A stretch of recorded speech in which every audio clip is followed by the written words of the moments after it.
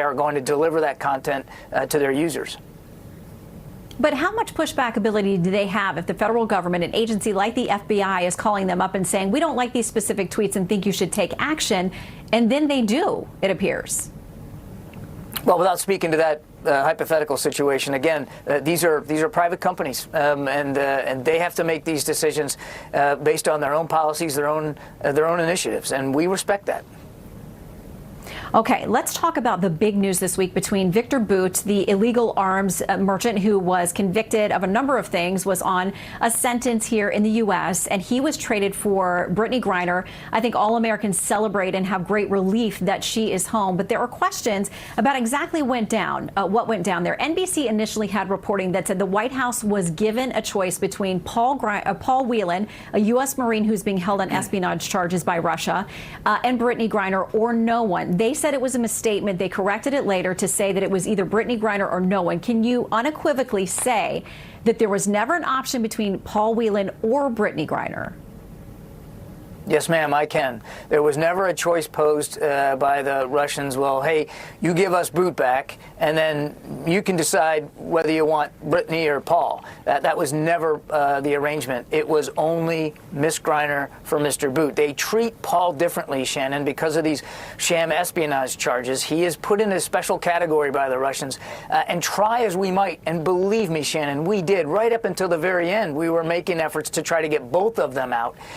There was just no way to get there. So it was either make this deal now and at least get one of them home and keep up the efforts to get Paul home, and that's where we are right now. I want to ask about Mark Fogel because he's a or so.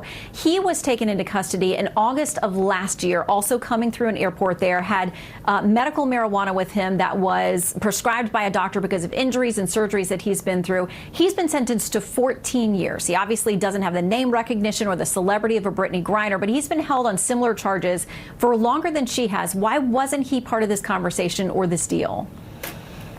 There's a limit in this particular case about what I can say publicly. I can tell you we're obviously mindful of this, of course, but there are some constraints here in terms of what we can say publicly. I can just broadly say that when it comes to wrongful detentions of Americans around the world, overseas, whether it's Russia or anywhere else, we're going to work as hard as we can to get them home. Senator Bob Menendez, Democrat, had this to say. He chairs the Senate Foreign Relations Committee. The Russians and other regimes that take American citizens hostage cannot pretend that there is equivalence between the Brittany Griners of the world and people like Victor Bout, the so-called merchant of death. Nothing could be further from the truth, and we cannot ignore that releasing Bout back into the world is a deeply disturbing decision.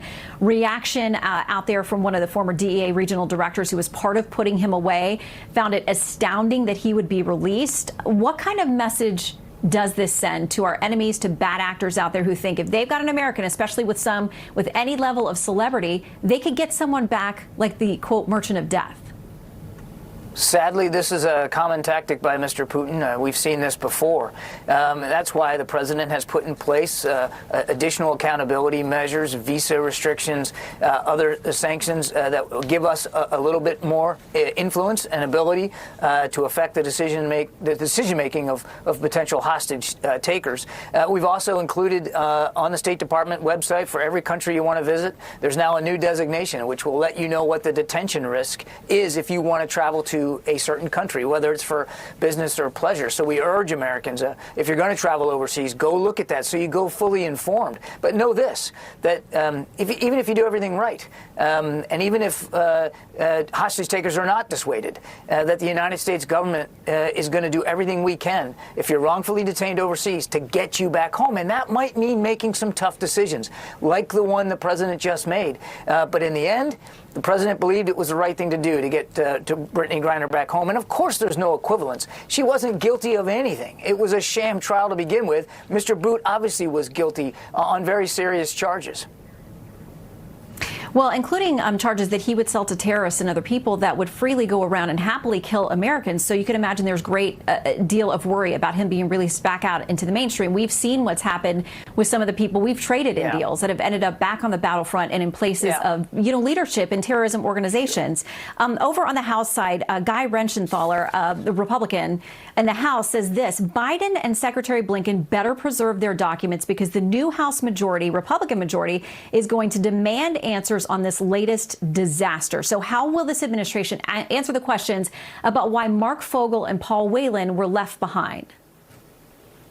We will, of course, cooperate fully with members of Congress from both sides of the aisle. If there's a need and a desire for more information, we'll be as forthcoming as we absolutely can be. Of course, we respect the role of Congress. A couple of points. Mr. Boot wasn't serving a life sentence, Shannon. He was going to get out in 2029. So at some point in the not-too-distant future, he would have been a free man. It is 6 years earlier. Nobody over at the White House is doing backflips of joy that he is walking the streets, but this was the deal we could get. Now was the moment we could get it. We're obviously going to look after our national security going forward, and Mr. Boot has choices to make. And if he chooses to get back into that line of work, then we're going to do everything we can to hold him properly accountable, as we have in the past. We did a national security assessment. We believe that that whatever risk there is was manageable and okay to make this deal. All right. Well, the world will be watching. Admiral, thank you very much for your time. Always good to see you. Yes, ma'am. Joining us now, former Secretary of State Mike Pompeo, a Fox News contributor. Secretary, welcome back. Thank you for joining us today. I want to talk to you about this report by John Bolton, the former colleague of yours in the Trump administration.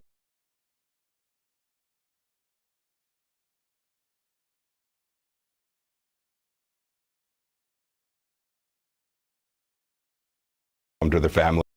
We got 3 Americans out of North Korea. I got to fly back with them. It was remarkable. We got Pastor Brunson out. And I'm glad Brittany Griner's back home, too. They were able to accomplish this.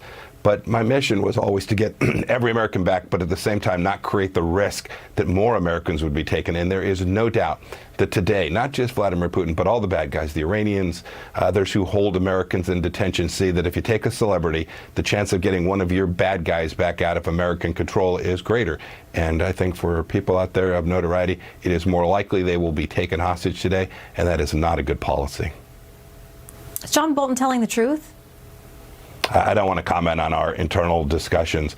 We were working hard on each of the cases, including Paul Whelan's case during my time in service. We were talking with the Russians at multiple levels. Our ambassador on the ground there in Russia, John Sullivan, was working with them.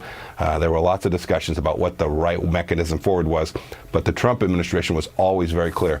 We weren't going to trade bad guys for celebrities because it creates the wrong incentives for the bad guys as we go forward. It's not good for American national security. It's not good for people who are traveling across the world. Okay, Paul Whelan's brother, David, is speaking out. He says he's very happy for Brittany Griner and her loved ones, but their family is devastated. He says we should think about taking, quote, more law-breaking, Kremlin-connected Russians into custody. And he said, it's not like there aren't plenty of them around the world. Now, does that put us on their level if we are going to start roping in their citizens in order to facilitate these trades, or is that a fair strategy? I can only imagine what the Whelan family is experiencing today. I pray for them. I pray for Paul to get home just as quickly as we can. But we can't engage in behaviors like there where we pull people like Brittany Griner, who may have broken some Russian law, I don't know, but who certainly didn't do anything that warranted the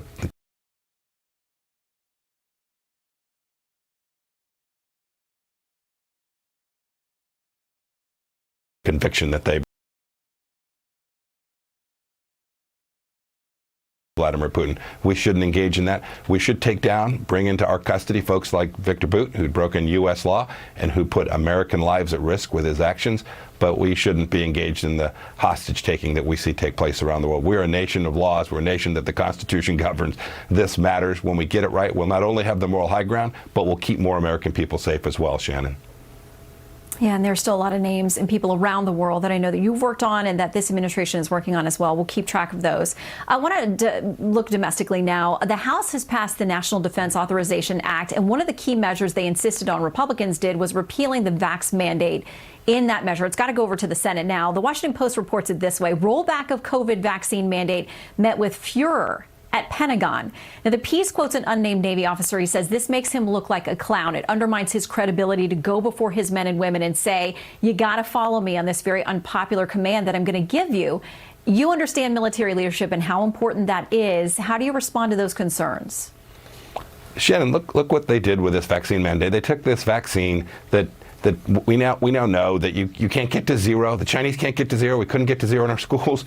And they put this burden on the American soldiers, American sailors, American airmen that didn't make sense for the forces. And it drove people who were protecting us, people who raised their right hand to go to a recruiting station, to be part of the American Armed Forces, and put it on these young men and women.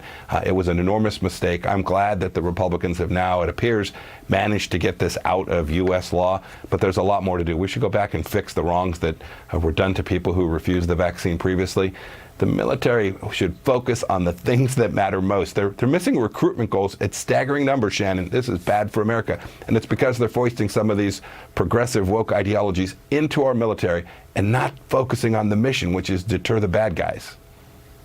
And there are plenty of them out there. Let's talk about China. They have been on the radar for a long time. Certainly were during your involvement in the Trump administration. They are now. President Xi, post-COVID, at least whatever version they have of post-COVID there in China, is definitely out there making the rounds. He's meeting with leaders, having conversations, Germany, Egypt. He was out in Saudi Arabia this week. The headline from Foreign Policy is, Xi's Saudi visit shows Riyadh's monogamous marriage to Washington is over. How concerned are you about him developing these relationships with places like the Saudis, which obviously we have a lot of things we could discuss with respect to their relationship with the U.S., but Xi wants to, it seems, horn in on that? Shannon, when you won't be partners with your friends and your allies and you offend them, and you simply won't do anything to push back against your adversaries like Xi Jinping, you see exactly this kind of hedging behavior. Shannon, we, for the first time, we upended 40 years of American policy and recognized that the Chinese Communist Party was the singular greatest external threat to the United States of America. And when we did that, our friends and partners around the world joined along with us. And the Quad in Southeast Asia, our partners in Europe, all came to see it the same way. This administration came in, they went soft on China, they called the Kingdom of Saudi Arabia, they said the leader was a pariah. And when you do those things, you will hurt the American people all across this country. And what you saw happen in the kingdom this week is a direct result of bad American policy. You got to stick with your friends, you got to stay with your partners, and you must put back against your adversaries, or your friends will begin to hedge. Right? They'll go make friendships to protect themselves if they can't count on America to be a good partner and friend around the world. Well, and we have talked about how complicated that friendship is and real concerns that there are about Saudi human rights abuses. We could continue that conversation, but I want to make sure to hit a couple of domestic issues with you. You're apparently in a thing with Randi Weingarten, the president of the American Federation of Teachers. She says that you called her the most dangerous person in the world, and then writes this in the New York Post. What's truly outrageous are the other things he said, calling what educators do, quote, filth and, quote, propaganda. And in doing so, he personally insulted the nation builders of the very American democracy he claims to cherish. She says she won't debate you, but she'll invite you to come visit schools with her. Will you go? Happy to go to a school with her. Then we should immediately head to the debate stage to share with the American people what the teachers unions are doing to our kids. Shannon, it's disastrous. She wanted to keep the schools closed until we got to zero COVID. She said that if we didn't teach our kids, our little kids, about sex in the schools, that this was going to create a civil war in America. She's done personal attacks on me and on so many others who simply want our kids to learn to read, to write, to be creative, to think logically. We don't want to foist woke ideology into our schools. The teachers unions have now undermined American education. I called her out for that, and we ought to have this debate. There's no need to attack me. There's no need to attack her. Let's talk about what we're going to teach our kids, why America is a great country, and we shouldn't teach in our schools that it is a racist nation. Happy to have that debate and happy to tour a school. My son went to public school. My wife is a Wichita State graduate. I'm a product of public education. Happy to go to a school, be with her, and then share with the American people why it is what the teachers unions, and Randi Weingarten in particular, are doing to our kids. Okay, so we've brokered the school visit, and if you guys want to debate afterwards, we were happy to host that as well. Okay, you tweeted this on Thursday. As I've said before, I'm tired of losing. So are most Republicans. It's past time to show voters that we're ready to lead. This comes after the loss of the Georgia Senate race that was ongoing. Who do you blame for the losses, and are you raising your hand to be the new leader of the Republicans heading into 24? Well, I hope every conservative will want to be leading what is the grand old party, the GOP. We lost too many races. We had candidates that wouldn't defend the things that mattered most.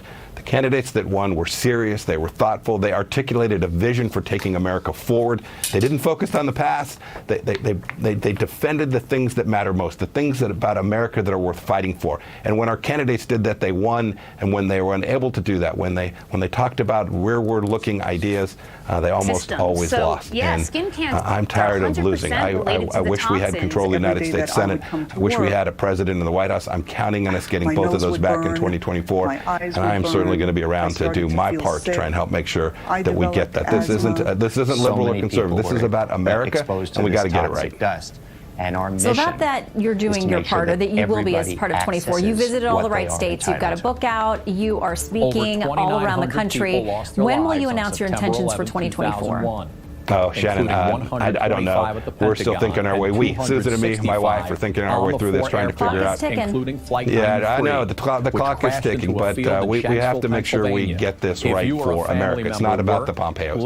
This is about getting this right for the country. We got to make sure we do that, and I'm confident that the country will get it right come 2024. What's your timeline? Sometime in the spring, Shannon. You'll know.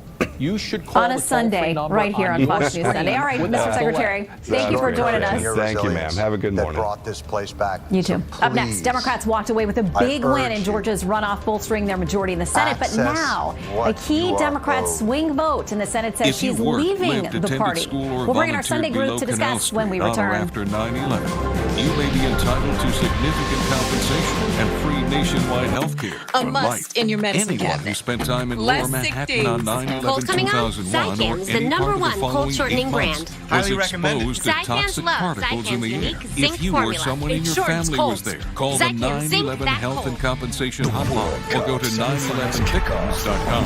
At no cost or obligation, a representative of Baier and McGarrett, the firm that handles 9/11 compensation claims, will review your eligibility with you right away. If you want, we can help you assemble the required documentation and correct the registered claim. Don't delay.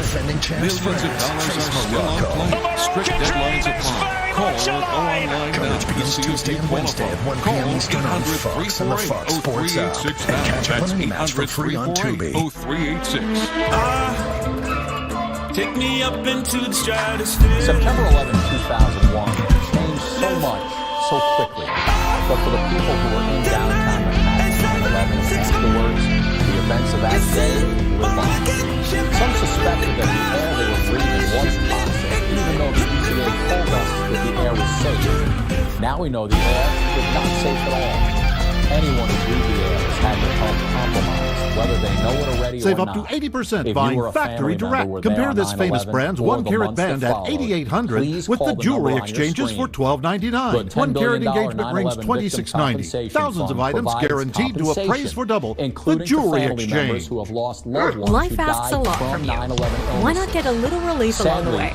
The Power Boost Massager from Sharper Image. With improved ergonomic handle and enhanced performance. The Power Boost Massager from Sharper Image. Relief now, wellness always. Do you listen to the TV on high volume or have trouble hearing conversations? Then you would benefit from hearing aids. Don't waste thousands on expensive hearing aids when you can get Nano's revolutionary technology for just $297. Don't be fooled by higher-priced hearing aids. The CIC Recharge is a true hearing aid, not an amplifier. With rechargeable technology, many customers say is superior to more expensive models. Call now and get not one, but 2 Nano hearing aids for just $297. Plus, we'll add a portable charging case and ship your order absolutely free. The CIC Recharge has a tiny in-the-ear canal design that is nearly invisible. Why keep missing out on important conversations or waste thousands of dollars? Call and get 2 CIC Recharge hearing aids for only $297 and free shipping. 800-325-4991. Again, that's 800 800-325-4991. Illness, or the client had People sometimes ask what I've learned in my two-time battle with cancer. One is that with the right treatment, you can beat it. Two is that it's not just cancer you're battling. You also need to anticipate LE, lymphedema, a disease that can leave those who undergo cancer treatment with a lifetime of swelling and pain. If you're facing a cancer diagnosis, I urge you to discuss lymphedema with your doctor. With knowledge and action, we can learn and live. Designated funds and free health care. The national parties are spending a lot of time thinking about how to get one over on the other party. It's just not what I'm interested in. Not what I'm interested in at all. She has voted with the president 93% of the time. And so we think that partnership will continue. Senator Kyrsten Sinema, one of the reasons that she says she's leaving the Democratic Party to become an independent, and the White House saying it's confident the change will not hurt the president's agenda. Time now for our Sunday Group. Former Chief of Staff for Vice President Mike Pence, Mark Short, USA Today White House correspondent Francesca Chambers, and Fox News senior political analyst Juan Williams. Welcome to all of you. Let's start there. Reaction from Senate Majority Leader Chuck Schumer, who will stay Senate Majority Leader. He says this: "We will maintain our new majority on committees, exercise our subpoena power, and be able to clear nominees without discharge votes." So, Mark, what's the practical implication of Sinema's change? Well, Shannon, I think the reality is that she's gone from the Green Party when she served in Arizona state legislature to a Democrat to now an independent. So she's getting warmer. But I think the reality is, as you heard the press secretary say, she's voted with the Biden administration roughly 95% of the time. And she recognizes that she would have a difficult time in a Democrat primary now. Question will be, does she continue to move and show in the next 2 years more allegiance with the Republican Party, which I think she will. I don't know if that calculation will work out as well, because I think Republicans will see it as an opportunity to pick up a seat. So I think you'll see legislatively, Republicans will have a block in the House to prevent any more liberal Democrat legislation. The question will be on confirmations. Does she break with the Biden administration on some of their high-profile confirmations to show more of her independence in the next 2 years? I think that's what we should be watching. And I think you'll see her align with Republicans more over this time period. Okay, so in the meantime, we've got this lame duck situation in which Democrats still control the House and the Senate. They've got to get funding done because guess what? Friday, I think, is the day we run out of money here in the federal government. This seems to happen, Francesca, before the holidays nearly every year. Reuters reports it this way. It says Democrats in U.S. Congress aim to pressure Republicans with go-it-alone funding bill. So before the House's change power, at least the House side, Francesca, they've still got some lame duck fights to get on, including how to pay for everything around here. And Democrats are expected to put forward a piece of legislation that they hope can gain bipartisan support that would fund the government for the next year. But at the same time, as you just noted, Republicans want to wait until they have the majority in the House of Representatives. There's no appetite for a government shutdown, I'm told by people close to the talks. What you could see is a 1-week continuing resolution, in a sense, to continue funding the government at the current levels for a week so that they can continue to negotiate a deal. But as you were saying, Democrats, including in the White House, are really trying to put the squeeze on Republicans right now, Shannon, by saying that if you do continue to fund the government at the current levels, that would mean less money for the Department of Defense, Veterans Affairs, for the CHIPS bill, and a whole bunch of other things that they hope that Republicans will consider priorities and want to come together with them on a longer-term spending resolution. Yeah, so Democrats want to go through the fiscal year, which would end September 30th of 2023. One, Republicans say, why in the world would we ever agree to that? Because we're going to at least have the House in January. So no, we're not going to vote for these Democrats' strategies for their priorities because they don't align with ours. You're going to get maybe a couple weeks of money, and we do this every year. Well, I think we've got a situation here, Shannon, where Republicans really don't want this fight. I think they are pressured, again, to try to impose some limits on spending. But where is the limit? From the Democrats' point of view, it's the opportunity to impose cuts on Social Security and Medicare, not popular with the American people. If you think back to 2011 and the Obama years, even in the Trump years, what you see is that when Republicans pushed on this very issue, they had to back off, that the public response was so negative. It had an impact on the economy. The nation's credit rating was downgraded in one case. And it becomes a fight over social safety net spending, Medicare and Social Security. and the Republicans just don't win those fights. They're unnecessary fights. Kevin McCarthy at the moment is having to respond to the fiscal hawks in order to try to win control to become Speaker of the House. But he doesn't really want to have his caucus, be responsible for getting his caucus to back a spending bill next year. It's a tough fight for Republicans, and Democrats are anxious to have it. Yeah, and herding the cats, no matter who you are as Speaker, whether it's a Republican or Democrat, is always the toughest part of the job. Okay, let's turn to Twitter, because we've had another round of Twitter dumps of internal communications. More of that is coming today. The New York Post raises this issue of whether Jack Dorsey, when he testified before Congress, told some stories that maybe weren't true. They quote Jonathan Turley, law professor. He says, on its face, Dorsey has vulnerability after the second release. Dorsey was repeatedly asked about censoring and shadow banning, which has now been confirmed in these files. Francesca, do you foresee more hearings on the Hill and more Twitter executives called in to give an accounting for something that we now have a little bit more internal information about? Well, Kevin McCarthy has already signaled that they would be focused on, in the new Republican majority, not only on big tech, as they say, but also on investigating the Biden administration over a number of things. Investigations, he listed all the things that they would want to focus on. When it does come to tech companies, though, this is potentially an area where you might see some Democratic support in general for investigations, because they certainly have questions about Twitter, different questions about Twitter than the ones that Republicans have, but they do have questions of their own that they have also written into the company about. And so, Juan, what about this? I mean, you heard these conversations in the reporting we had earlier about the FBI, about DHS, about DNI having weekly meetings and conversations, flagging things they didn't like. I mean, it's a private actor, it's a private company, but do they become a state actor when they're being directed by the federal government to do things that influence their company policy in the way that they mete it out? Well, I think we have a national interest in so many things, but obviously I would say, just as a prime example, terrorism. You don't want terrorists controlling messaging and disinformation, but it goes beyond that into hate speech and the like. But, I think we're lost in the weeds on this one, Shannon, because I think this is not so much a political story, although, it triggers all the talk about conspiracies between big government and big corporations. I think this is an economic story in which Elon Musk paid too much for Twitter. And now he's trying to stir up controversy to develop a new audience. He's worried about the fact that with the increase of hate speech, you see advertisers fleeing. So he's busy right now trying to say to people he's the victim. I want to make sure that we get Mark in here, too, because there's a lot to respond there. It looks like what we've seen so far, the quote-unquote shadow banning, the visibility issues, primarily involved conservatives, conservative commentators. There could be much more to come. There could be some that targets the left. We're waiting to see. But, Mark, your quick observation of what we've seen so far. Well, Shannon, I think the reality is it's not a surprise to many Americans that big tech is left biased. And I think that that's playing out for the American people thanks to Elon Musk. I've not really heard Democrats before be concerned about a private citizen paying too much for a company, but I'm grateful that Elon Musk is now the CEO of Twitter. But I think the bigger issue here is, why isn't the mainstream media focused on the reality, less about the drug scandals and the sex scandals of Hunter Biden, but when Joe Biden was vice president of the United States, Hunter Biden was getting tens and tens of thousands of dollars every month from the communist Chinese and the Ukrainian government, where Joe Biden was, that was his portfolio in Ukraine. Why aren't the mainstream media covering that?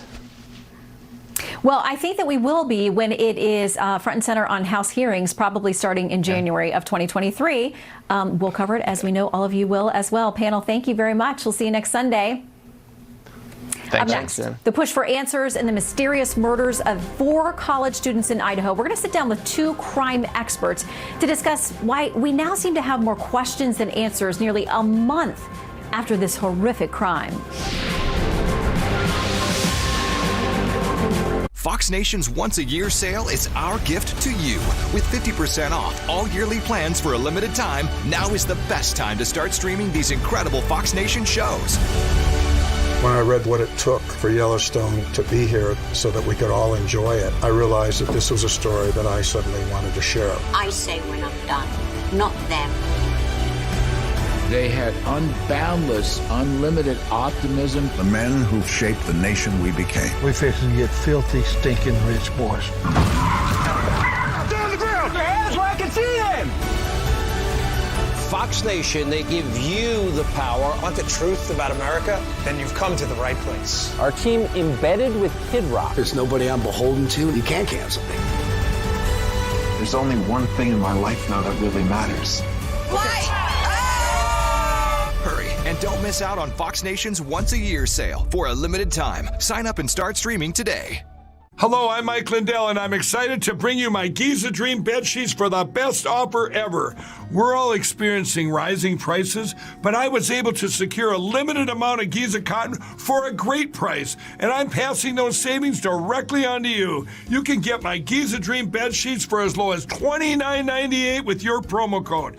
They're the most luxurious sheets ever, made with the world's best cotton. It's grown only in a region between the Sahara Desert, the Mediterranean Sea, and the Nile River. I know my sheets are perfect for you, and I'm extending my 60-day money-back guarantee for Christmas until March 1st, 2023, making them the perfect gifts for your friends, your family, and everyone you know. So go to MyPillow.com or call the number on your screen. Use your promo code to save 50% on my Giza Dream bed sheets. That's as low as $29.98. Quantities are extremely limited at these amazing prices, so please order now. If you should die, that is nature's way of saying you've failed. Just facing all of my worst fears here. I don't care how rich or famous they are, they will play by our rules. Special Forces World's Toughest Test, January 4th on Fox. It's a Leg Ho Ho special, with one celebrity paired with a Lego master. I'm giddy. Over 3 bricktastic nights. Special delivery! The Lego Masters Celebrity Holiday Bricktacular starts Monday, December 19th on Fox. The Fox News app, it has it all. Breaking news, alerts, opinion, and all your favorite shows available anytime. How do you Fox News? Download it today.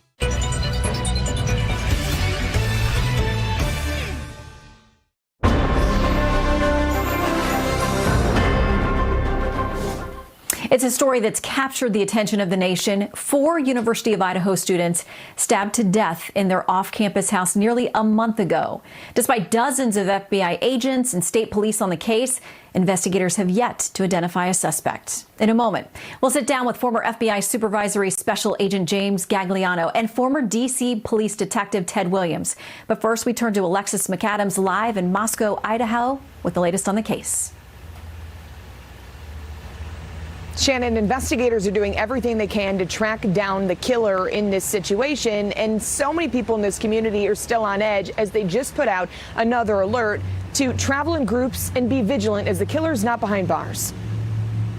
This morning, the small and usually quiet city of Moscow, Idaho, sits in the national spotlight as police continue the search for a killer who murdered these 4 University of Idaho students. Now, a month in and no arrests, though the case remains the top priority for Moscow Police Chief James Fry. This case is not going cold. Investigators say Kaylee Gonsalves, Maddie Mogan, Xana Kernodle, and Ethan Chapin were all stabbed to death inside of this 6-bedroom off-campus home while they were asleep. The 3 girls were roommates. Chapin, who was dating Kernodle, was sleeping over. Investigators say the killer attacked the college students with a large knife, then took off into the night. We were looking for a fixed blade knife. The night started off like it would for many students. Police say Kaylee and Maddie went to a local bar, then stopped at this food truck for a bite to eat. Spotted here on the truck's live stream, back home just before 2 a.m. Around that same time, investigators say Ethan and Xana had just got back from a fraternity party. Their bodies found around 5 hours later, after a 911 call was made from one of the cell phones of the 2 surviving roommates. Police rushing in to find the gruesome discovery. So how personal is this case for you? I'm a dad with daughters, and that's tough. You know, we're human. We don't go to these and just turn it off. It affects us, but we have a job to do. The family's left with more questions than answers. We just have no information as family, and it gets tough day after day. With no arrest, the case still active. Just because someone's been cleared right now, does that mean they might be re-interviewed? We've actually re-interviewed people 2 and 3 times because we'll get tips or we'll get information that we need to verify again. Shannon, right now, police are working to track down the driver or person or persons who were in this white Hyundai Elantra that you're looking at. It's a stock photo or an example of the make and model they're trying to look for, but it's a white Hyundai Elantra, either 2011 to 2013 model. They believe the people in that car could have vital information in this investigation, asking them to please come forward to help close the case. Shannon? All right, Alexis McAdams reporting from Moscow, Idaho. Alexis, thank you very much. Joining us now, retired FBI Special Agent James Gagliano and former D.C. Police Detective Ted Williams. Gentlemen, welcome. I want to go over a little bit of what we've heard from the police, the timeline they've given us. This one thing jumped out at me. This is from the police department. They say on November 13th, the surviving roommates summoned friends to the residence because they believed one of the second-floor victims had passed out and was not waking up. At 11:58 a.m., that 911 call went in requesting aid for an unconscious person. Ted, this seems strange to me. It seems like that two of the surviving roommates who have been completely ruled out, innocent, not involved with a crime by police, that they were at least close enough to one of these girls that they thought they were unconscious. How would they have not seen the stab wounds, the blood, enough to call 911 and say, we've just got someone here unconscious? That seems strange to me. Well, Shannon, it's also strange to me because you're absolutely right. From what we've been told by the medical examiner out there, this was a very gory, blood splattered scene. And you would have thought that the two roommates would have, even during the night, heard or seen something. But for them to call their friends over before law enforcement got involved is certainly something that I'm sure law enforcement has been part of their investigation. But it is strange, very strange. So they also have said, we have not changed our belief that the murders were a targeted attack. All right, James, FBI has been brought in, I think, 46 investigators. They've also got analysts. We have scores of local detectives, state police there in Idaho as well. What do they bring in, these federal authorities, that can help the local officials? I mean, they were brought in the first week. It was clear that they were going to need some additional assistance.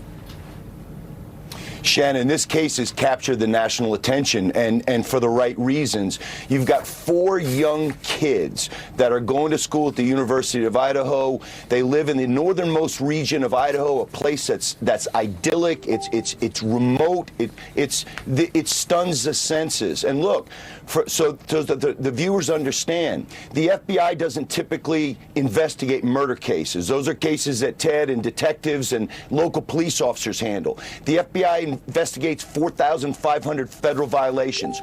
Only when they are asked to come in on a case like this, where I think I'm stunned, and I share that feeling with Ted, that with all the attention that's been put out there, with all the information that's been put out there, with all of the physical evidence that had to have been found at the crime scene, and look, you know, Shannon, there are no perfect crimes anymore. And the bottom line is there has to be a lead. There's been 6,000 tips called into the national tip line.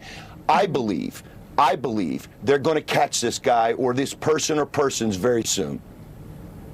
So there have been questions about the forensics. We know this week we saw that a number of things were being taken from the house that were given back to families. Authorities have said we know how important it is to them to get some of these items back. But another former FBI special agent, Jonathan Gillums, told Fox News he was worried about that. He said crime scenes hold on to evidence, and sometimes you don't realize in a case like that until you find a subject. Now that crime scene has been tainted because they have removed things. Ted, you've been there. What do you make of these decisions? Do you think that, you know, the forensics have been corrupted in any way? You know, I'm deeply concerned about the forensics that have been gathered at this crime scene. You have the crime scene, you process that crime scene. This is what they have done. But what is concerning to me initially was that the students called over individuals other than law enforcement initially the next day when they found these bodies. And I believe that could have led to some contamination of the crime scene. James is absolutely right. I do believe that this case certainly will be resolved. I believe that the forensics are going to be the driving force. Look, when you kill somebody or somebody's under these circumstances, you leave a lot of trace evidence. This isn't like Perry Mason where something is solved right away. So what we have to do, I think, is be very patient here and let them continue, meaning law enforcement, to process this investigation and bring someone to justice. Kaylee's parents have been out there. They have spoken vocally. They say they have great respect for the police officers, that they know that they are very hardworking. They're doing everything they can, but they're frustrated too. They feel like Kaylee's mother has said that she felt like somebody was cleared, potentially some people were cleared too quickly. And her father said that there are injuries to the various victims that don't match. James, quickly, does that tell you anything about whether this was targeted at one person, others got caught up in it? What does it say to you that the injuries are so different? Yeah, I think, Shannon, I think Ted will agree with me. You have to follow the evidence bereft of fear or favor. You can't have a predisposed notion of what happened. You follow the evidence, and there's a lot of it here. So I think we're going to get a resolution sometime soon. Okay, James and Ted, we very much appreciate your expertise. Thank you. We will stay on this case. Up next, we're going to bring in a friend of the show, Brian Kilmeade, to discuss one of the biggest talkers of the week. He joins us live if he's up next. You might not always be ready for the moment. With Roman at your side, you can take care of erectile dysfunction discreetly. So that you're ready. Roman ready.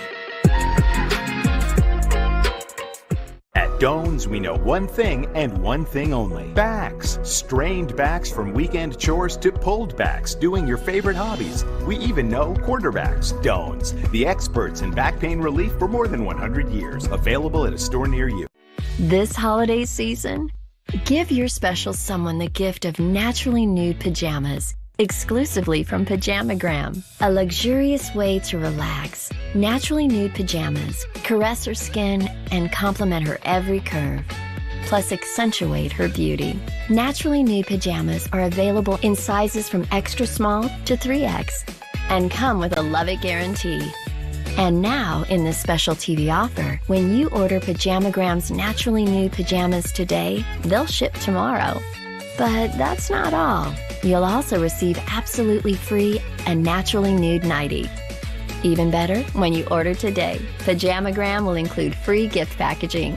Order now. Through this special TV offer, you'll save $75 and get a free bonus nightie. Plus, Pajamagram will wrap it for absolutely free. Make her feel cherished this holiday season. Order now, ships tomorrow.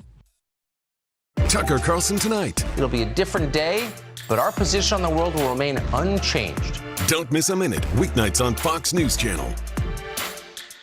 Do you want hearing aids from a brand you can trust that aren't too expensive? Then charge up your hearing with the MD Hearing Volt. The Volt is a doctor-designed, FDA-registered digital hearing aid that uses state-of-the-art sound technology. Now, for a limited time, you can get not one, but 2 Volt hearing aids for only $299. Try them risk-free for 45 days. The Volt comes with a money-back guarantee, free lifetime audiologist support, and free shipping. This is a medical-grade digital hearing aid, not an amplifier. The rechargeable Volt gives you crystal clear hearing at a fraction of the cost. Stop missing out on better hearing today. Call and get 2 Volt hearing aids for an amazing $299. A 45-day money-back guarantee, free lifetime audiologist support, and free shipping. This offer will not last, so call now. Call 800-848-1243. Again, that's 800-848-1243. We need each other because every someone needs someone else. We need each other because when we work together, we can do so much more, like connect more children with what they need to grow up healthy, educated, and safe. We need each other because when you make someone's world better, you make everyone's world better. Child Fund, because we need each other.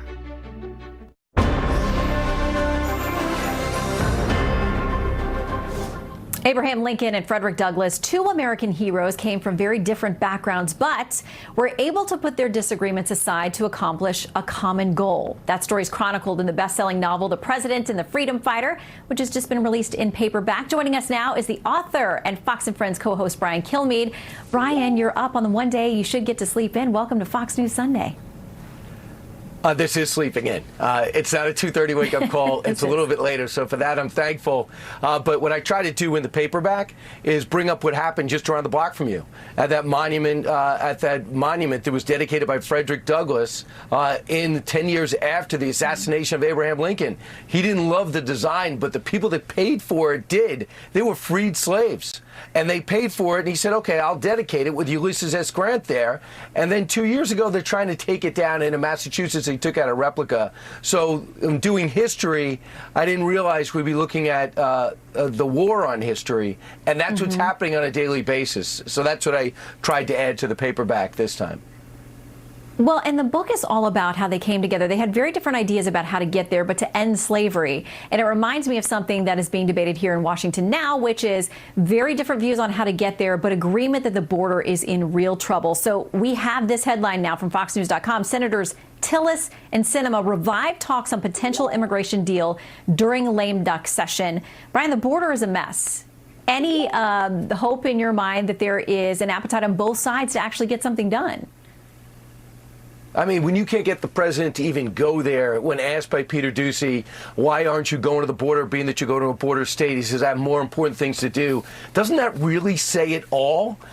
Because there is no interest in securing the border. Therefore, this is game over before it starts. I salute Tillis and Sinema for saying, let's get something done. But to say that we're going to let dreamers stay, that's pretty much a given. Most people know if you come here at 3 and 4, Democrats and Republicans are eventually going to get to allowing them to stay. But you know what's happened over the last year and a half, 2 years? 5 million more people brought dreamers with them. So now a story that was somewhat contained when President Obama decided to, through an executive order, tell dreamers they can stay. Now all of a sudden it's more complicated because you doubled the number that are in this country. And does anybody think this administration is serious about sealing the border? Does anyone understand that on December 12th, Title 42 disappears, which means they expect instead of 7,000, which is untenable, to go up to 15 to 18,000. We're already seeing a surge. We had 3 border guards commit suicide last month, 14 this year. We had another one killed on Wednesday in pursuit of another illegal immigrant coming here.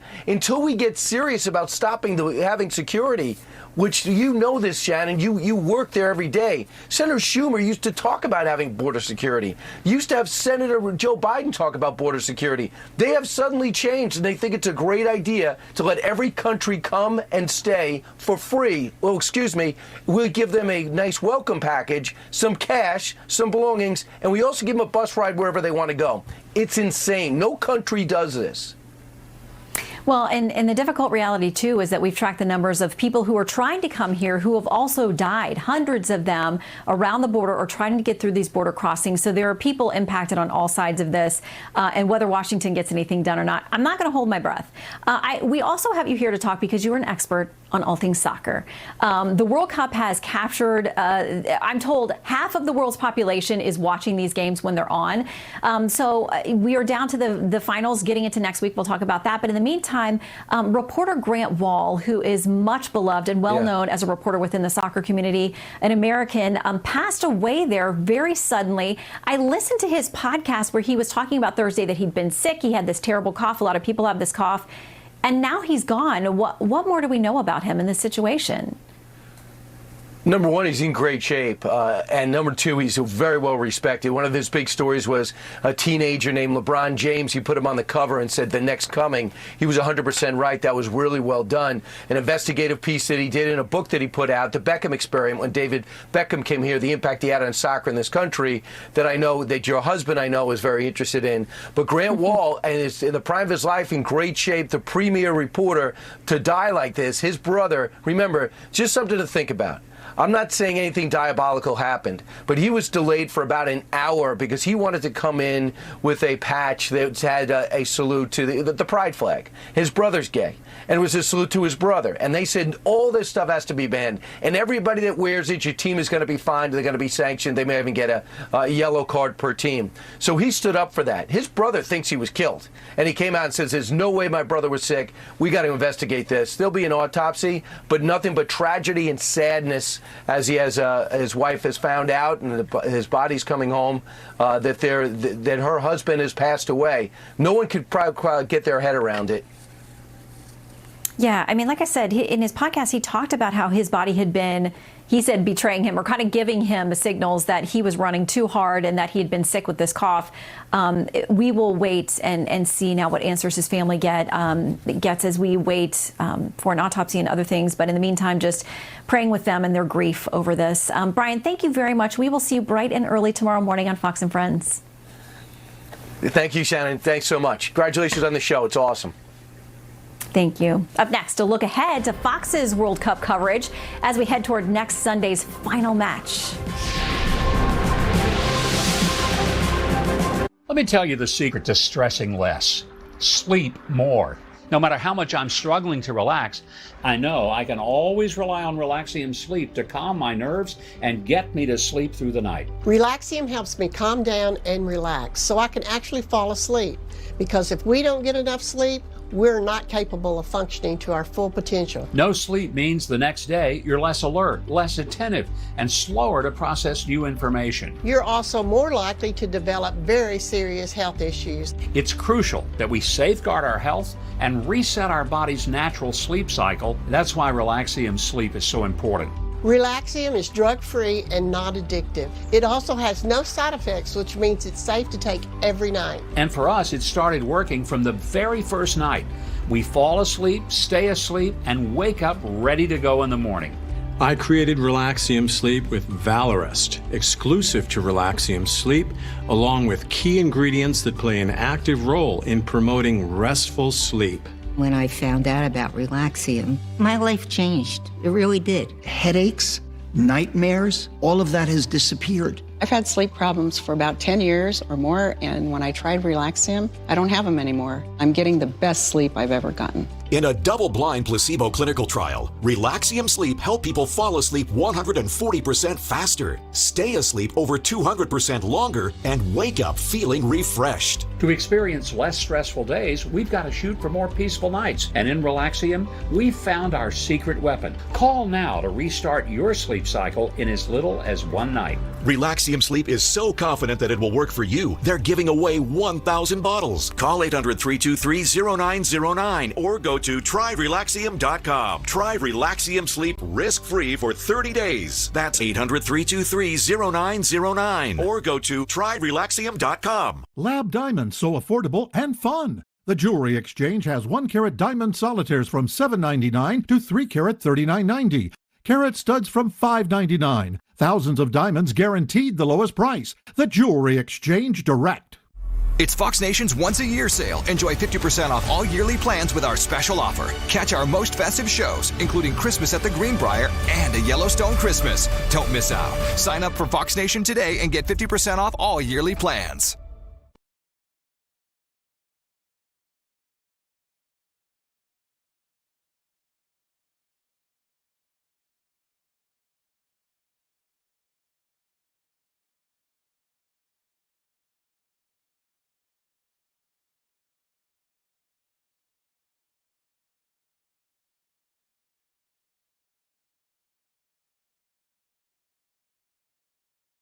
In most markets, you will see this show. You'll see us live at 8 a.m. Eastern.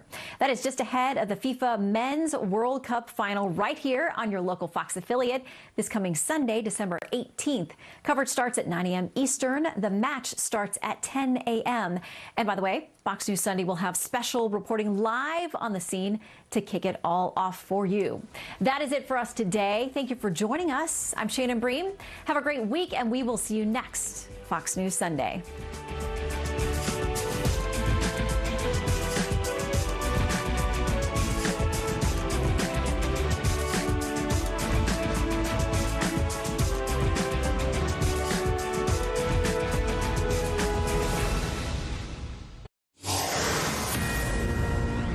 Breaking tonight, new developments in the race for RNC committee chair.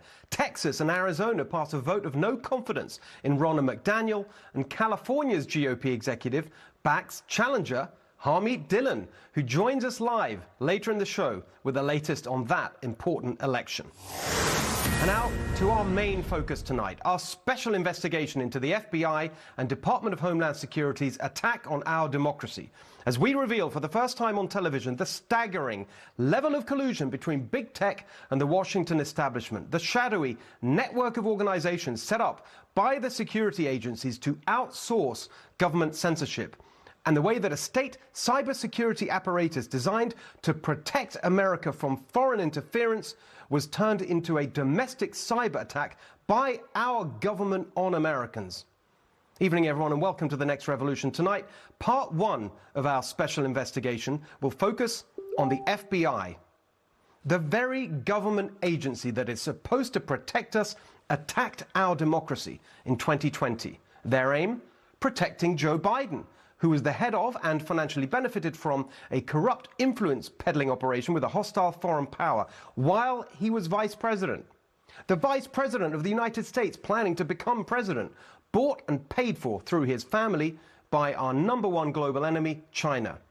This man, Christopher Wray, the director of the FBI, presided over a secret operation to cover up the Joe Biden corruption scandal by colluding with big tech. At best, Christopher Wray did nothing while rogue elements in his agency meddled yet again in our elections to help the Democrats. But at worst, Christopher Wray knew about the election interference operation and approved it, or worse still, directed it. Weeks before an election, evidence that the Democratic Party candidate was financially compromised by China was just disappeared. At the time, we criticized this as outrageous political bias by the companies involved. We called big tech and the media the alliance of bias. But now we know that it was 1,000 times worse. The tech companies and the media were just the stooges of our security state. We now know that it was the FBI that was behind the suppression of the Biden corruption story. Mark Zuckerberg was the first to go on the record. The FBI, I think, basically came to us, some folks on our team, and was like, hey, just so you know, like, you should be on high alert. We thought that there was a lot of Russian propaganda in the 2016 election. We have it on notice that basically there's about to be some kind of dump of that's similar to that. So just be vigilant. Did they specifically say you need to be on guard about that story? No, I don't remember if it was that specifically, but it basically fit the pattern. It fit the pattern.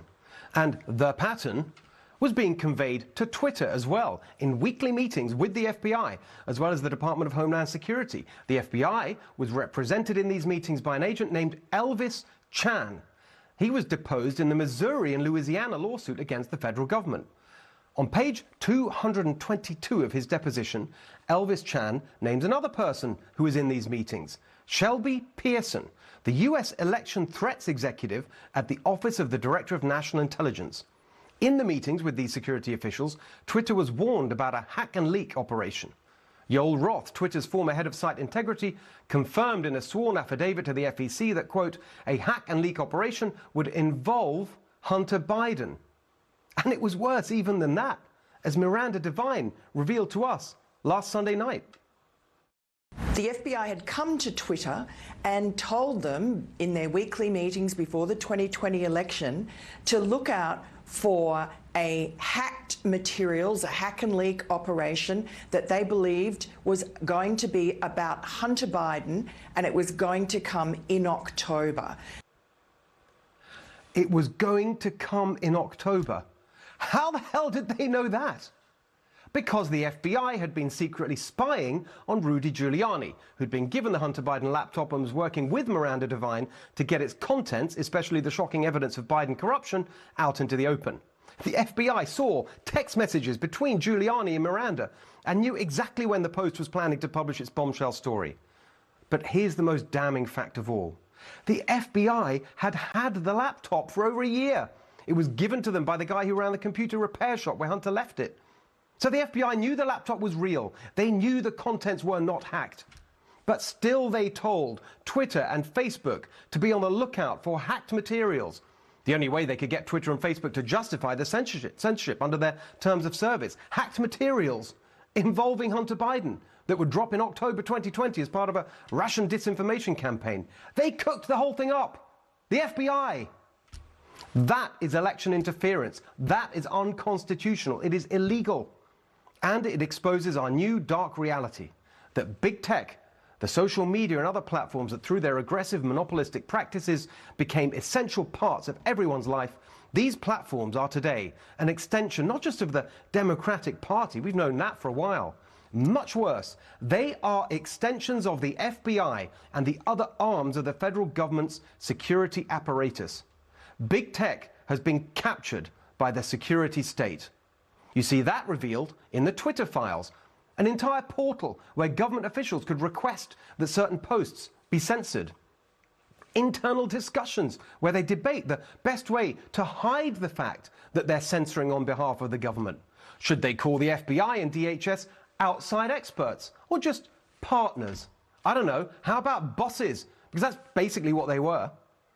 But the most insidious way in which all these lefty Silicon Valley tech companies have become arms of the government is the infiltration of security officials into those companies in senior management roles. Of course, we learned this week about Jim Baker, Comey's crony at the FBI, who was intimately involved in the Russia hoax and the fake Steele dossier. He'd been embedded in Twitter as Deputy General Counsel and tried to suppress incriminating evidence of FBI collusion before being fired by Elon Musk on Tuesday. There's Vijaya Gadde, who was Twitter's general counsel and the head of the entire censorship operation. She ended up being appointed by the Biden administration to sit on their cybersecurity and infrastructure security agency to help shape disinformation policy. But that's just the tip of the iceberg.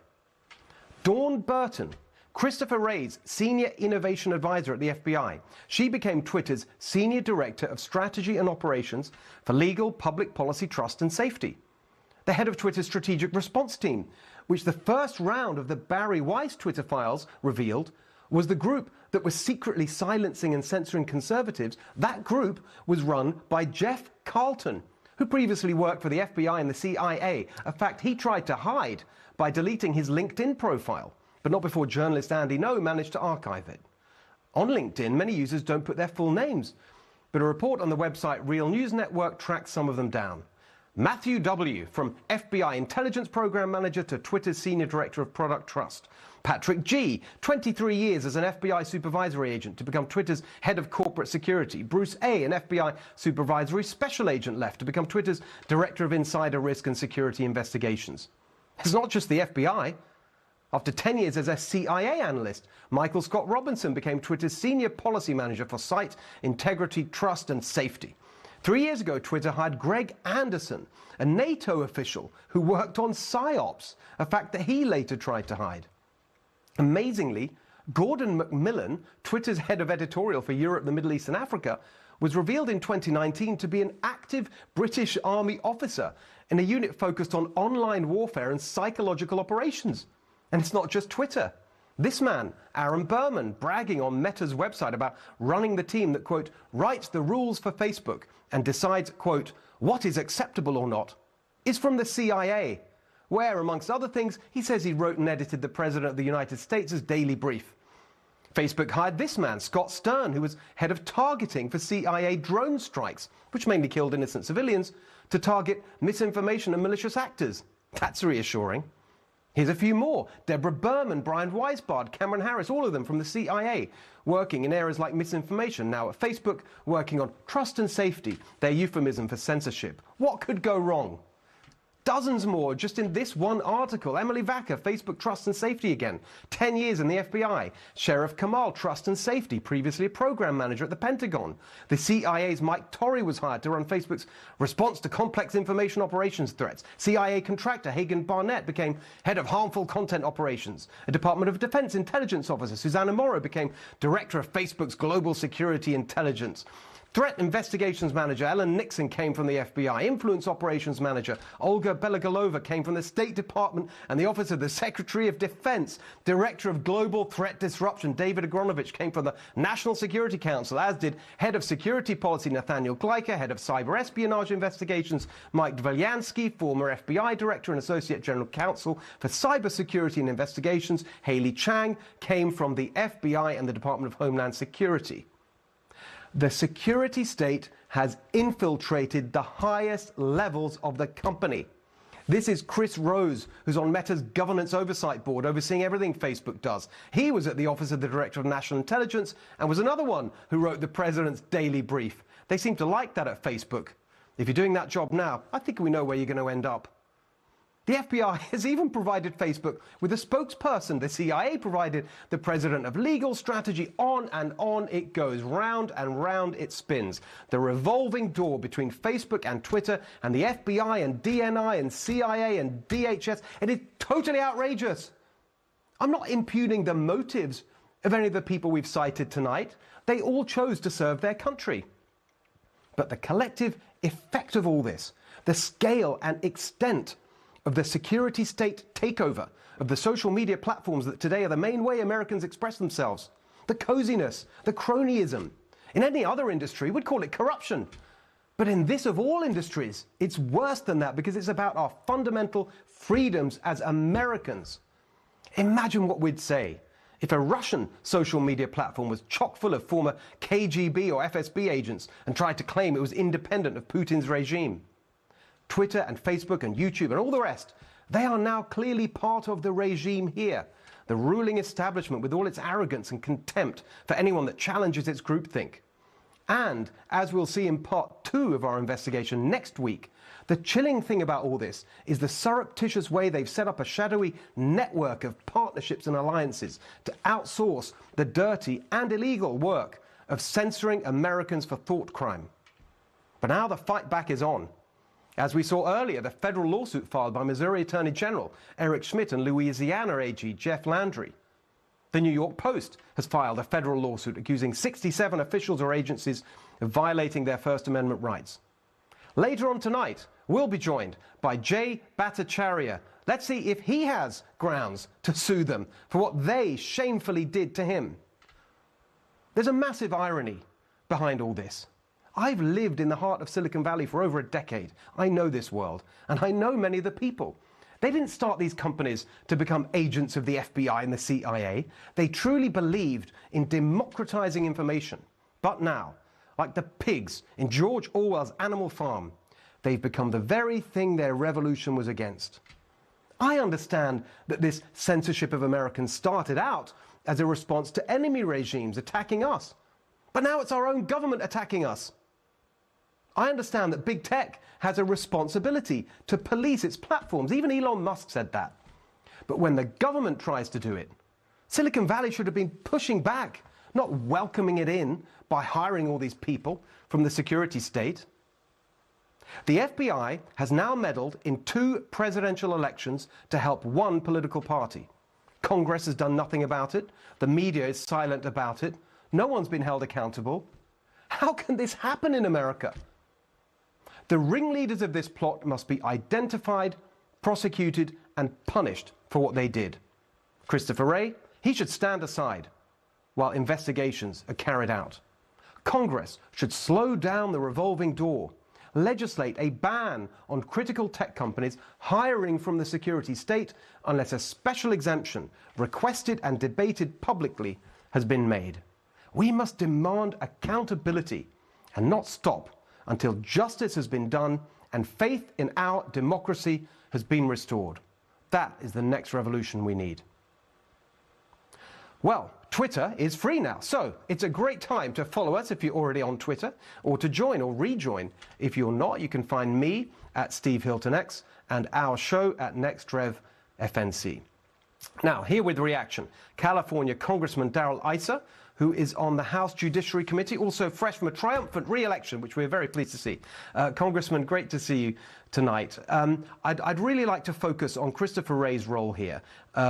and what can be done, particularly by your committee, to get him to answer some questions about how this happened at the FBI? Well, I think what we're going to be able to do is, starting January 3rd, led by Jim Jordan, we're going to be able to ask questions and expect them to be answered. Up till now, for the last 6 months, we've been sending out letters saying, please retain these documents, don't preserve documents. But other than that, we haven't had the power, and certainly Chairman Nadler had no intention or willingness to hold these kinds of hearings, or for that matter, hold anyone accountable. But Steve, your monologue leading into this was so right on. We have to formulate publicly a method to stop people from leaving the FBI, the CIA, and using those contexts, that special relationship, to imply that they have access to do good. I was on the Select Intelligence Committee for many years, and I'll tell you one thing, those agencies only tell you what they want you to know. And in this case, you've shown they wanted them to know things which were not true. I find it, sometimes I ask myself, am I overstating this? That the FBI interfered in an election to help Joe Biden, but I don't see how there's... Now, as I said, it could be rogue elements, in which case, why isn't someone trying to find out? But the whole operation here, that we now have all the pieces in place, there's no doubt that this is what happened. The FBI led the effort to cover up the Joe Biden corruption scandal. It's really a big scandal, isn't it?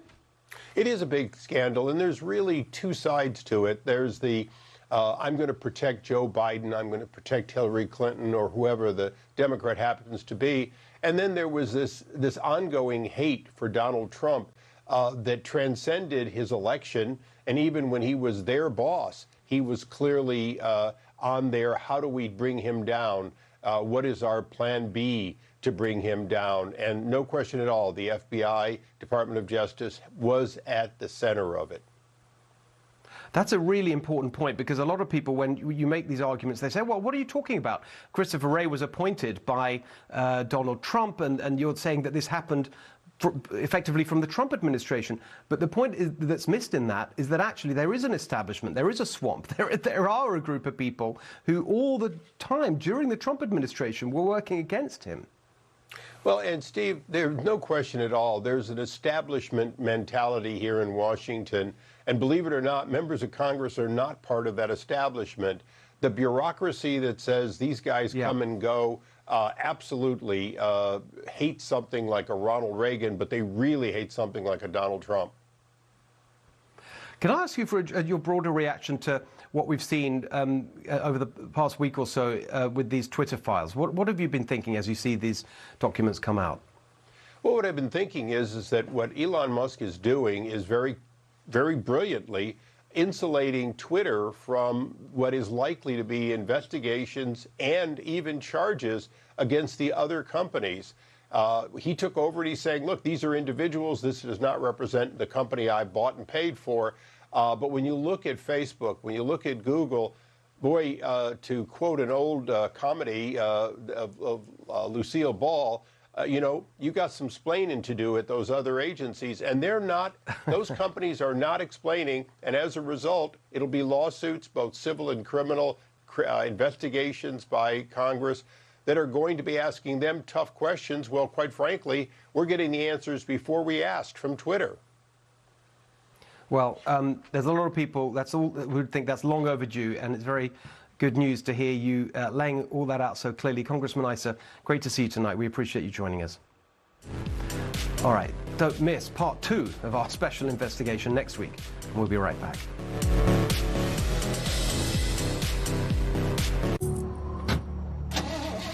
Come on, beauty. Hey. Are you ready?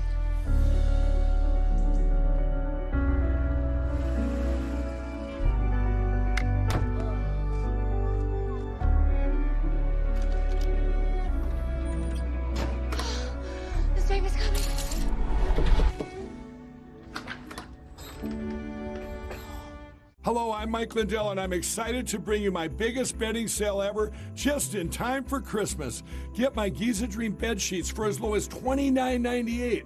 A set of pillowcases, only $9.98. Rejuvenate your bed with a MyPillow mattress topper for as low as $99.99. We also have blankets in a variety of sizes, colors, and styles. We even have blankets for your pets. Get duvets, quilts, down comforters, body pillows, bolster pillows, and so much more, all at the biggest discounts ever. I know my bedding products are perfect for you, and I'm extending my money-back guarantee for Christmas until March 1st, 2023, making them the perfect gifts for your friends, your family, and everyone you know. So go to MyPillow.com or call the number on your screen. Use your promo code, and you'll get huge discounts on all MyPillow bedding products, including my Giza Dream bed sheets, for as low as $29.98. Get all your shopping done now while quantities last. The World Cup semifinals kick off on Fox. Tuesday, it's Lionel Messi in Argentina against Luka Modric and 2018 finalist Croatia. Croatia, do it again! Then on Wednesday, Mbappe's superhuman. Kylian Mbappe and defending champs France face Morocco. The Moroccan dream is very much alive! Coverage begins Tuesday and Wednesday at 1 p.m. Eastern on Fox and the Fox Sports app. And catch up on any match for free on Tubi. Reading people is my job. And my read is, they are good people caught up in a bad situation. Why don't you tell your son if he was still alive? I wanted all of this to stop. The legal system did nothing. What are they afraid we'll find?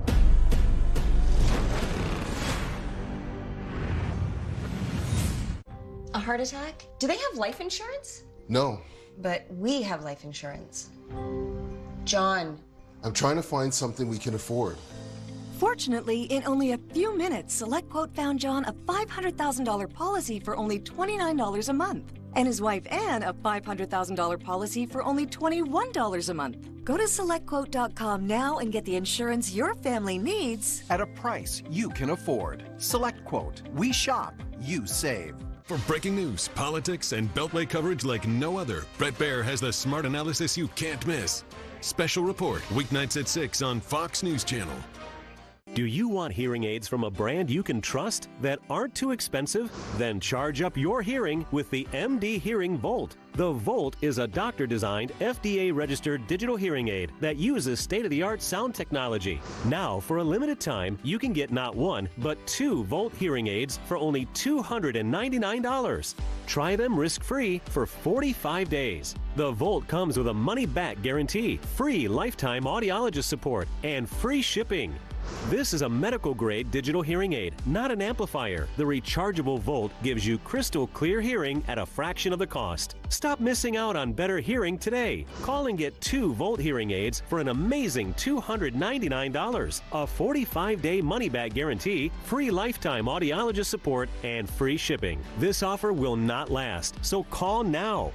Call 800-848-1243. Again, that's 800-848-1243.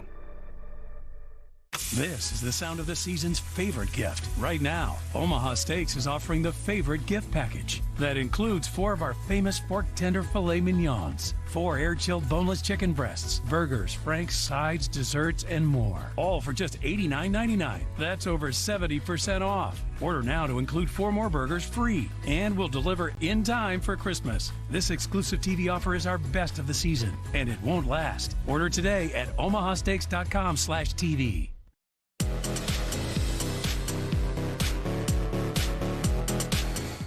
In the second round of Twitter files released just days ago, we finally got proof not only that conservative voices were in fact silenced, but the voices critical of the establishment groupthink on the pandemic were also censored, including our friend, Stanford University professor of medicine, Dr. Jay Bhattacharya, who joins us tonight, along with Fox News contributor and our friend Tammy Bruce. Jay, I just want to start by playing you these clips from Jen Psaki. We've increased disinformation research and tracking within the Surgeon General's office. We're flagging problematic posts for Facebook that spread disinformation. There are also proposed changes that we have made to social media platforms, including Facebook. We engage with them regularly, and they certainly understand what our asks are. We now know you were censored by Twitter. Do you think censoring you was one of the Biden administration's asks, as Jen Psaki put it? And if so, will you be taking action on First Amendment grounds? So I don't know for certain that's true, but I very strongly suspect it is true, Steve. I'm actually part of that Louisiana and Missouri Attorney General's office suit against the Biden administration already, where we found evidence from a dozen or more federal agencies of regular contact between the government agencies and Twitter and other social media companies, often people telling them what to censor, sometimes who to censor on COVID issues. There's no doubt in my mind that there was a significant government effort to suppress discussion about COVID policy that contradicted government policy during the pandemic. And it would not surprise me at all to learn that the Twitter's blacklisting of me was in response to something the government was telling Twitter to do.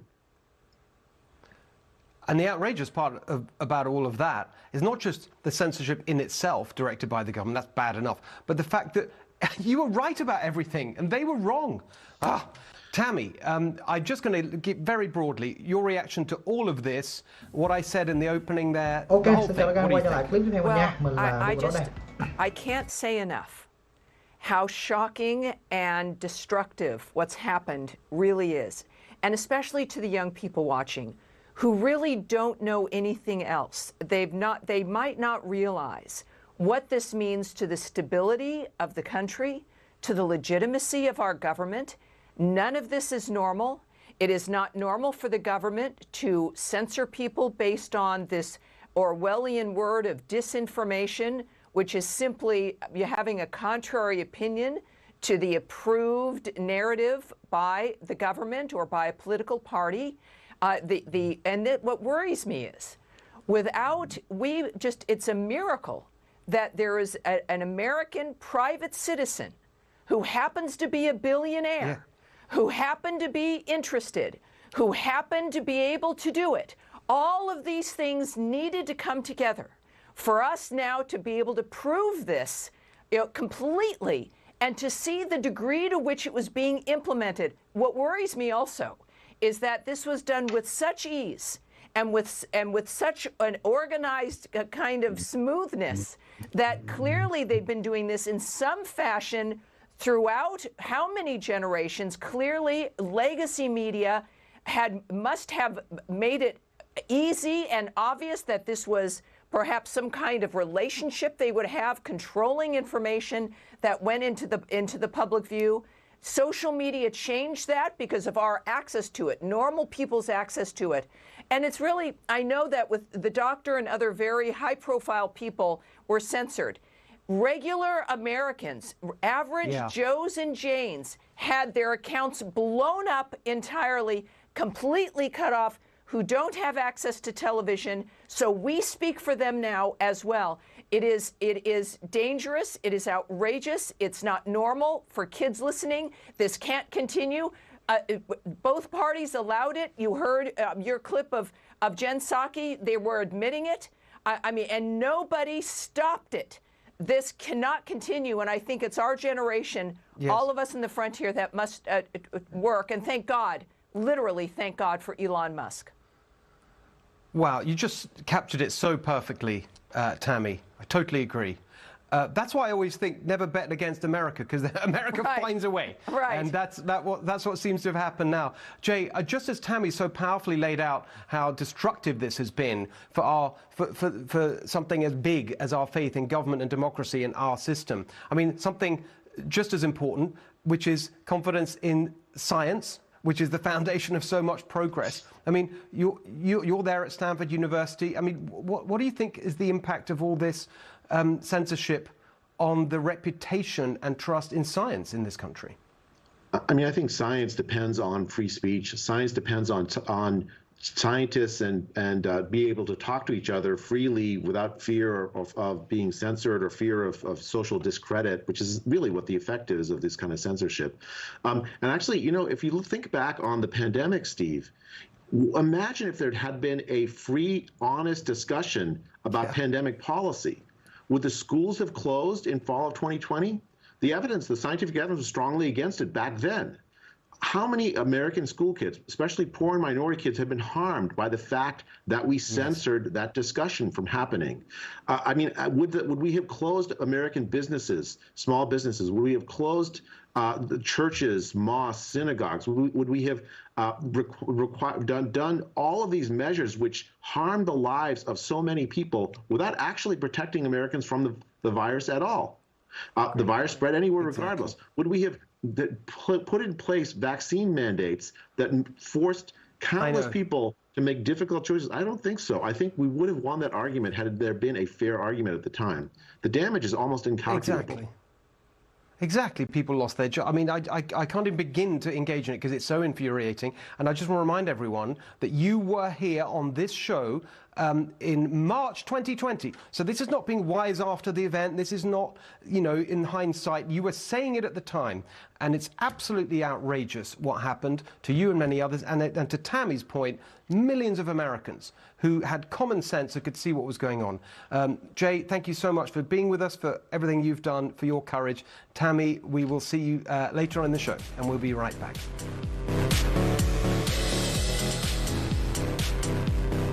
BlendJet's holiday sale is on now. Save big on the #1 gift this holiday season.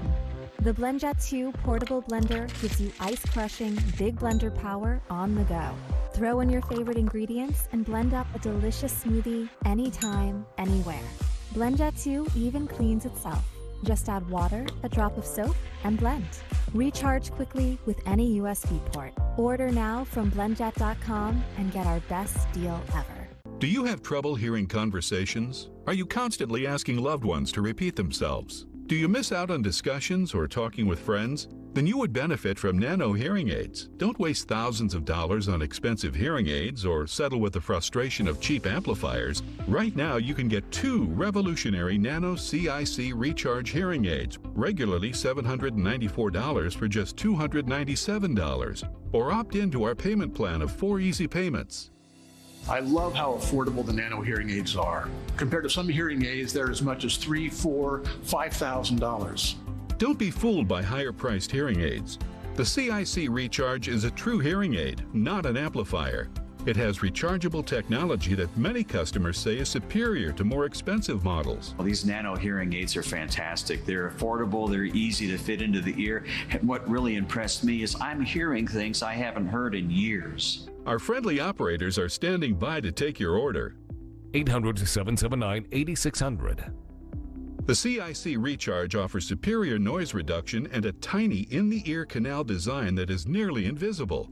Best of all, they are incredibly affordable. And if you call now, we'll add a portable charging case and ship your order absolutely free. I love how they feel. They're very light. I don't even know they're there. You know, I've used other hearing aids before that were bulky. These are light and easy to use, too. Stop missing out on important conversations or wasting thousands of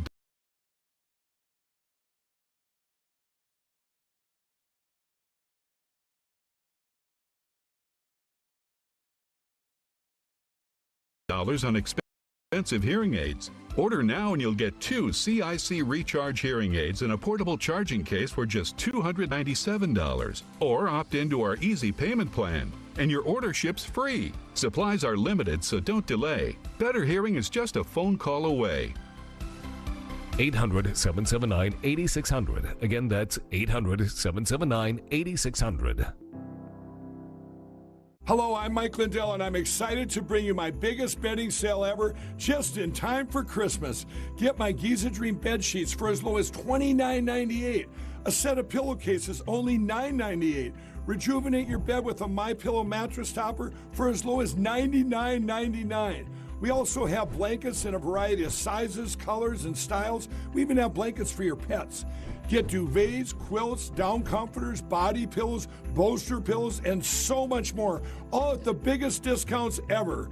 I know my bedding products are perfect for you, and I'm extending my money-back guarantee for Christmas until March 1st, 2023, making them the perfect gifts for your friends, your family, and everyone you know. So go to MyPillow.com or call the number on your screen. Use your promo code, and you'll get huge discounts on all MyPillow bedding products, including my Giza Dream bed sheets, for as low as $29.98. Get all your shopping done now while quantities last. Fox Nation's once-a-year sale is our gift to you. With 50% off all yearly plans for a limited time, now is the best time to start streaming these incredible Fox Nation shows. When I read what it took for Yellowstone to be here so that we could all enjoy it, I realized that this was a story that I suddenly wanted to share. I say we're not done, not them. They had unboundless, unlimited optimism. The men who shaped the nation we became. We're fixing to get filthy, stinking rich, boys. Down the ground! Your hands where I can see them! Fox Nation, they give you the power on the truth about America, then you've come to the right place. Our team embedded with Kid Rock. There's nobody I'm beholden to. You can't cancel me. There's only one thing in my life now that really matters. Hurry, and don't miss out on Fox Nation's once-a-year sale for a limited time. Sign up and start streaming today. When you can't watch, listen. Get the latest news, business, and news headlines on SiriusXM. Anytime, anywhere. Fox News Audio on SiriusXM. America is listening.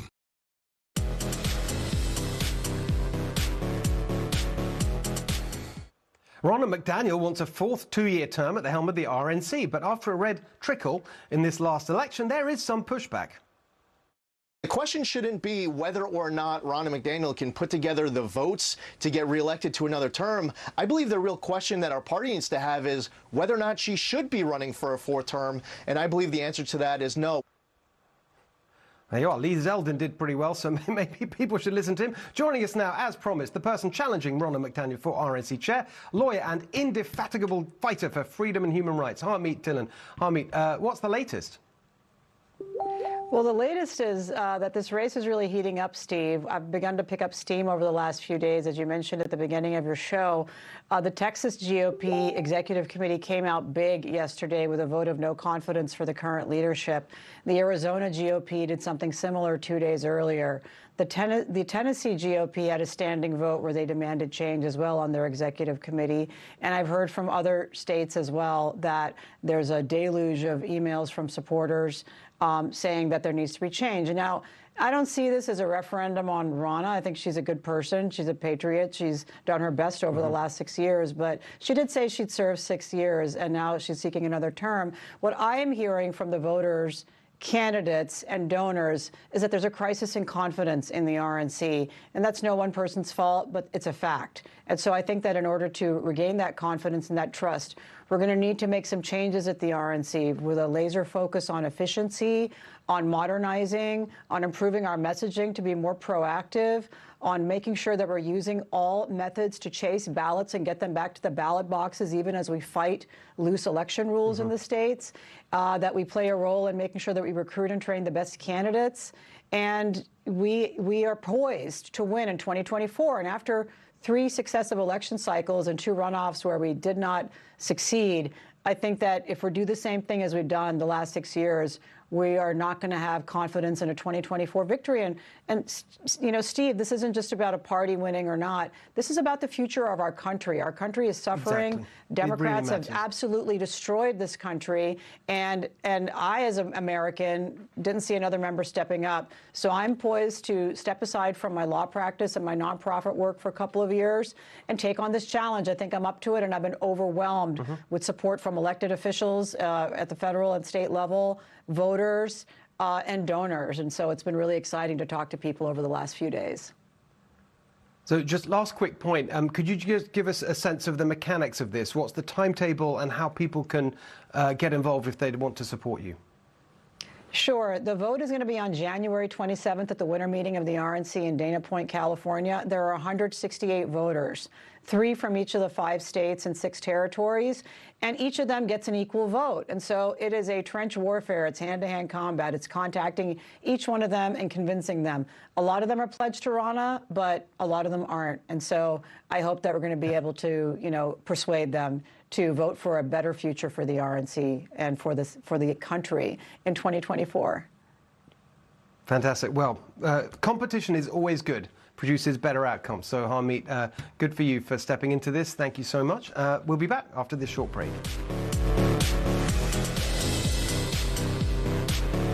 I remember the gift, and it was one of those gifts that it just hit. It just landed perfectly. We talked with my mom and was like, hey, do you think that we should do something like that for Dad? And she was like, you know what? I think that would actually be really cool. I figured this is a great holiday present since I won't be with him for Christmas. It was the best gift that I ever received in my entire life because it opened up my life. Unwrap your family story with Ancestry DNA. Hello, I'm former Arkansas Governor Mike Huckabee. Did you know that a lack of sleep can lead to very serious health problems? I know, it's scary. You can't fall asleep or you're tossing and turning all night. You can't get the sleep you need to stay healthy unless you use Relaxium Sleep. Relaxium Sleep is a product that's made from natural ingredients, and it usually works from the very first night you try it. It helps you fall asleep, stay asleep, and wake up refreshed, earning your body those quality hours of sleep that it desperately needs to prevent so many health issues. I'm Dr. Eric Siliberti, and I developed Relaxium Sleep, a clinically tested sleep supplement shown to contain proven ingredients that help patients fall asleep, stay asleep, and wake refreshed. The mornings, it's no longer hearing that he doesn't want to even begin his day. I'm telling you, Relaxium is the real deal. Relaxium is drug-free and not addictive, so you can take Relaxium every night and never worry about side effects. And the best part is, it can start working from the very first night. In a double-blind placebo clinical trial, Relaxium Sleep helped people fall asleep 140% faster, stay asleep over 200% longer, and wake up feeling refreshed. Yeah, Relaxium has been a miracle for us. Since I've been getting the rest, it's improved our marriage. The change that it had in our lives was unbelievable. Stop being afraid of scary health issues and start sleeping your fears away with Relaxium Sleep. Your body and your mind will thank you. Relaxium Sleep is so confident that it will work for you, they're giving away 1,000 bottles. Call 800-419-1286 or go to tryrelaxium.com. Try Relaxium Sleep risk-free for 30 days. That's 800-419-1286 or go to tryrelaxium.com. This holiday season, give your special someone the gift of naturally nude pajamas, exclusively from Pajamagram. A luxurious way to relax. Naturally nude pajamas caress her skin and complement her every curve, plus accentuate her beauty. Naturally nude pajamas are available in sizes from extra small to 3X and come with a love it guarantee. And now, in this special TV offer, when you order Pajamagram's naturally nude pajamas today, they'll ship tomorrow. But that's not all. You'll also receive absolutely free a naturally nude nightie. Even better, when you order today, Pajamagram will include free gift packaging. Order now. Through this special TV offer, you'll save $75 and get a free bonus nightie. Plus, Pajamagram will wrap it for absolutely free. Make her feel cherished this holiday season. Order now, ships tomorrow. Tucker Carlson tonight. It'll be a different day, but our position on the world will remain unchanged. Don't miss a minute. Weeknights on Fox News Channel. Do you listen to the TV on high volume or have trouble hearing conversations? Then you would benefit from hearing aids. Don't waste thousands on expensive hearing aids when you can get Nano's revolutionary technology for just $297. Don't be fooled by higher-priced hearing aids. The CIC Recharge is a true hearing aid, not an amplifier. With rechargeable technology many customers say is superior to more expensive models. Call now and get not one, but two Nano hearing aids for just $297. $297. Plus, we'll add a portable charging case and ship your order absolutely free. The CIC Recharge has a tiny in-the-ear canal design that is nearly invisible. Why keep missing out on important conversations or waste thousands of dollars? Call and get 2 CIC Recharge hearing aids for only $297 and free shipping. 800-325-4991. Again, that's 800-325-4991. Serving in Afghanistan, I was hit by sniper fire, and I was given a 5% chance to live. It's a good thing math wasn't my best subject. Today, I visit classrooms and share my story. I tell kids that with a little help and a lot of work, that you can overcome any challenge. DAV helps veterans like Adam get the benefits they've earned. They help more than 1 million veterans every year. My victory is being there for the next generation. Support more victories for veterans. Go to DAV.org.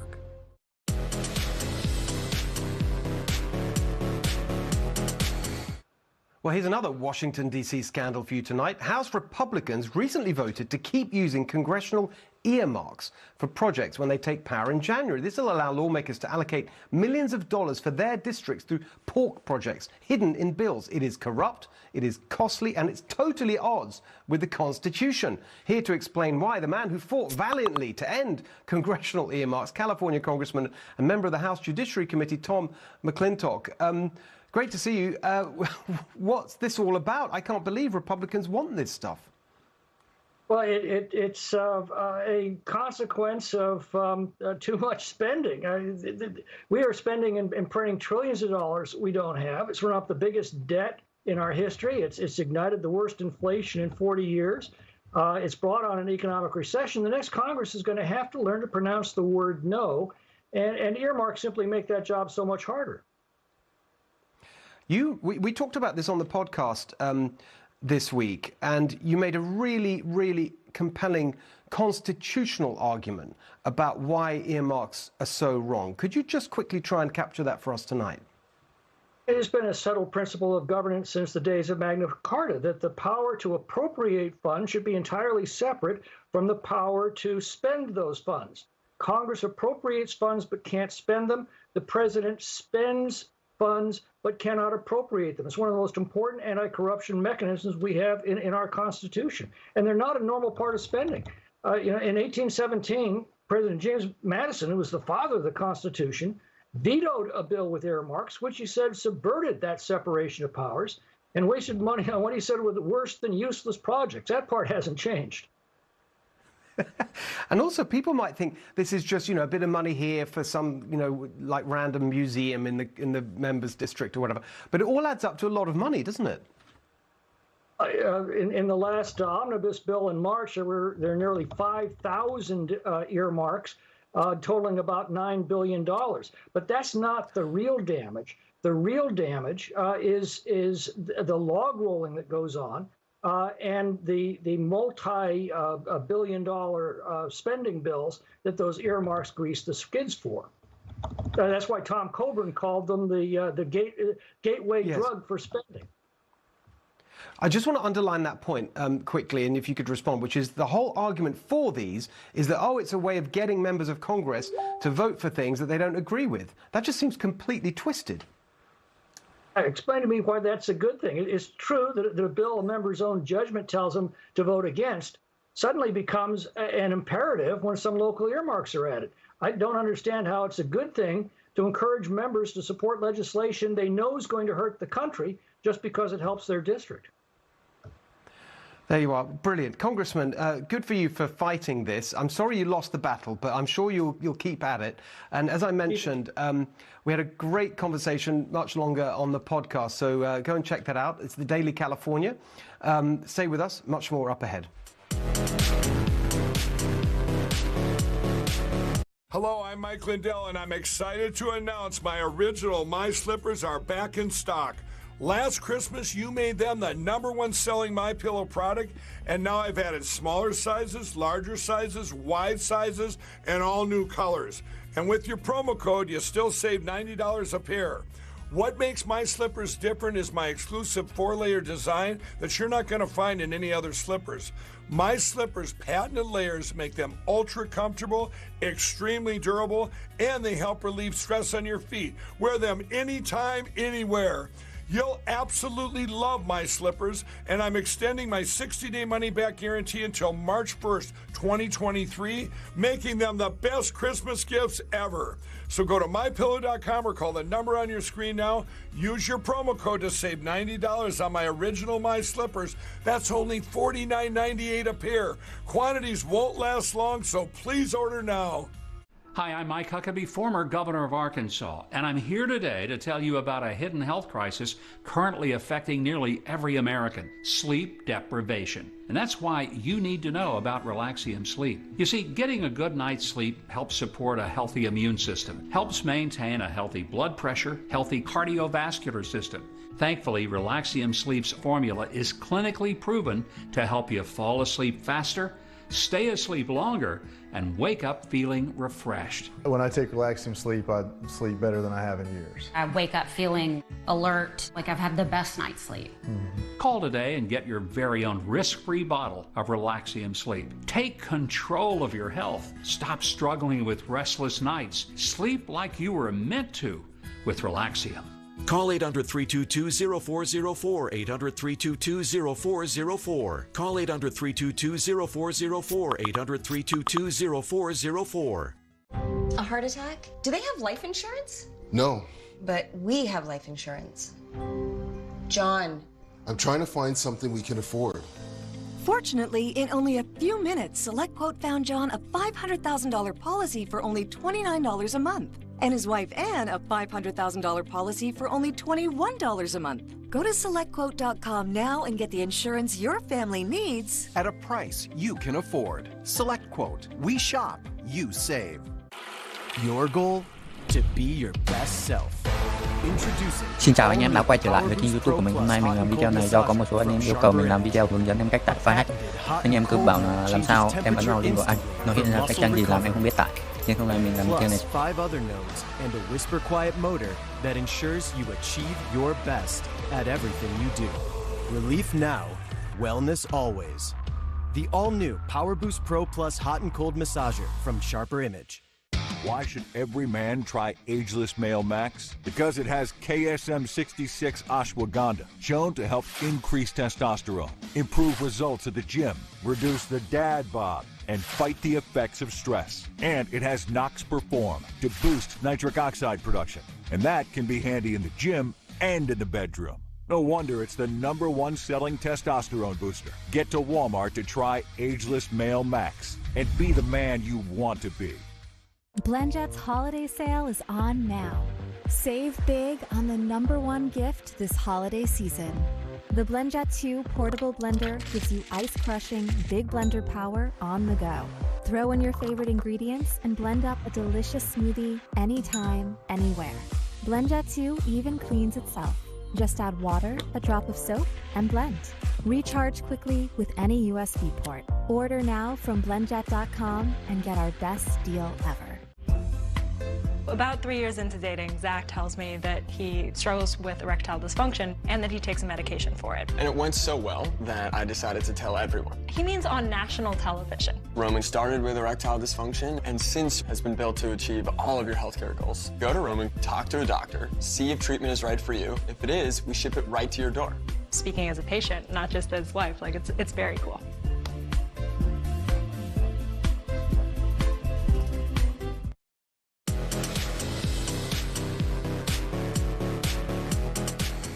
Good evening, fellow Americans. I'm Steve Hilton, and I'm here tonight to talk to you about the threat to jobs from artificial intelligence.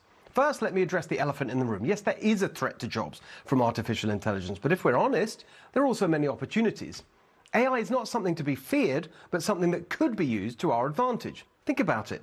AI will automate many of the mundane tasks we have to do every day. This will free us up to focus on more creative and meaningful work. We can use the technology to drive innovation and create new products, services, and jobs. We should also use AI to improve our education system. AI can help us to customize learning experiences and personalize instruction so every student can reach their full potential. At the same time, we must ensure that no one is left behind. We must ensure that those who are displaced by AI are provided with the training and support they need to find new jobs and new opportunities.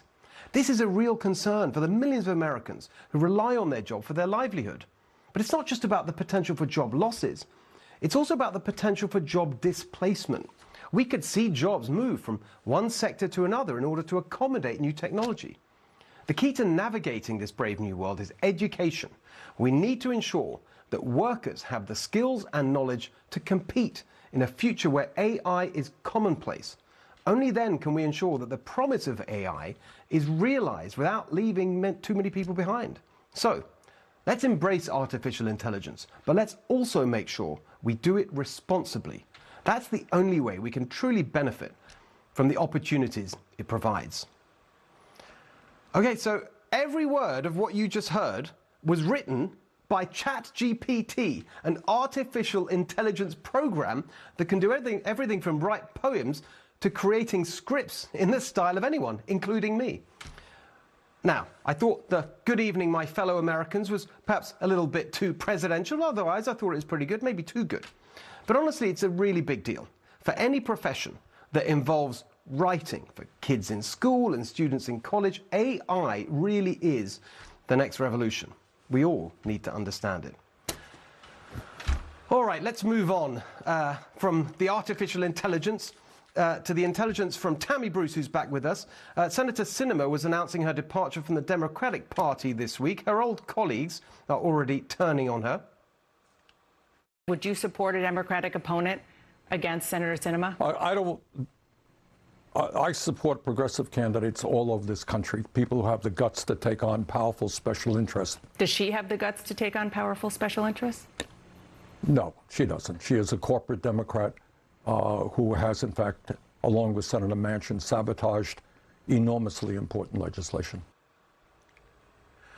Ooh, Tammy, not a lot of love lost there between Bernie and Kirsten Sinema. Yeah, look, the huge special interest, as we've seen, as you've discussed your entire show, is the Democratic Party. It's the government. And so her leaving the Democratic Party is really a slap and a rejection of the special interests, which keep you from being able to do what's right for the country. Now, I don't know if she will deliver in that regard. But what I do know, also having left the Democratic Party, is that if you are middle-aged and you see what's going on in the country, you cannot justify staying in, especially as leadership. I understand regular Americans, that's the party your family's always belonged to, but there's a point where there has to be a recognition where the country, in fact, does come first. And, you know, the Republicans have their own problems. But we're at a point where we realize that the system itself is not going to fix itself, that individuals have to take steps. Now, she does anticipate, of course, competition. She anticipates perhaps having a problem, but this is a smart move. And, of course, the Democrats, they're not only turning on her now, they've always turned on her, right? People chasing her into bathrooms. People, you know, who knows what goes on behind in the halls of Congress with how she's been pressured there. But she clearly hasn't felt the support. And it's Sinema and Manchin who represent, I think, better the core of the Democratic Party. Not that that's good news, but at least they're not insane. That's our new standard. That's the low bar. Exactly. I know, and the thing that really struck me when you watch her interviews she's been giving, and she hasn't done many, but it's actually, you know, really clear to me that she kind of feels liberated. Right. And the very strong sense I get is she's so sick of having to mouth this kind of woke nonsense that everyone knows is nonsense, but they all have to say it to pander to their activists. Yes, that is why the Democrats especially don't like this. Any deviation, God forbid, is a threat to them, because the House is so fragile that if they see, just like in regular life, this is why they censor us. Because if people hear a contrary opinion or realize that you can do things differently, that inspires people. It's a spark that you can actually turn. You make a different turn. You can think differently.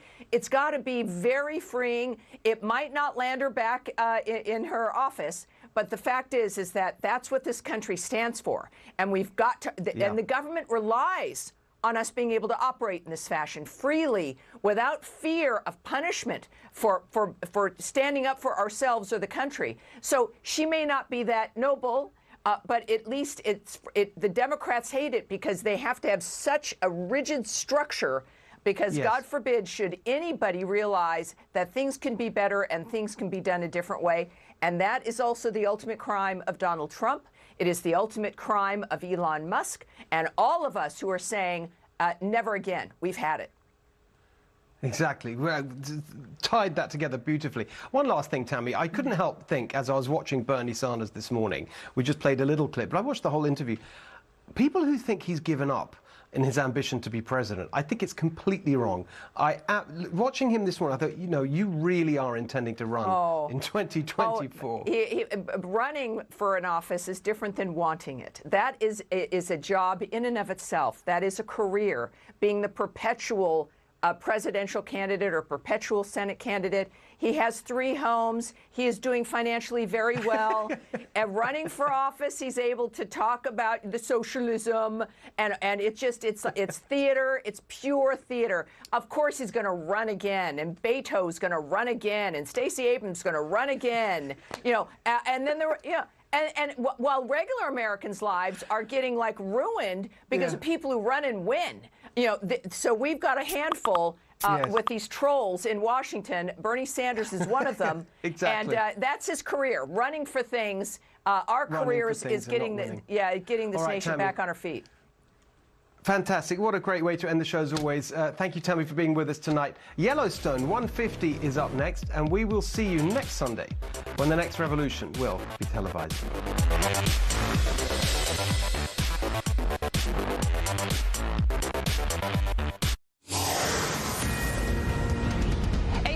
Alert, newly uncovered Twitter documents uncovering how the company scrambled to change policies to permanently ban then-President Trump from the platform without concern for free speech. You are watching Fox and Friends First on this Monday morning. I'm Carly Shimkin. And I'm Todd Pyle. Round 4 of the Twitter files reveals exactly when and how Twitter developed a 5-strike policy for banning users as part of its plan to keep the former president off the platform permanently. And we're learning executives had weekly meetings with the federal government on their calendars. That's right. The Twitter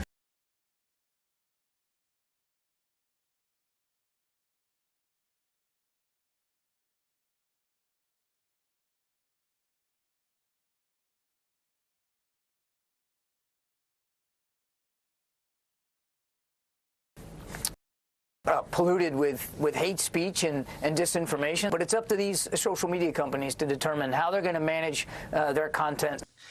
On Friday night, independent journalist Matt Taibbi detailing Twitter's relationship with government agencies in Part 3 of the Twitter files, an internal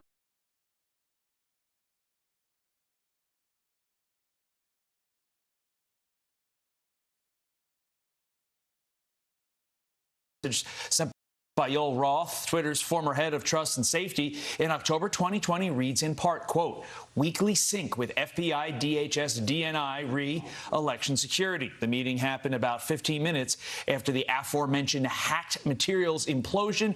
The government declined to share anything useful when asked. The aforementioned hacked materials implosion is a reference to Twitter's censorship of the New York Post's reporting on Hunter Biden's laptop. And on Saturday night, independent journalist Michael Schellenberger shared Part 4 of the Twitter files.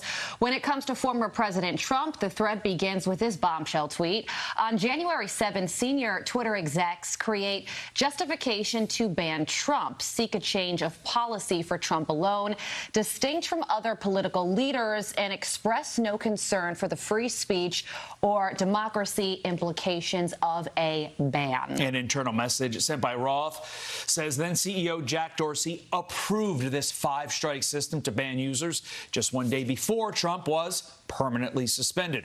Roth went on to say that under the new policy, Trump had just 1 strike remaining. And after these staggering revelations, House Oversight Committee ranking member James Comer says the GOP now has sufficient evidence for an investigation into both the FBI and Twitter.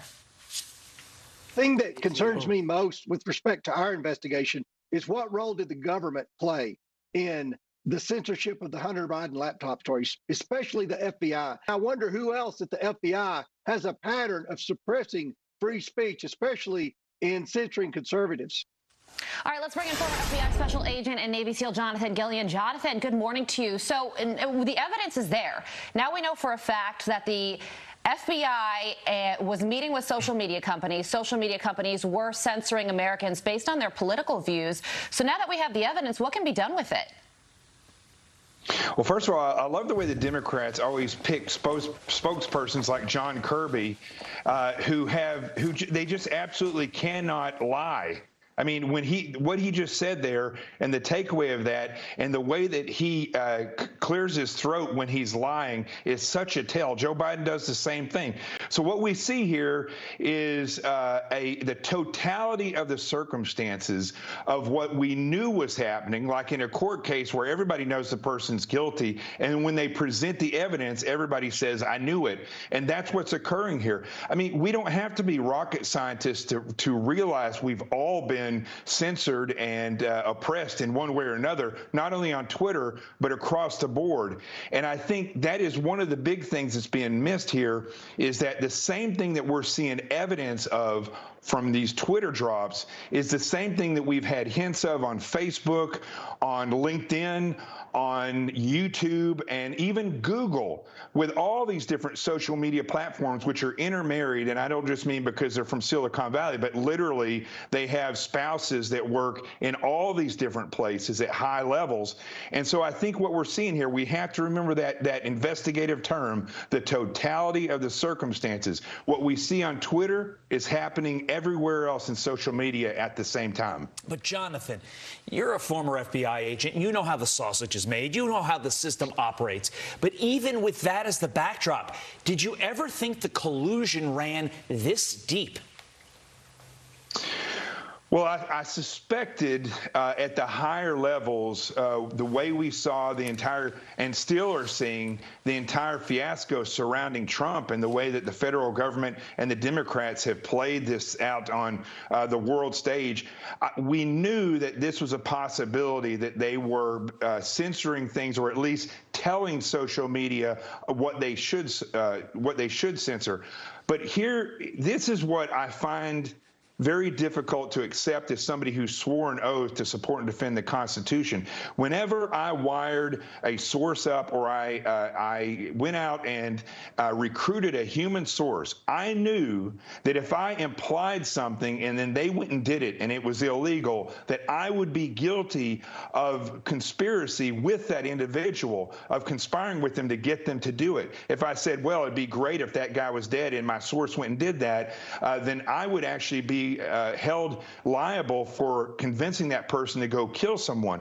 What's the difference here when everything that the Democrats stand for is what the social media platforms are doing, and we have evidence that they met with the FBI, the DOJ, and people from the Biden and even the Obama administration? I mean, what more proof do we need? That what I have a real heartache is that there are people in these agencies that swore an oath to support and defend the Constitution, and they are breaking that oath, and they are breaking the law when they do it. Yeah, it doesn't surprise me that Silicon Valley is hardcore liberal. Michael Schellenberg points out that 99% of Twitter employee donations this year went to Democrats. But I think the real question is, how did the FBI become so politically motivated? And do you think there's going to ever be an effort to reverse that? Well, the FBI has always been political. All these agencies in Washington, D.C. are to an extent political because they have political appointees that run them. So whenever you see a different political party take control, you're going to see these different agencies shift in the way that they do things. Now, that being said, the long-term, or the long road, or the long game that the Democrats have played, the socialists that have infiltrated and subverted this government, they have been playing the long game to the point where it's not one or two political appointees. It's an entire echelon of administrators throughout the government that are doing this. Quick, and in former local President Trump appointed Christopher Wray. Do you have any confidence in him that he might be able to get this under control? Absolutely not. And this is one of, I think, Trump's mistakes that he made. His picker when it came to picking people in Washington, D.C., like Christopher Wray, was broken. And I think Christopher Wray is a failed leader, just like Comey before him, just like Mueller before him. And I want to say one other thing, that this will all come down to not what the Democrats did, but what the GOP is willing to do to stop it and go after them. If they don't act, then what does it matter? Nobody else. The agencies aren't going to stop it. We need our representatives to represent us in Washington, D.C. Jonathan, I'm fascinated by something you told our producers. You believe big tech violated the Third Amendment, which is basically the provision that says military can't stay in your home. Explain that. Right. Well, if you watch the series Turn, and that really opened my eyes when I saw these British soldiers quartering in homes. They basically oppressed the speech. If they didn't like what they were saying, then the people had to change their conversation. And throughout, especially after 2020 and all since Trump has been in office, these social media companies working with the federal government have censored and oppressed us in our own homes and told our neighbors and our family members if we're not doing what they said during COVID and the mandates, which was not law, that they were to turn us in. So when you look again at the totality of circumstances, what you see is that the government is in our homes. It doesn't matter if they're sleeping in another room. They're here, and they're working with social media companies to oppress our speech. That, to me, is no different. They are quartering in our home without our consent. Jonathan, it has now been 1 month since the murder of those 4 Idaho college students, and police are now telling the community to remain vigilant. They released a statement saying, with commencement this weekend, there will be an influx of people coming in from out of town. As always, we want to remind the public to stay vigilant, travel in groups, and communicate with family and friends as you travel. Where do you think this case stands today? The police chief says he is just determined to make sure that this doesn't become a cold case. Well, okay, so we just talked about the FBI, and the FBI is the ones that are now taking the leads. So even though I have faith in the agents that are on the ground for the most part, this breakdown in who's taking the lead and how those are disseminated, that has to be managed very carefully. So they can get a lot of leads, but if they're not following those leads and then cataloging those so that they can show that they're cleared, then the investigation is going to break down. And one important thing I think that I just saw in a story is that the Moscow Police Department made an announcement that said they're going to go after internet sleuths if they don't stop doing whatever they're doing in certain circumstances. And I don't see how that's possible to make that statement to people who are just looking online in open source materials and coming up with their own conclusions. I think it's ridiculous. I've had arguments with these sleuths. I know that they're not trained investigators, but if they discover something, then what's the problem? I think everyone is suspicious until they're cleared. And I think if we look at it that way, whether it's family members or people who do not know them, that they have a suspicion, why not look at them and clear them? Well, a community is scared, Jonathan. A University of Idaho student writing an absolutely chilling essay that says, in part, quote, how safe I feel has been an ever-swinging pendulum, from feeling nearly no threat in the first 24 hours to nearly going home completely, to long emotional phone calls with my parents. Is it still the quiet, safe, small town it was before, where I can walk when I can be alone? How much do I worry about the darkness that now visits me at 4 p.m.? I mean, that's so sad that a young student's thinking these thoughts. But should students feel scared like that, or is it likely that the killer or killers are long gone from Moscow? We have no way of knowing. Yeah. But people should be aware. You should be aware of your surroundings. In those videos, when those precious girls, and I'm sorry that they've passed and were murdered, but when they were filmed at that food truck, they were drunk. They were bobbing back and forth. I haven't seen the toxicology, but I've seen the videos.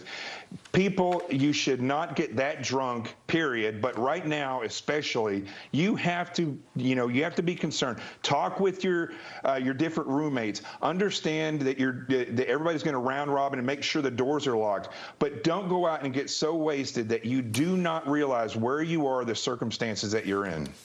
Jonathan T. Gilliam, as always, thank you, sir. Great insight on a number of topics. We appreciate it. The man accused of making the bomb that killed 270 people on Pan Am Flight Flight 103 over Lockerbie, Scotland, set to appear in court in the U.S. today. Abu Aguila Mohammed Massoud is in U.S. custody for his role in the 1988 bombing. Alexandria Hoff is live in Washington with more. Alexandria. Well, Carly, Todd, Massoud will be the only one out of 3 people charged in connection to the attack to stand trial in an American courtroom. Massoud had been in prison in Libya for a separate sentence. It took 2 years of negotiations to get him here.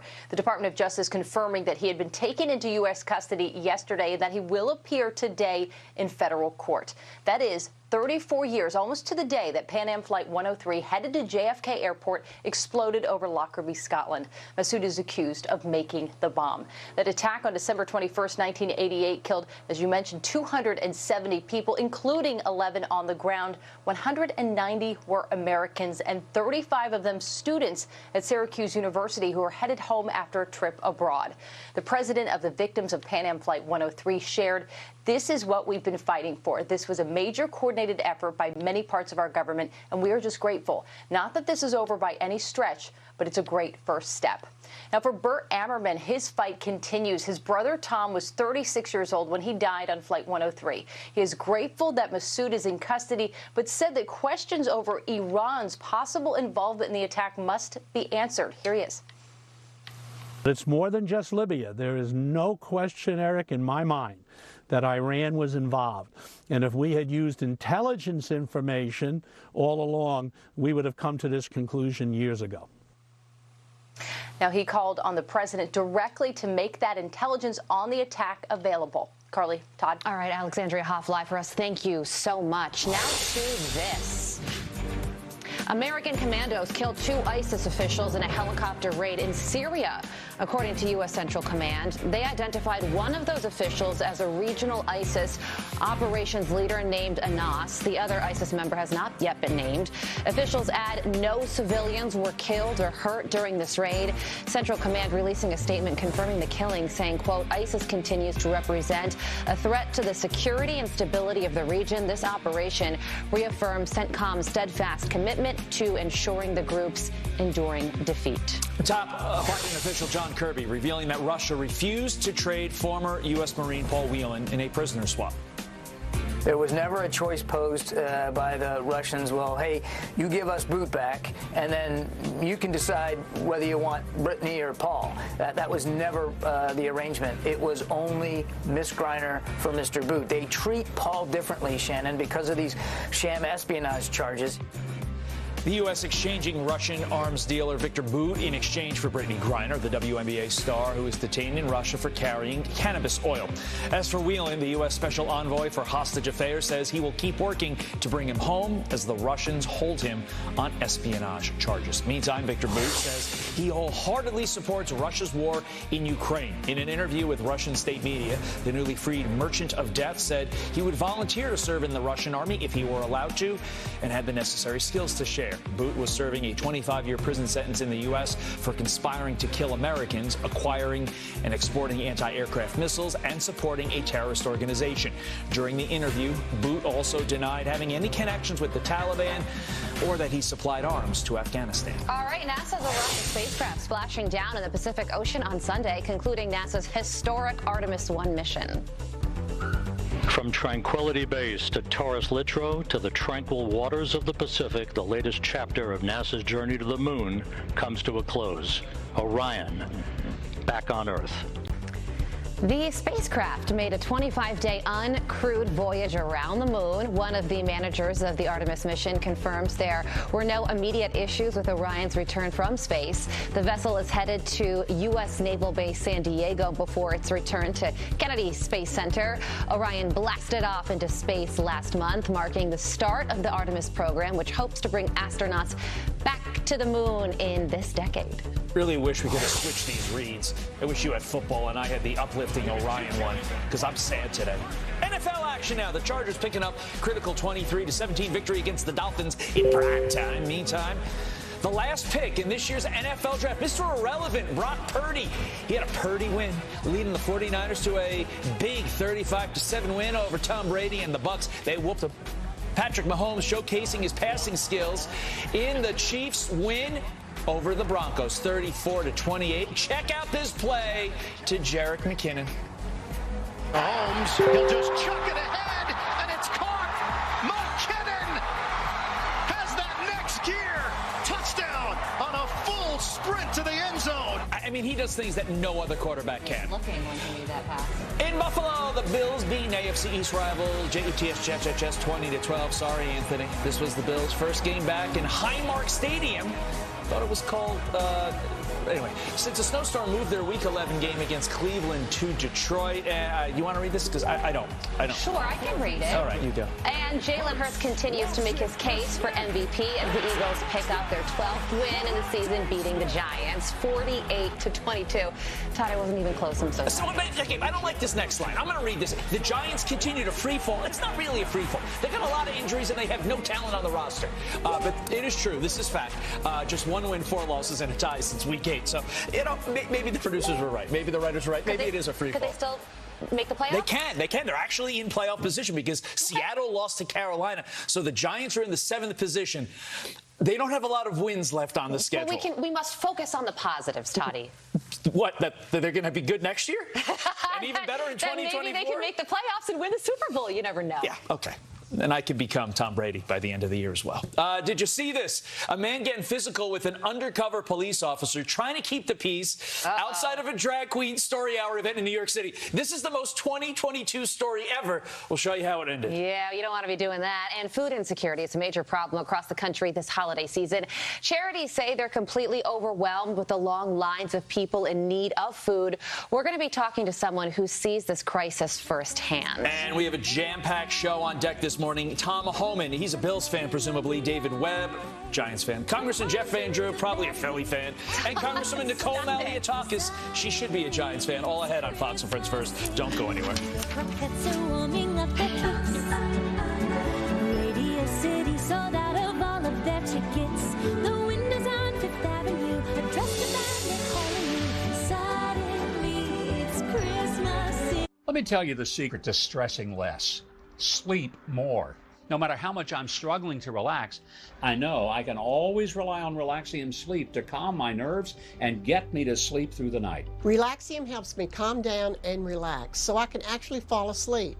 Because if we don't get enough sleep, we're not capable of functioning to our full potential. No sleep means the next day you're less alert, less attentive, and slower to process new information. You're also more likely to develop very serious health issues. It's crucial that we safeguard our health and reset our body's natural sleep cycle. That's why Relaxium Sleep is so important.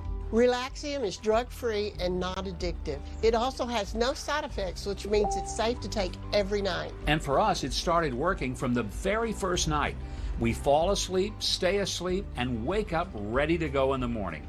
I created Relaxium Sleep with Valorest, exclusive to Relaxium Sleep, along with key ingredients that play an active role in promoting restful sleep.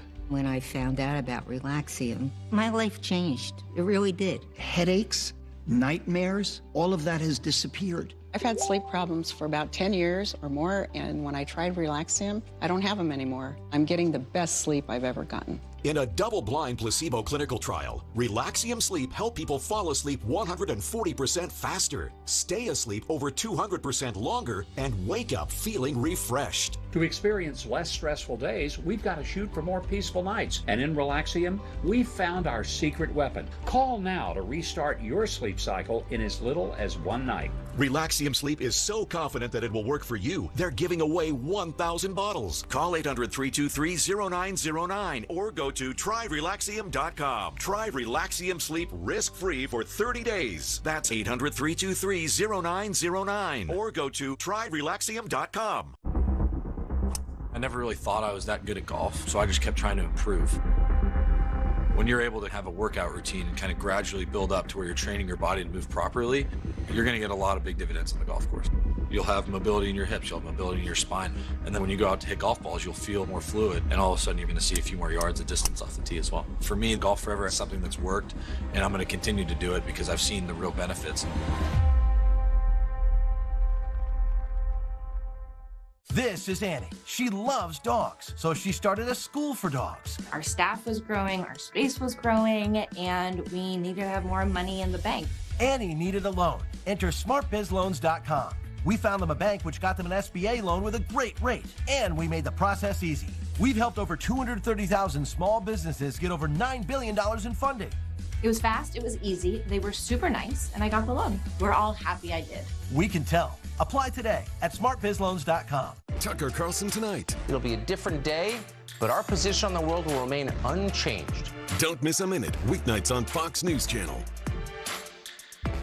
Do you listen to the TV on high volume or have trouble hearing conversations? Then you would benefit from hearing aids. Don't waste thousands on expensive hearing aids when you can get Nano's revolutionary technology for just $297. Don't be fooled by higher-priced hearing aids. The CIC Recharge is a true hearing aid, not an amplifier. With rechargeable technology many customers say is superior to more expensive models. Call now and get not one, but 2 Nano hearing aids for just $297.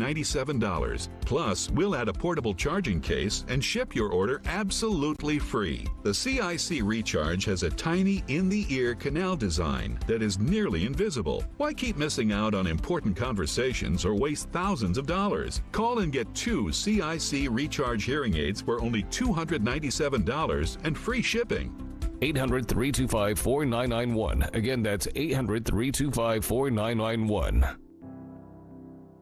Each year, flu infections send hundreds of thousands of people to the hospital and cause tens of thousands of deaths from related pneumonia, sepsis, organ failure, heart attack, and more. The raised risk of heart attack is particularly alarming. The good news is that you can prevent the spread of flu. Everyone needs to be vaccinated to protect their health and the health of their loved ones. While the flu can be serious, it can be prevented and its impact lessened.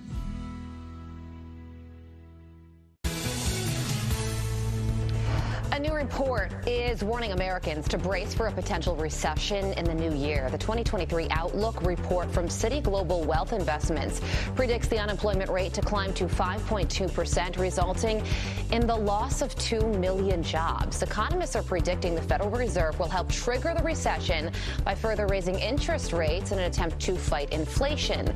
Meanwhile, the employment rate for the month of November remains at 3.7%. Not good news there. And with that, charities struggling to keep up with food insecurity this holiday season, with prices up across the board. The cost of some grocery store items still up double digits. Bret for the City, Chief Development Officer Ashley Dahm joins us now. Ashley, how many more people are coming to you for help this year than in previous years? Good morning. Yes, so at Bret for the City here in Washington, D.C., we serve the low-income community, and we have noticed an uptick in needs for services generally since 2020. So just about a couple months into the pandemic, right when we hit there in March, around April, May, we were seeing huge numbers, and those numbers haven't gone down anytime soon. Most of your clients have jobs. They're working so hard on a day in and day out basis just to make ends meet, but their incomes just can't keep up with inflation. What do they tell you when they come to you for help? So inflation is really impacting everybody across the country.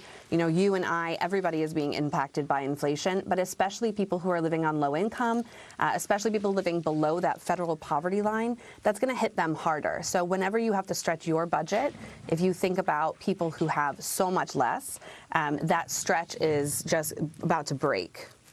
And it's not just the clients. This is a double whammy. You guys are getting hit by inflation as well. It's really increasing your costs and sort of limiting the value of the donation dollar. Describe how tough it is for you to stretch that donation dollar in an inflationary environment like this compared to previous years.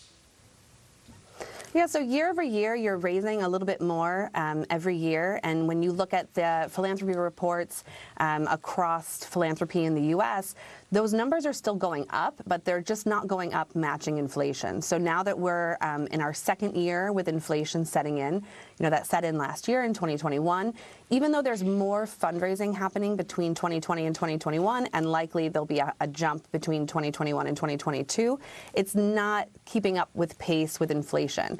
So if you think about, you know, your local food bank, your local nonprofit, you know, we have to raise all of those dollars every single year.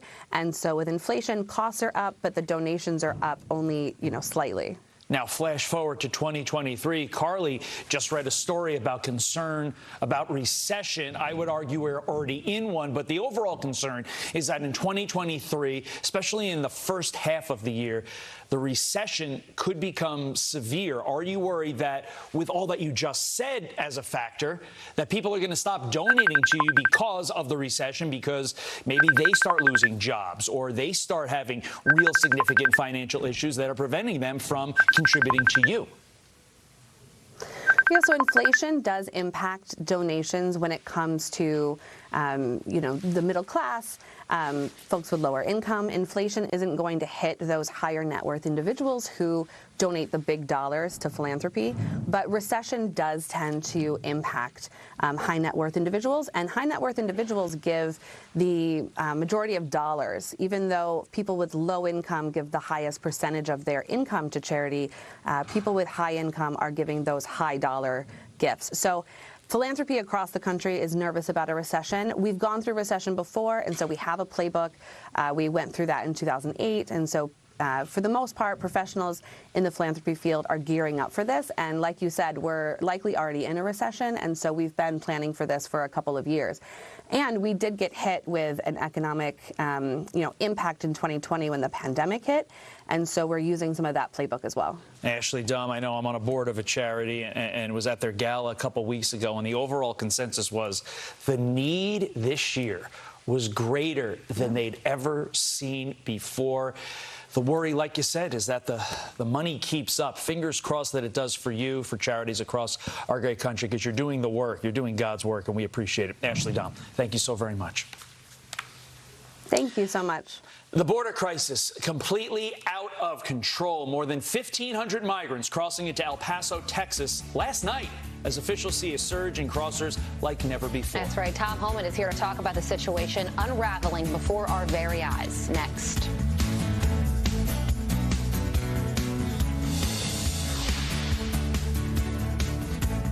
I don't own a single stock or bond. I know, I'm Mr. Amtrak. I know I'm called Middle-Class Joe. Lunch pail Joe, middle-class Joe. The truth of his lifestyle is the opposite. The Biden family amassed a fortune. As in comedy, with corruption, timing is everything. There's multitudes of evidence of criminal behavior by Hunter. Anytime Hunter had a business deal to do, Joe was there. The FBI, the intelligence agencies, and the American news media. They simply decided we don't want the American people to know about it. I have not taken a penny from any foreign source. The Bidens got some $31 million from Chinese businessmen. Hunter Biden and Jim Biden had defrauded me. CEFC was dismantled. The Biden family still made millions. Within hours of our story going live, Twitter shut us down. You have to fight the cancer of corruption. Hello, I'm Mike Lindell, and I'm excited to announce my original My Slippers are back in stock. Last Christmas, you made them the #1 selling MyPillow product, and now I've added smaller sizes, larger sizes, wide sizes, and all new colors. And with your promo code, you still save $90 a pair. What makes My Slippers different is my exclusive 4-layer design that you're not going to find in any other slippers. My Slippers' patented layers make them ultra comfortable, extremely durable, and they help relieve stress on your feet. Wear them anytime, anywhere. You'll absolutely love My Slippers, and I'm extending my 60-day money-back guarantee until March 1st, 2023, making them the best Christmas gifts ever. So go to MyPillow.com or call the number on your screen now. Use your promo code to save $90 on my original My Slippers. That's only $49.98 a pair. Quantities won't last long, so please order now. Spills, splashes, boilovers, and burns. Your stove is a mess, and all that soaking, scrubbing, and scraping are keeping you in distress. Hi, Lou Caputo here with Stove Guard, the #1 top quality stovetop protector and a must-have in every kitchen. These messes are no match for the Stove Guard. Cheese and macaroni, thick red staining sauce, even this sticky melted candy. They just rinse right off in seconds, and your stove stays spotless and clean, so you can clean less and live more. I love to cook, but I absolutely hate to clean. With Stove Guard, I rinse it off, and then I'm back to spending time with my family. Ordering your own Stove Guard Premium is as easy as 1, 2, 3. Just locate your model number, type it into our easy-to-use website, and voila! Order today, and we'll ship it to you free. That's right, free shipping. And we'll also send you the Stove Gap Guard free. Just pay a separate processing fee. Scan the QR code on your screen or go to stoveguard.com today. BlendJet's holiday sale is on now. Save big on the #1 gift this holiday season. The BlendJet 2 portable blender gives you ice-crushing, big blender power on the go. Throw in your favorite ingredients and blend up a delicious smoothie anytime, anywhere. BlendJet 2 even cleans itself. Just add water, a drop of soap, and blend.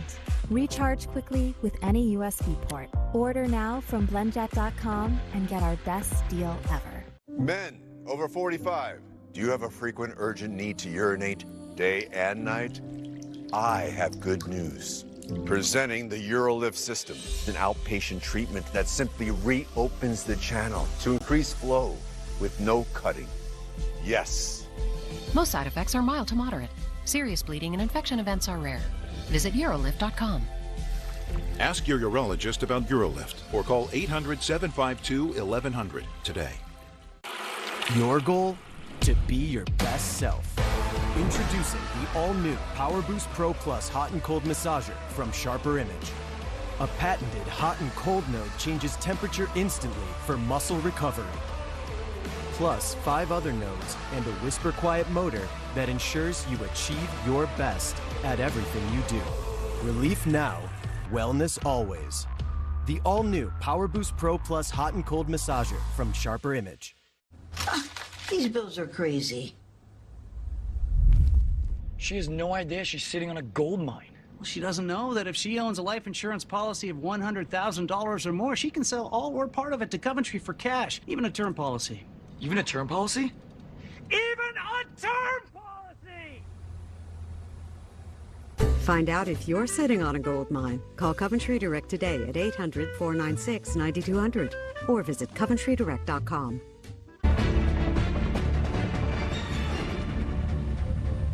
A catastrophe. That's what lawmakers are calling the situation at the southern border as migrants line up for miles after entering the U.S. illegally. Yeah, Marianne Rafferty joins us live with more. Marianne. Good morning, Carly and Todd. The video is shocking. Long lines of migrants waiting at the southern border of Texas. More than 1,000 migrants believed to have crossed in this group alone, making it one of the largest mass crossings this year. Fox's Bill Malugin saying some migrants are being caught and bussed back across to Mexico, only to then turn around and come back trying to cross again. So far this year, there have been nearly 2.4 million encounters, setting records and straining the resources of states left to deal with the influx. And with Title 42 set to expire in just 11 days on December 21st, border states are bracing for massive numbers of migrants. Texas Congressman Pat Fallon stressing how bad it really is. It's never been worse than it is right now. We have 300,000 border crossings every month when you consider the known gotaways and the folks that have been processed. So it's not a crisis anymore. It's a catastrophe.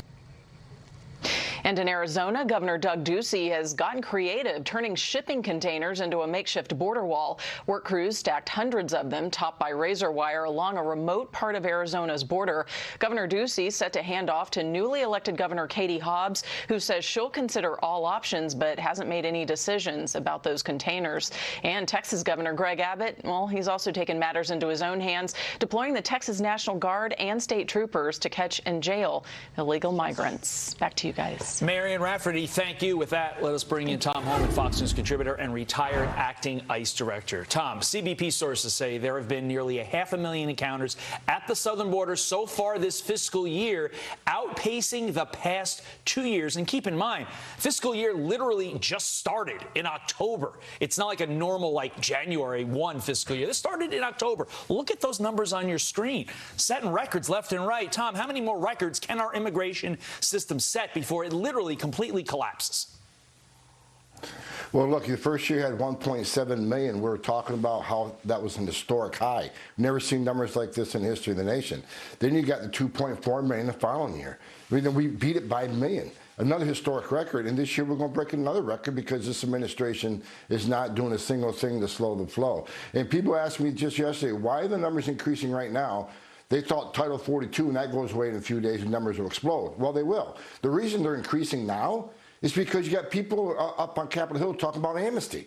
We got the biggest, the most historic illegal immigration crisis in history of this nation on our southern border, and you got senators and congressmen talking about amnesty. Haven't they seen over the last 3 decades, every time you talk about amnesty and DACA, that brings more. When President Obama created DACA, what happened after he did that? The next decade, you have hundreds of thousands of children crossing that border or family groups crossing that border, hoping to be the next DACA recipient. Yesterday's UAC, yesterday's family groups are tomorrow's DACA. They got to stop talking about rewarding illegal behavior, or they're never going to stop this. Yeah, and then you have this group of 1,000 illegal immigrants that crossed all at once, which is one of the largest mass crossings so far this year.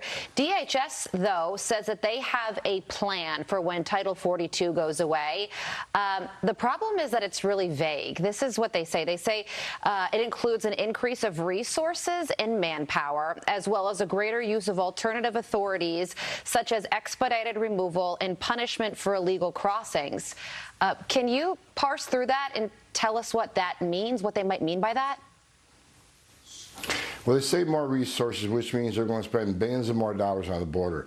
They don't need to spend another dime on the border. All they got to do is reinstitute the Trump policies that worked. This is a policy issue. The Trump administration proved that. By implementing a few common sense policies, they can push these numbers down.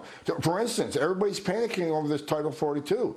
Well, if the Secretary of Homeland Security, Alejandro Mayorkas, really wants those border numbers to go down, to reinstitute the Remain in Mexico program, which was a game changer in the Trump administration. The data clearly shows that. But by sending more resources down there, here's what they're going to do.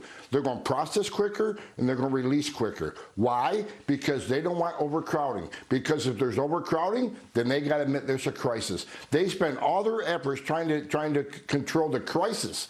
You know, let's control the optics of this crisis rather than the crisis itself. More resources just to process quicker is not going to fix this problem. You have the policies of the Trump administration. Turn them on, and you can secure the border in a matter of 60 days. You've said it repeatedly on this very program. This administration is all about the optics. And to your point, it's just another example of that. There's also this, Tom. Just this weekend, a Guatemalan citizen convicted of aggravated child molestation in 2013 was arrested at the border. Last year saw nearly 2,000 more non-citizen arrests than the year before, the most arrests since back in 2016. Look, for every convicted felon that we catch, Tom, how many more go uncaught and make their way into our communities? They're catching maybe 10%. Look, over the last 3 decades, if you look at who Border Patrol arrests, by an average 20 to 22% over the last decade of everybody Border Patrol arrests has a prior criminal history. They arrested over 20,000 convicted criminals last year, and over 100 of them were convicted of homicide, of murder. So, you know, not every person that crosses that border is a criminal. But many of them are drug dealers, they're carrying fentanyl, they're child molesters, they're criminals, they're gang members. The numbers prove it. President Trump wasn't wrong when he says a lot of criminals cross this border, a lot of bad people, because they do. Not all of them, but many are. And if we, under President Trump, when you secure the border, you save lives. Why do you think such large groups are coming across El Paso? Because the criminal cartels in Mexico will send these 1,000 people in this one area. Why? Because Border Patrol's going to get tied up responding to that crisis. Right. That's when they move the fentanyl and the gang members to the other parts of the border, because they tie the Border Patrol up with these big groups. Tom, Joe Manchin just said that DHS Secretary Alejandro Mayorkas could be very effective and actually wants to be, but his hands are tied by the Biden administration policies. Is that how you see it? No, I don't see. Look, he's a Secretary of Homeland Security. He knows this border is a national security issue. They've arrested over 160 known and suspected terrorists trying to sneak in this country. He knows what a huge national security issue this is. So he should stand up, have a backbone, and tell the White House, I cannot support this open borders agenda because it's putting this country at great risk of a national security incident. He needs to stand up and do his job. And if the White House don't let him, then resign. Resign and protest, because you cannot keep supporting an open borders, which is endangering this country. You'd think all sheriffs at the border would be in lockstep with your line of thinking, trying to protect their people, but it turns out there's one in Arizona, Santa Cruz County, Arizona, who's threatening to punish anyone who's helping build a makeshift border wall for Governor Doug Ducey using those large shipping containers. Take a listen to this. The area where they're placing the containers, it is entirely on federal land, on national forest land. It's not state land. It's not private land. And the federal government has said this is illegal activity. So just the same way, if I saw somebody doing an assault or a homicide or a vehicle theft on public land within my county, I would charge that person with a crime. Tom, how can a sheriff put politics over his own public safety of his people like this? Well, one thing he failed to mention, that border barrier isn't even in his county. He hasn't got jurisdiction where that border barrier is being built, number one. And number two, he ought to try being a sheriff, a law enforcement officer, rather than a politician. Does he care that enough fentanyl is coming across that border that's killed over 100,000 Americans? Does he care that over 1,400 migrants have died crossing that border? Does he care that we have the highest number of sex trafficking of women and children in the history of this nation? If he wanted to be a sheriff and a law enforcement officer, you would think he would support anything he could to help secure this border and slow down the flow. Like Sheriff Lamb does, like Sheriff Daniels does, like Sheriff Wilmot, 3 sheriffs in Arizona that are trying to secure the border, doing what they can to protect the citizens, not only of their county, but of this nation. He's an embarrassment to the position he holds. He ought to turn in his badge. Well, it does seem like an invitation for a massive amount of illegal immigrants to flood his area, his specific area, because he just said that he doesn't want the border barrier to be there. So if that message gets to the illegal immigrants, then yeah, he's making a problem for himself. Tom, thank you so much for joining us. Thanks for having me. Absolutely. All right, did you hear about this? A Navy SEAL who became famous after coming out as transgender, says he is detransitioning because the process destroyed his life, and he's calling on America to wake up. We have the rest of his message coming up. And the Philadelphia School Board could be changing its policy to allow kids to choose which gender sports team they want to compete on. We're talking to a Philly parent who has a serious problem with this. Next. It was the heat of the moment, telling me what my heart meant. The heat of the moment, showed in your eyes. And now you're... Did you know that every time you drive in traffic, you're likely sharing the road with a sleepy driver? That is incredibly dangerous. Sleep deprivation and insomnia affect up to 70 million people per year. And it's about time that we bring that number down with Relaxium Sleep. After years of watching patients struggle, I developed the formula for Relaxium Sleep.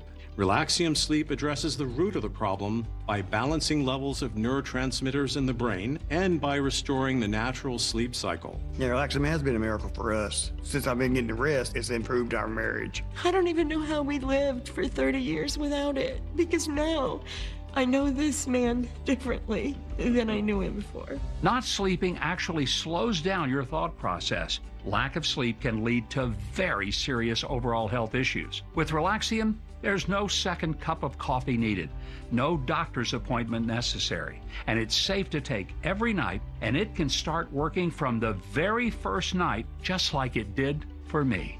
In a double-blind placebo clinical trial, Relaxium Sleep helped people fall asleep 140% faster, stay asleep over 200% longer, and wake up feeling refreshed. If you're at home and all you're doing is flipping and flopping and you're not getting calm enough to go to sleep, take Relaxium Sleep.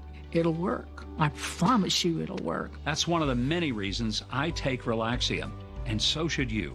Call now for a risk-free opportunity to get the best night of sleep you've ever had.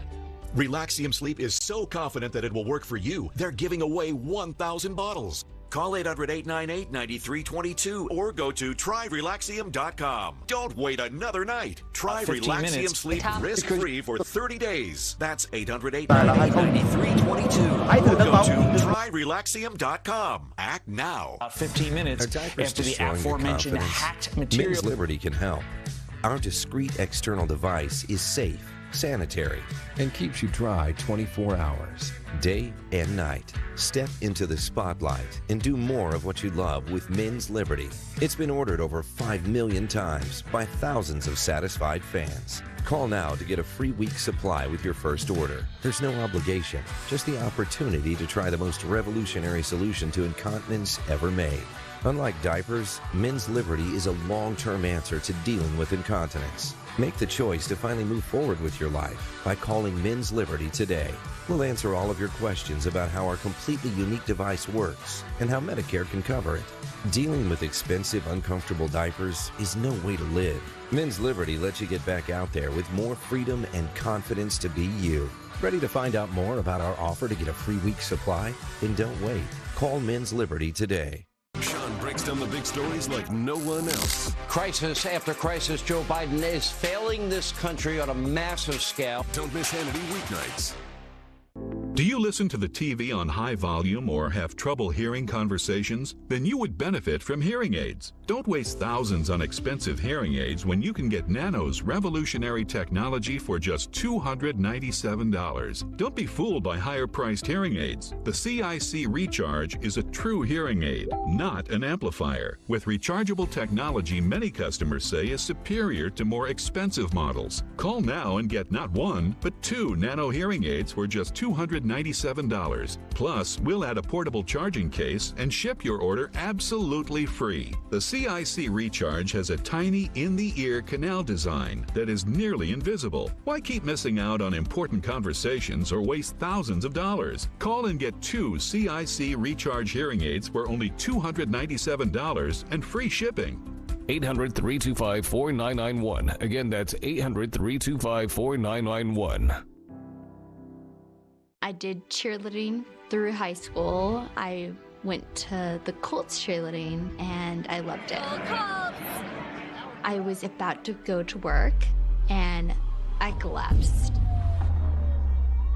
Thanks to the American Heart Association's support of life-saving research and medical breakthroughs, Tessa got her life back after suffering from a debilitating and near-fatal stroke. To learn more about how the American Heart Association is saving lives, go to helpheart.org.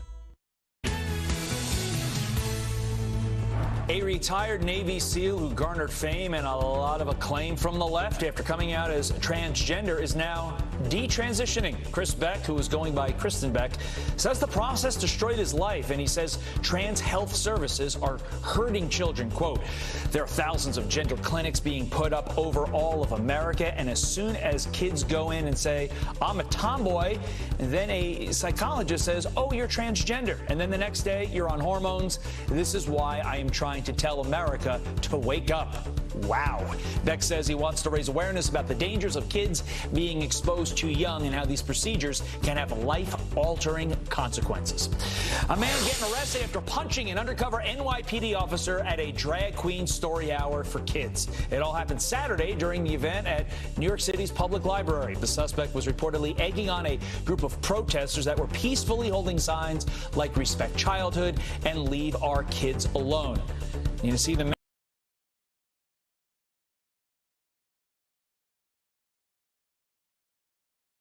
He's literally on the left, so tolerant.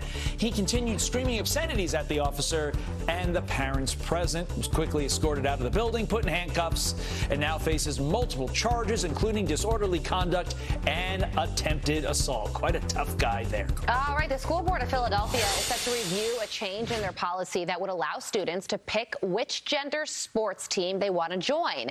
They could decide to add language that reads, students participating in interscholastic athletics may participate on the team of the gender with which they identify. Daniel Nancy is the father of 3 female girl Philadelphia public school students and a member of the Commonwealth Foundation, and joins me now. Daniel, good morning to you. So what do you think about this, allowing students to pick the gender team, gender sports team that they want to play on? What do you think about that? Good morning, Carly, and thank you for having me this morning. I think this should not happen. This is wrong in every way you look at it. This is even causing a safety issue for our kids. And definitely, last but not least, this shouldn't even be a priority right now, as there are more pressing and urgent issues that should be addressed in the Philadelphia school district, such as allowing kids from any type of neighborhood, social background to have access to a better education. I'm just sad that this is being considered, and we should raise parent awareness to make sure this doesn't occur, because this will put our kids into a total, I don't even know, there is no word for it. Yeah, and you said that your daughter played volleyball at the YMCA, but there were boys on the team, so she stopped playing. Tell us what happened there. Exactly. So my daughter last year, I enrolled her in basketball and volleyball, actually, so that she can see whichever she likes better. And at the time she was 12, and with the YMCA group, with the basketball, she had to be placed together with the boys and the girl. It was a mixed team, and she didn't feel comfortable at all. And this is the reason why my daughter, who really initially really likes basketball, decided to go for volleyball, because she pulled me aside and told me that she doesn't feel comfortable playing with other boys in her team. They are much more stronger, and it's not really a competition environment, because the boys too will hold themselves not to play well, because they don't want to be too aggressive toward the girl. And she finally decided to go to volleyball, because she's like, okay, I noticed that boys are not very interested in volleyball. This is an all-girl team, and I feel much more comfortable sticking to this sport. And this could happen to many other kids as well, pulling away from what they really like just because they want to be comfortable. And I think that's unfair. So we just reported on this story of a Navy SEAL who transitioned from male to female and now he is in the process of detransitioning. And his message is that children are getting pressure to make these gender decisions far too early by adults and healthcare professionals. What do you think about that message? Do you think he's right? He's totally right. I think children should be given time. They should be given time.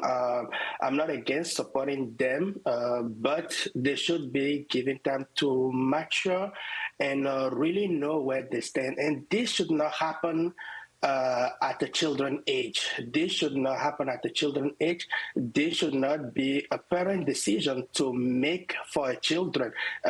They should... the only thing the parent can do is being supportive and because growing up, you are going through different stages in life. Growing up, you are going through different stages in life, and when you're trying to find yourself and balance and figuring it out, you could be in the wrong spot. You could make mistakes. So this is not a parent decision to make at all. And this is very dangerous. What is happening we need to leave it there. Country. Absolutely. Thank you so much for speaking out on this issue. We appreciate it. We appreciate you joining us. You're welcome. Thank you for letting me speak. You bet. Absolutely. All right, new Twitter files show company executives had meetings with federal agencies on a weekly basis, all while Twitter was scrambling to come up with new rules to kick then President Trump off the site. And would it surprise you to find out that not one Sunday show or any other network covered it? We're going to go over that again with Joe Concha. Big 5 a.m. hour coming up. I'll take it in, but don't look down. 'Cause I'm on top of the world.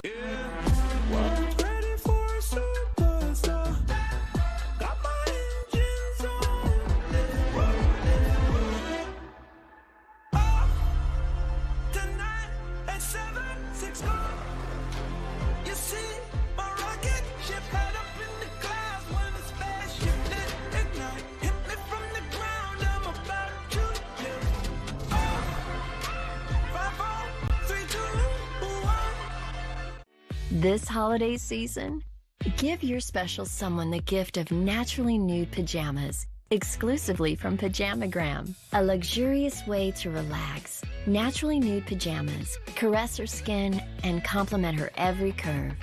plus accentuate her beauty. Naturally nude pajamas are available in sizes from extra small to 3X and come with a love it guarantee. And now, in this special TV offer, when you order Pajamagram's Naturally Nude pajamas today, they'll ship tomorrow. But that's not all. You'll also receive absolutely free a Naturally Nude nightie. Even better, when you order today, Pajamagram will include free gift packaging. Order now. Through this special TV offer, you'll save $75 and get a free bonus nightie. Plus, Pajamagram will wrap it for absolutely free. Make her feel cherished this holiday season. Order now, ships tomorrow. Hello, I'm Mike Lindell, and I'm excited to bring you my Giza Dream bed sheets for the best offer ever. We're all experiencing rising prices, but I was able to secure a limited amount of Giza cotton for a great price, and I'm passing those savings directly onto you. You can get my Giza Dream bed sheets for as low as $29.98 with your promo code. They're the most luxurious sheets ever, made with the world's best cotton. It's grown only in a region between the Sahara Desert, the Mediterranean Sea, and the Nile River. I know my sheets are perfect for you, and I'm extending my 60-day money-back guarantee for Christmas until March 1st, 2023, making them the perfect gifts for your friends, your family, and everyone you know. So go to MyPillow.com or call the number on your screen. Use your promo code to save 50% on my Giza Dream bed sheets. That's as low as $29.98. Quantities are extremely limited at these amazing prices, so please order now. The World Cup semifinals kick off on Fox. Tuesday, it's Lionel Messi in Argentina against Luka Modric and 2018 finalist Croatia. Croatia, do it again! Then on Wednesday, Mbappe's superhuman. Kylian Mbappe and defending champs France face Morocco. The Moroccan dream is very much alive! Coverage begins Tuesday and Wednesday at 1 p.m. Eastern on Fox and the Fox Sports app. And catch up on any match for free on Tubi. Meet Carrie and Sherry. They started Off-Road Vixens, an apparel company for women who ride. We wanted to create something that wasn't flowers and butterflies and pink. Their business got traction, and they needed financing to expand. We talked to our local bank. They told us that we didn't have a chance. Enter smartbizloans.com. We found them a bank which got them an SBA loan with a great rate, and we made the process easy. We've helped over 230,000 small businesses get over $9 billion in funding. Without SmartBiz, we probably wouldn't have gotten a loan. Apply today at smartbizloans.com. Sometimes you might not feel ready for the moment. With Roman at your side, We got this. you can take care of erectile dysfunction discreetly. So that you're ready. Roman ready.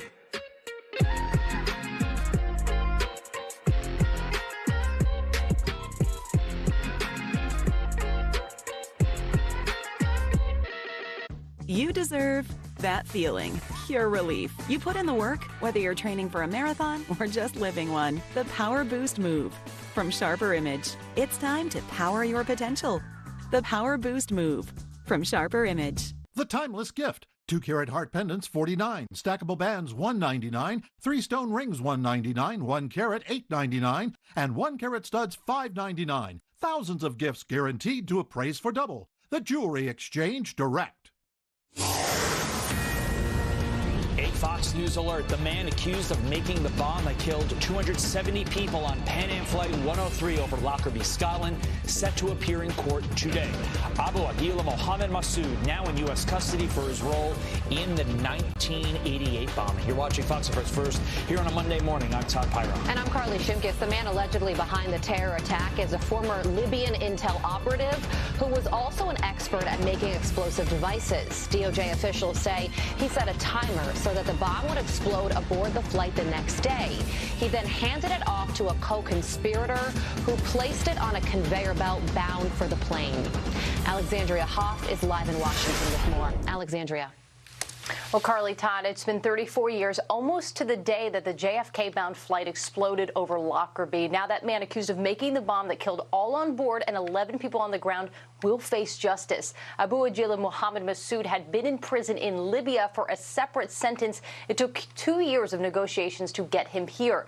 Massoud will be the only one out of 3 people charged in connection to this attack to stand trial in an American courtroom. The Department of Justice confirming that he had been taken into custody yesterday and that he will appear this afternoon in federal court. Among the 190 Americans killed in the December 21st, 1988 attack, 35 of them were students at Syracuse University who are headed home after a trip abroad. The president of the victims of Pan Am Flight 103 shared, "This is what we've been fighting for. This was a major coordinated effort by many parts of our government, and we are just grateful. Not that this is over by any stretch, but it's a great first step." Now, among the victims was Tom Ammerman. He was 36 years old, a married father of 2 young girls. His brother Bert has sought justice for nearly 3.5 decades. He told Fox News' Eric Shawn yesterday that he's grateful justice is coming for Massoud, but says questions over Iran's possible involvement in the attack must be answered. It's more than just Libya. There is no question, Eric, in my mind, that Iran was involved. And if we had used intelligence information all along, we would have come to this conclusion years ago. Now, Bert called on the president directly to make intelligence on the attack available. Carly, Todd. All right, Alexander.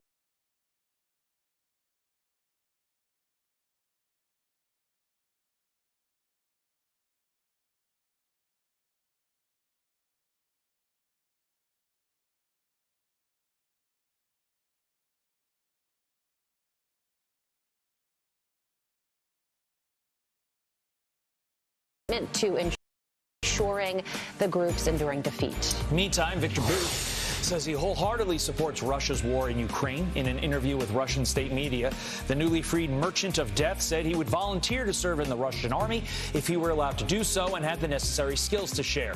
Bout was serving a 25-year prison sentence here in the U.S. for conspiring to kill Americans, acquiring and exporting anti-aircraft missiles, and supporting a terrorist organization.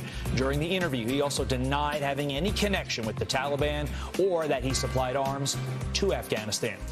U.S. Attorney Baier, who prosecuted Victor Bout, lays out the dangers of trading the Russian arms trafficker. Watch this. Convicted at trial by unanimous jury of conspiracy to kill Americans. He was convicted of conspiracy to provide material support to terrorists.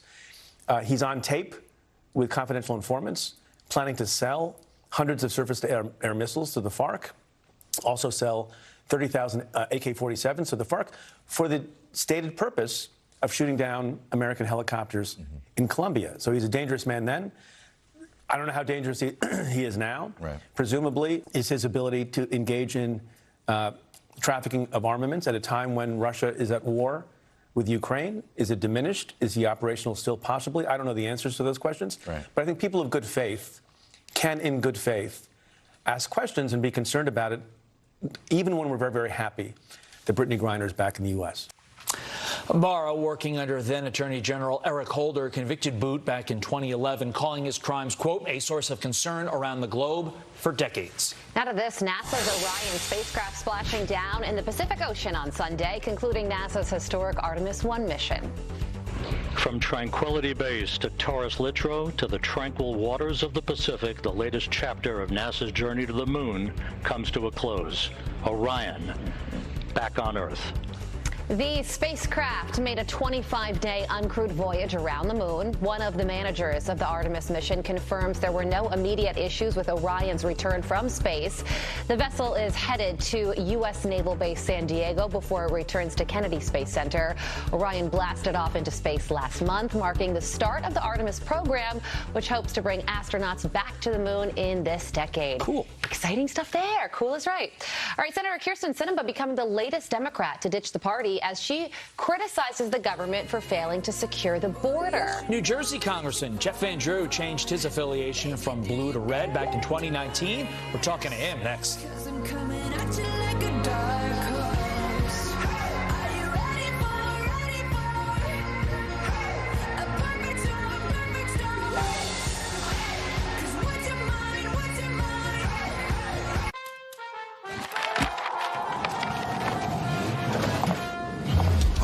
wrap, easy to give.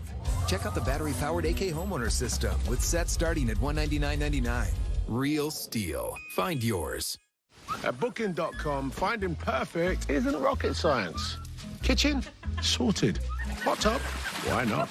And of course, puppy friendly. We don't like to say perfect, but it's pretty perfect. Booking.com. Booking.yeah. When we started our business, we were paying like an arm and a leg for the postage. I remember setting up ShipStation. I think it was just like 1 or 2 clicks. Everything was up and running. I was printing out labels and saving money.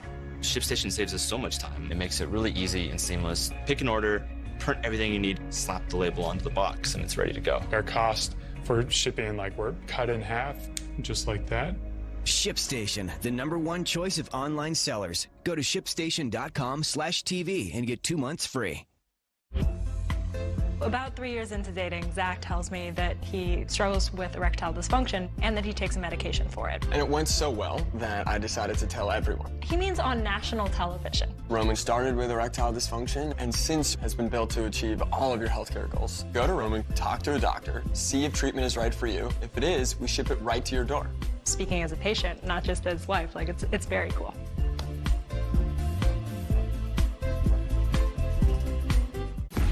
Handmade patriotism, delivered to your door, your business, your home, your garage. Nothing says I'm proud to be an American like displaying your values through patriotism. And a handmade flag from Metal Art of Wisconsin sends a clear message. Each flag is handmade with American pride, each one given the white glove treatment. Check out our full line of innovative products at freedomcabinet.com. Tucker Carlson tonight. It'll be a different day, but our position on the world will remain unchanged. Don't miss a minute. Weeknights on Fox News Channel.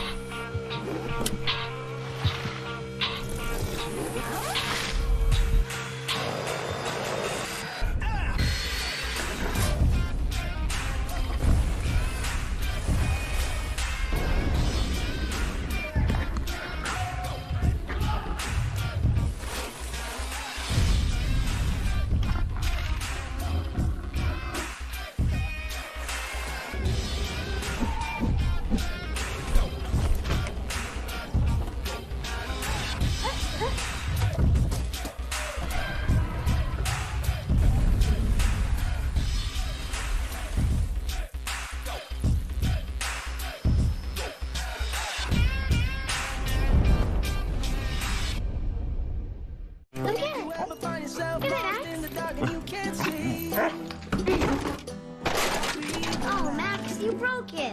No, don't do that. Bad boy. Find out what we're made of.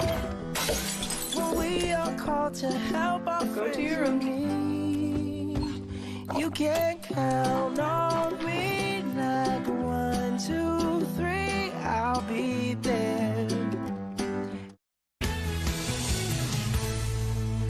Americans nationwide still struggling to keep up with rising food costs, and even charities say it's getting harder to deal with America's hunger crisis.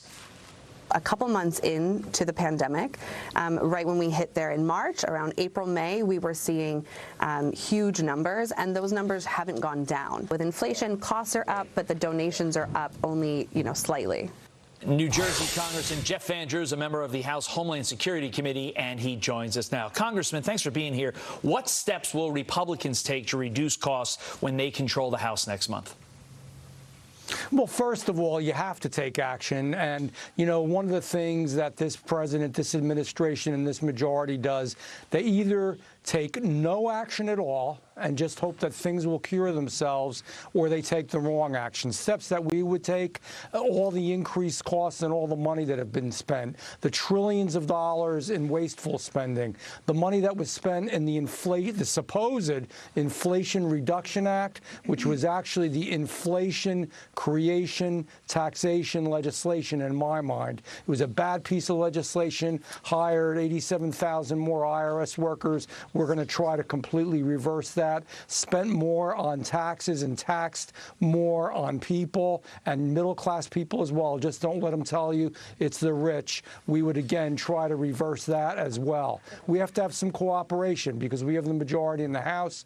We need the Senate, and we need the president for once, for God's sake, for once, to try to do the right thing. Yeah, turning off the money spigot would go a long way to helping bring down inflation. Meantime, I want to hear your thoughts on this, something that's somewhat familiar to you. Arizona Senator Kyrsten Sinema, the latest Democrat to leave the parties. She is citing failure at our border as the reason why. Take a listen. As a native Arizonan who was born and raised near the southern border, I can tell you unequivocally that the federal government has failed its duty in the last 40 years. Not just Democrats. It's just everyone. The federal government has failed here. You're familiar with this, Congressman Van Drew. You switched from the Democratic Party to the Republican Party, like we said in the tease, in 2019. What retribution is she about to get from the Democrats? Oh, they're not going to be happy. They don't have much of a choice here, and they're probably, when they go to sleep at night, praying that she doesn't become a Republican, because that would even be better. We're going to have to see how she does, what actions she takes. Certainly, it's a setback for them to lose somebody as a Democrat, and I know she's going to caucus with the Democrats, but I hope she votes and thinks independently. They're not going to be happy. The pressure is going to be on her. It was on before. But let me tell you, she's right about this issue. The federal government, again, this administration, this majority and this president should be so, disgusted with what they're doing, but they don't even realize how bad a job they're doing.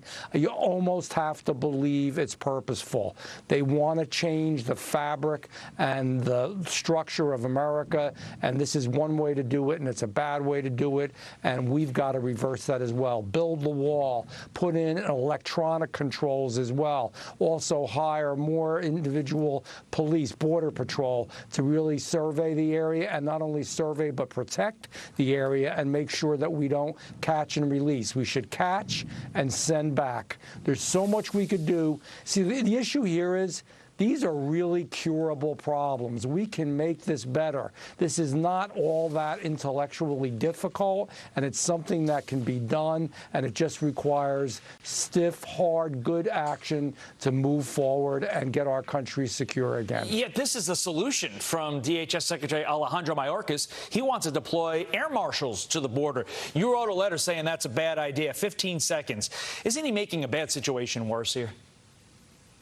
Oh, yeah, he is. It's the height of stupidity. So what he's doing is making us more vulnerable in the air at the most vulnerable time of the year when people are traveling a lot. You think he would have learned or studied 9/11 a little bit. And secondly, they're not going to be able to really help because it's not what they're trained for. They are trained in a highly specified, very important job, and that's to protect our skies from violence. Right. And instead, they're putting them on the border. We need real Border Patrol people there. We need them in the air. And we need to embolden those Border Patrol individuals to do the job of Border Patrol, not just processing and facilitating the administration's horrible policies. Congressman Jeff Van Drew, thank you very much for your time, sir. Appreciate it. Thank you. Over 1,500 migrants crossing into El Paso, Texas last night as the border crisis becomes a catastrophe. New York Congresswoman Nicole Malliotakis has felt the impact of the migrant crisis right in her district. She joins us live. Plus, the Biden administration is defending giving a $200 million grant to a company with ties to the Chinese government. We're asking Trump's former budget director, Russ Vought, if he has a problem with that. That's coming up next.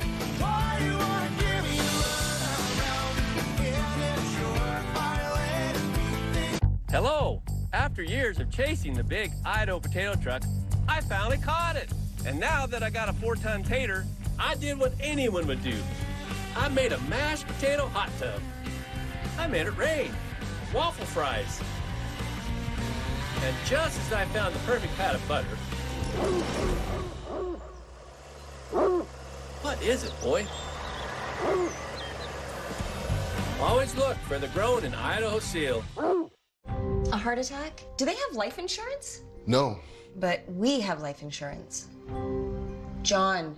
I'm trying to find something we can afford. Fortunately, in only a few minutes, SelectQuote found John a $500,000 policy for only $29 a month, and his wife Anne a $500,000 policy for only $21 a month. Go to SelectQuote.com now and get the insurance your family needs at a price you can afford. SelectQuote. We shop, you save.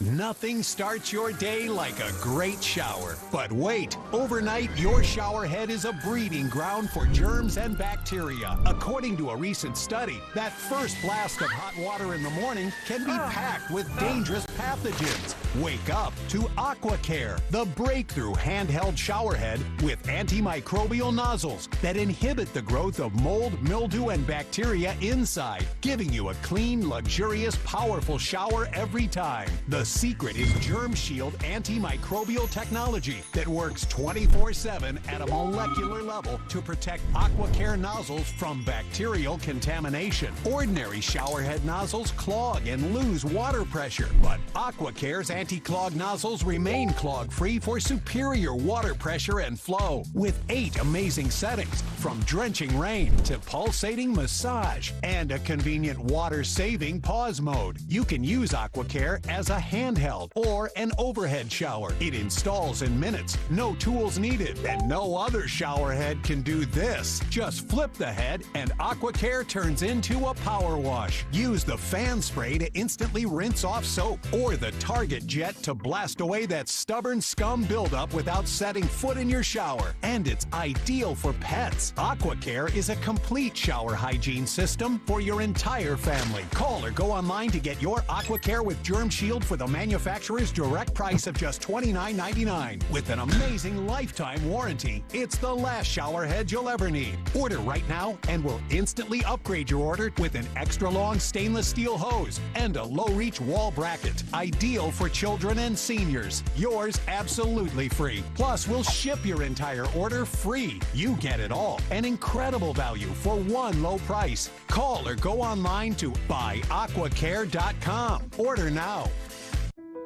Your personal information gets exposed so often, it might as well be hanging in a museum. Everyday activities like online shopping, banking, and even data breaches may expose your information and make it dangerously easy to have your identity stolen. No wonder there's a new victim every 3 seconds.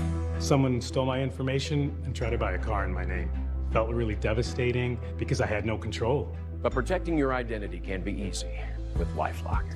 LifeLock monitors threats to your identity, and if an issue is detected, a dedicated U.S.-based restoration specialist will work to fix it. If something happens, you have somebody fighting for you. All backed by LifeLock's $1 million protection package, including reimbursement for stolen funds. Everybody needs to have LifeLock. Identity theft protection starts here. Call the number on your screen or visit lifelock.com/get25 and use promo code GET25 to save 25% on your first year of identity theft protection. Enroll now. The Biden administration is defending giving a $200 million grant to an energy company tied to China after financial disclosures show 69% of its revenue was generated in the communist country, while only 3% came from the United States. Russ Vought is former OMB director under President Trump in Center for Renewing America President and joins us now. Russ, good morning to you. What do you make of this $200 million grant? Well, it's pretty concerning. I mean, you have a country that, or a company that is on a number of lists of concerning companies that may be in violation of current law as it pertains to the steps that this country has taken to make sure that there are companies firmly tied to China, making sure they're using China-based auditors. So this is the kind of thing that we've been concerned about with regard to the $135 billion that was passed. Where's the money going? Yes, we need to take steps to make sure that we build our capacity in this country, but the extent to which the bureaucracy doesn't have the controls in place to make sure that it goes to actual companies that have that same desire is a real concern in this matter. Yeah, so this company makes batteries for electric vehicles. It's called Microvast. It is based in Texas, but the Department of Energy, they're now defending giving this massive grant to them, saying Microvast is an American battery company, and thanks to the bipartisan infrastructure law, it no longer needs to look to China to establish establish its manufacturing facilities. And the company says they are not pro-China and that they create a lot of American jobs here at home. So essentially their message is that this grant will help them distance themselves from China, so no cause for concern. Well, we have concerns, and I probably wouldn't have put it on the list of the first set of companies to be able to get this money that is being sent out from the Department of Energy. And so I think that's the concern: is does the Biden administration have the right perspective as it comes to the concern with regard to China and in companies that are have had a very close relationship with China? This is a perfect example of it, and there needs to be great scrutiny. And I'm glad there's many on Congress that are already saying that they intend to do so. Speaking of China, Chinese President Xi Jinping just met with the Saudi Arabian Crown Prince, and this summit is supposed to signify a new era of Chinese-Arab partnerships. And here is former Secretary of State Mike Pompeo on that front. Watch this. This administration came in, they went soft on China. They called the Kingdom of Saudi Arabia. They said the leader was a pariah. And when you do those things, you will hurt the American people all across this country. And what you saw happen in the kingdom this week is a direct result of bad American policy. Yeah, so what it seems like is because the Biden administration is hell-bent on signing this Iran nuclear deal, Saudi Arabia is now looking for new friends. And one of those new friends comes in the form of China. What do you make of this? I agree with the former secretary. I mean, that's exactly the problem when you have an administration that does not know how to figure out who its allies are and, most importantly, who their adversaries are. And this is not the only example of the extent to which they have empowered China by taking a policy approach that was not necessary. The Trump administration set them up with the proper approach to both countries, and it's unfortunate that they are letting those relationships unravel. Yeah, Xi Jinping was also quick to point out that they're the world's largest oil consumer, and they want to contribute to Saudi Arabia's growth in that front. So it sounds like their Belt and Road Initiative could expand to Saudi Arabia, which I'm sure Saudi Arabia is very happy to hear. But what does that mean for the United States if Saudi Arabia replaces the United States with China? Yeah, I mean, it's an enormous problem. You know, it is something that, you know, the United States needs to be able to ensure that a country like Saudi Arabia feels comfortable in an alliance with the United States, to be able to understand that we're going to be able to approach them with an understanding of their interests and not push them them into the arms of communist China. Unfortunately, that's not what we're seeing here right now. Yeah, the Biden administration has been pretty quiet about this meeting between Xi Jinping and the Saudi Arabian Crown Prince, but apparently they are not happy about it. Russ Vought, thank you so much for joining us this morning. We appreciate it. You bet. Thank you. Absolutely. All right, former Obama officials James Clapper and John Brennan could soon find themselves under oath after a letter they signed labeling the Hunter Biden laptop story a hoax. We're talking to David Webb about that coming up next. And did you see this? A man getting physical with an undercover police officer who's much bigger than him, I might add, trying to keep the peace outside of a drag queen story hour event in New York City. I'll show you how this ended.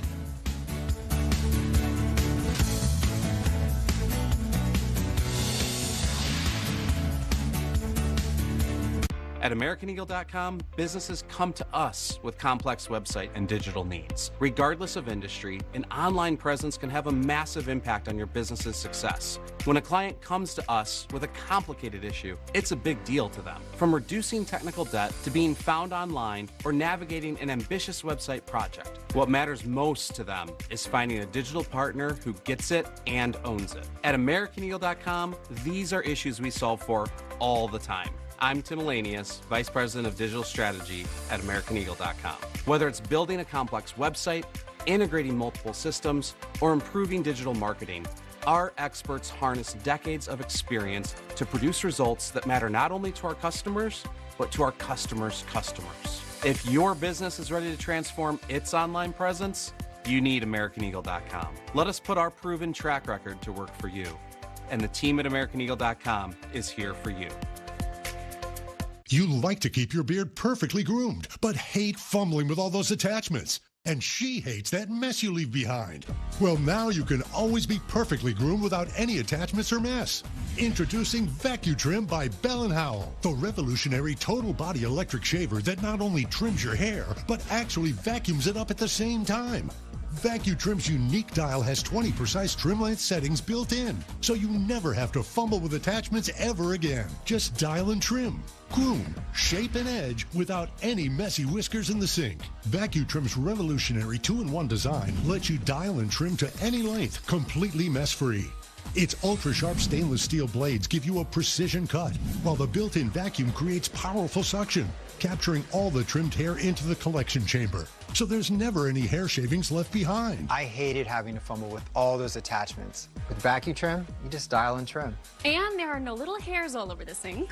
That's why I love it too. Snap on the easy-to-use guide to tighten and shape your beard. Dial it down to 5 to shape goatees and edge sideburns. Dial VacuTrim to 1 for that perfect rugged look. Or remove the guide to tame unwanted hair on your stomach, chest, and back. With VacuTrim, you get the perfect length every time. And since there's no mess, you can trim your beard just about anywhere. VacuTrim is cordless and rechargeable. You can shave up or down without water or shaving cream. No nicks, bumps, or ingrown hairs. Get your VacuTrim for only $39.95, and we'll ship it to you free. Dial and trim, groom, shape, and edge like a pro with VacuTrim by Bell & Howell, the adjustable electric shaver that cuts and vacuums at the same time. So there's never any mess. Get yours now. To order, call 1-800-709-6818. That's 1-800-709-6818, or go to VacuTrim.com. So call 1-800-709-6818 or order online at VacuTrim.com. Psoriatic arthritis made my joints stiff, swollen, painful. Emerge Tremfyant. Tremfya is approved to help reduce joint symptoms in adults with active psoriatic arthritis. Some patients even felt less fatigued. Serious allergic reactions may occur. Tremfya may increase your risk of infections and lower your ability to fight them. Tell your doctor if you have an infection or symptoms, or if you had a vaccine or plan to. Emerge Tremfyant. With Tremfya, ask your doctor about Tremfya today. A winter megastorm from California making its way to the East Coast after more than 21 inches of snow hit parts of the Golden State. The fast-moving system already hitting us in the Northeast or nearing the Northeast. That is so pretty. Look at that sight. Yesterday, parts of New York began to see flurries, and winter weather advisories were issued to areas of the Northeast as the snow could cause dangerous traveling conditions. People could expect to see up to 10 inches of snow ahead of their morning commute. Oh, say it ain't so. Meteorologist Adam Klotz here with our Fox Weather forecast. Hello. You get snow, you get snow, you get I did get snow. Everyone gets snow. Would you have 4 inches, Todd? I got about 4 inches, I'm guesstimating. I think I've seen 7 or 8 inches has kind of been the highest across interior New England. And you know what? We're kind of wrapping up what we're seeing there or here early this morning. But that is that system that kind of quickly swept across the Northeast as much as 8 inches of snow. But it is kind of round after round of winter weather across the country as we have a big one that's been sweeping across the West Coast. Very heavy snow in California. That is now lifting into the Pacific Northeast. This is going to be one that's going to sweep the entire country, and we're going to be talking about a major snowstorm over the next couple of days that's going to affect millions and millions and millions of people. We've got winter storm weather advisories, blizzard warnings back across the northern plains. You're seeing that kind of back over my right shoulder. So big winter weather is on the way. This is the low pressure system that's going to sweep across the country. Some of those deeper colors there you're seeing is feet and feet and feet of snow. So this is a big winter system. It's going to run across the Midwest. It is going to impact New England again. But if you look kind of back off behind it, if you live in the southeast, it is a big rainmaker. This is a huge winter system that I think is going to affect the entire country over the week ahead. A winter system that goes from the West Coast to the East. All the way to the East Coast and drops feet of snow. It's going to be a blizzard at times. That is certainly news there. It's a biggie Tupac storm from the West Coast to the East Coast. They're beefing. Thank you. Adam, thank you. Todd, thank you for that, too, as well. We appreciate you. That's fine. All right. Thanks, guys. Turning now to this, House Republicans are getting ready to subpoena former Obama intel officials and others over the censorship of the New York Post's Hunter Biden laptop story. Those 51 intel agents that signed a letter that said the Hunter Biden information was all wrong, was Russia collusion, many of them have a security clearance. We're going to bring them before committee. Why did they sign it? Why did they lie to the American public? A Clapper, a Brennan. Why did you use the reputation that America was able to give to you, more information, but use it for a political purpose and lie to the American public? Fox News contributor David Webb joins us now. David, I'm tired of talking about these 51 without any consequences. Will there ultimately be consequences? Will those 51 individuals be held accountable for what they did? Well, that's the important question of the day, and the important question that McCarthy and whatever the Republicans do in the next Congress once they're sworn in, what do they deliver? Look, 43 of the 51 were CIA. This was essentially a CIA operation where you have this letter. What did they have? They had the laptop before that. The FBI had the laptop. Who knew what and when? Realize that they weren't just doing this with a letter. There was Supervisory Agent Elvis Chan meeting with Twitter, with a team of agents. There were with Facebook. There were a whole lot of things going on here to carry out what they knew was a fake Russia collusion story to drive this as a political weapon that could be used by Joe Biden in a debate with Trump. So when you look at this, where there's that much smoke, there has to be fire, subpoena power, compel them to come, put them under oath. McCarthy and the Republicans cannot carry out another Washington commission committee where they sit there and just ask questions and tell their own story for 5 minutes or 4 of the 5 minutes, then ask a question with the answer. Enough. The people need answers under oath, and if it needs to and it leads to it, then these are people who possibly may be prosecuted or should be prosecuted. David, what do you think about this conversation surrounding stamping out disinformation? In some instances, disinformation is just having a contrary opinion to the approved narrative, and yet the federal government is still openly saying that they are trying to fight back against it. Yeah, it's a lie. I mean, let's just call it what it is. Disinformation is a deliberate action, right? That's something that's being done, for example, by the Chinese on social media platforms like TikTok with information warfare. You look at the instruments of national security, the DIME strategy. Information, and in this case, disinformation, is a valuable tool.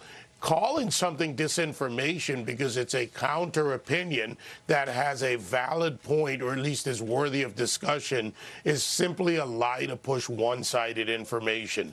And we saw this coming out regarding so many things, from COVID to Russia collusion, all of these issues. Finally, David, the school board of Philadelphia set to review language to a policy that states, quote, students participating in interscholastic athletics may participate on the team of the gender with which they identify.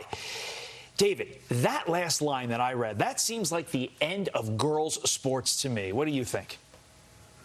Yeah, first of all, where are the girls trying to play boys' sports? Now, what this is, and I looked into this, you have a 2016 and a 2017 language. You have language there. They want to normalize what used to be in 2016 a case-by-case basis. They now want to make broad acceptance.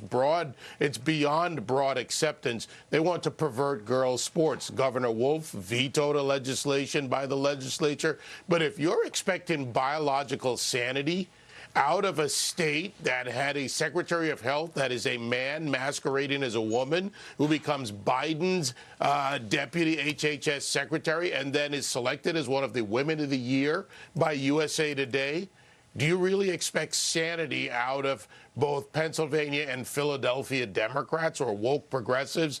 I wouldn't expect it. This is an insult to girls. You should not have boys walking around with their genitals hanging out as they do it with Leah Thomas in the locker room. We now know that this is going on. It's fact. And for fathers and mothers out there, should your daughters be in the locker rooms with boys? Yeah, the Biden administration also supporting changing Title IX to make it gender neutral. So it's not just at the state level, it's also at the federal level as well. David, got to leave it there. And that silence you hear is the feminists from the 60s who aren't saying a word to any of this now. David, thank you so much. They're absolutely silent.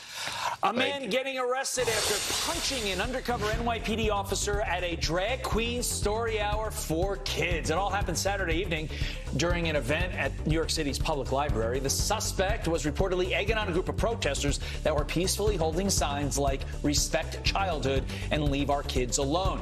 You can see right here The man punching the plainclothes officer in the stomach as the cop tries to calm him down. He continued screaming obscenities at the officer and the parents present, quickly escorted out of the building, put in handcuffs, now faces multiple charges, including disorderly conduct and attempted assault. And speaking of police, officers are fleeing New York City and heading to smaller areas as crime in the Big Apple continues to soar. The city of Danbury, Connecticut, which is about 15 miles north of New York City, welcomed 6 new NYPD officers last week, according to the Danbury News-Times. Officers citing higher pay and a lot less crime. There's a lot less crime in Danbury, right, Todd? As the reason for the move, it's the latest wave of officers leaving the force. As of November, about 1,200 officers have resigned. An NYPD officer told the New York Post he doesn't see this trend stopping anytime soon. It's part of a migration. I'm trying to get you up to Connecticut. The other thing, you get the Nardelli sandwiches there in Danbury, which are really good. So another reason to move from New York City to Speaking of a very serious story about police and crime, about food. It's a really good sandwich. We can support that. Just this time. All right, turning now to this. More Twitter files are out, and we're learning the lengths executives were willing to go to get Trump off the platform permanently. But don't expect any of the Sunday shows other than ours to cover it. Joe Concha here live on that. Next.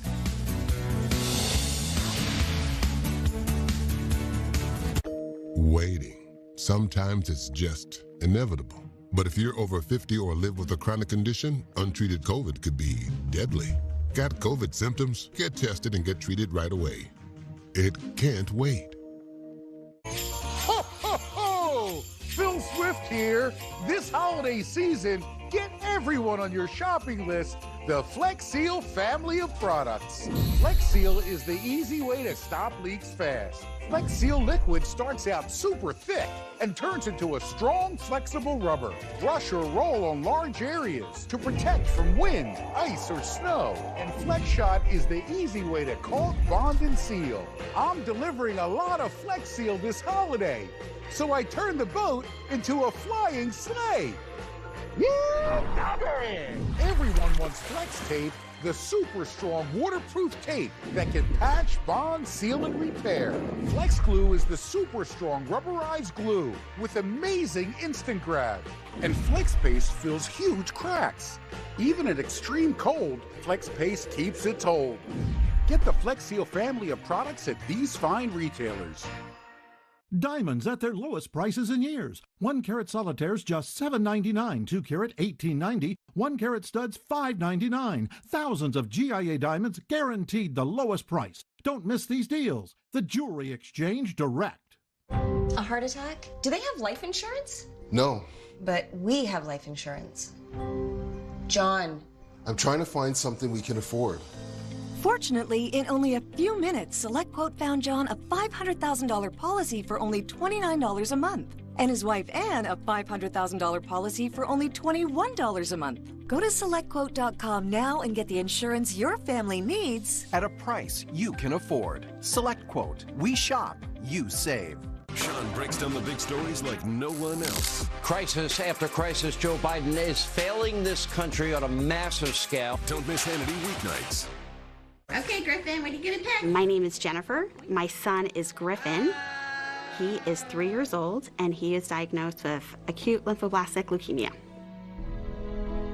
St. Jude, honestly, to us is everything. You know, we've been here at our most broken, our most scared, and our most terrified, and they literally picked us up off the ground and strengthened us. And from that very first moment when we were walking down the halls into our hospital room, you could see all the names and all the organizations and all the people who have donated, and it felt like, wow, we have this incredible, huge team of people all over the world are fighting with us to make sure that Griffin has the best medical care and the best chance for a cure. Griffin, say hi. And they don't stop. Like, literally, St. Jude never stops. For all the people who contribute to St. Jude, we are so grateful for everything that you have done to give us our son and to make sure that he has a long and happy and healthy life.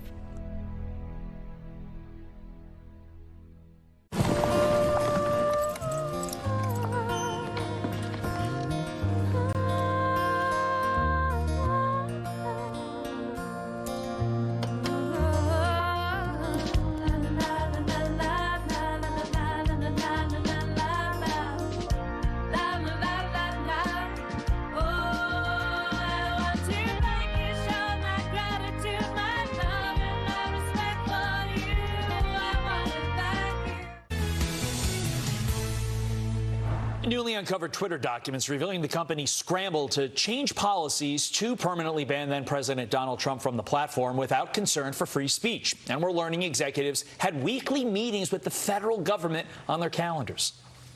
These social media companies working with the federal government have censored and oppressed us in our own homes and told our neighbors and our family members if we're not doing what they said during COVID and the mandates, which was not law, that they were to turn us in. So when you look again at the totality of circumstances, what you see is that the government is in our homes. It doesn't matter if they're sleeping in another room. They're here and they're working with social media companies to oppress our speech. That to me is no different. They are quartering in our home without our consent. Brooke Singman has the very latest. Brooke.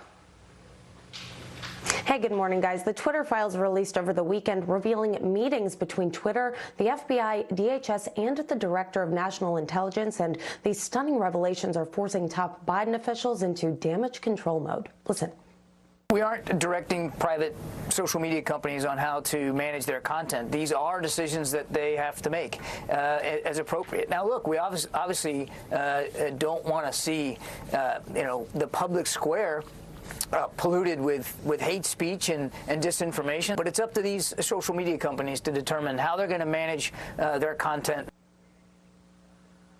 On Friday night, independent journalist Matt Taibbi detailed Twitter's relationship with government agencies in Part 3 of the Twitter files. An internal message sent by Yoel Roth, Twitter's former head of trust and safety in October 2020, mentions a weekly meeting with Twitter would have with FBI, DHS, and Director of National Security officials. The message reads in part, quote, "The meeting happened about 15 minutes after the aforementioned hacked materials implosion. The government declined to share anything useful when asked." Now, the hacked materials implosion is a reference to Twitter's censorship of the New York Post's reporting on Hunter Biden's laptop.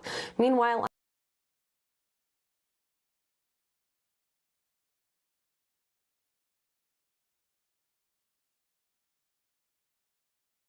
Saturday night, independent journalist Michael Schellenberger shared Part 4 of the Twitter files. Now, when it comes to former President Trump, the thread begins with this bombshell tweet.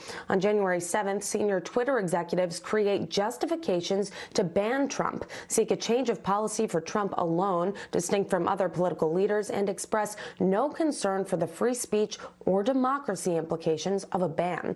An internal message sent by Roth says then CEO Jack Dorsey approved this 5-strike system to ban users just one day before Trump was permanently suspended. Roth went on to say that under the new policy, Trump had just 1 strike remaining. Now, after these staggering revelations, House Oversight Committee ranking member James Comer says the GOP now has sufficient evidence for the investigation into both the FBI and Twitter. Listen.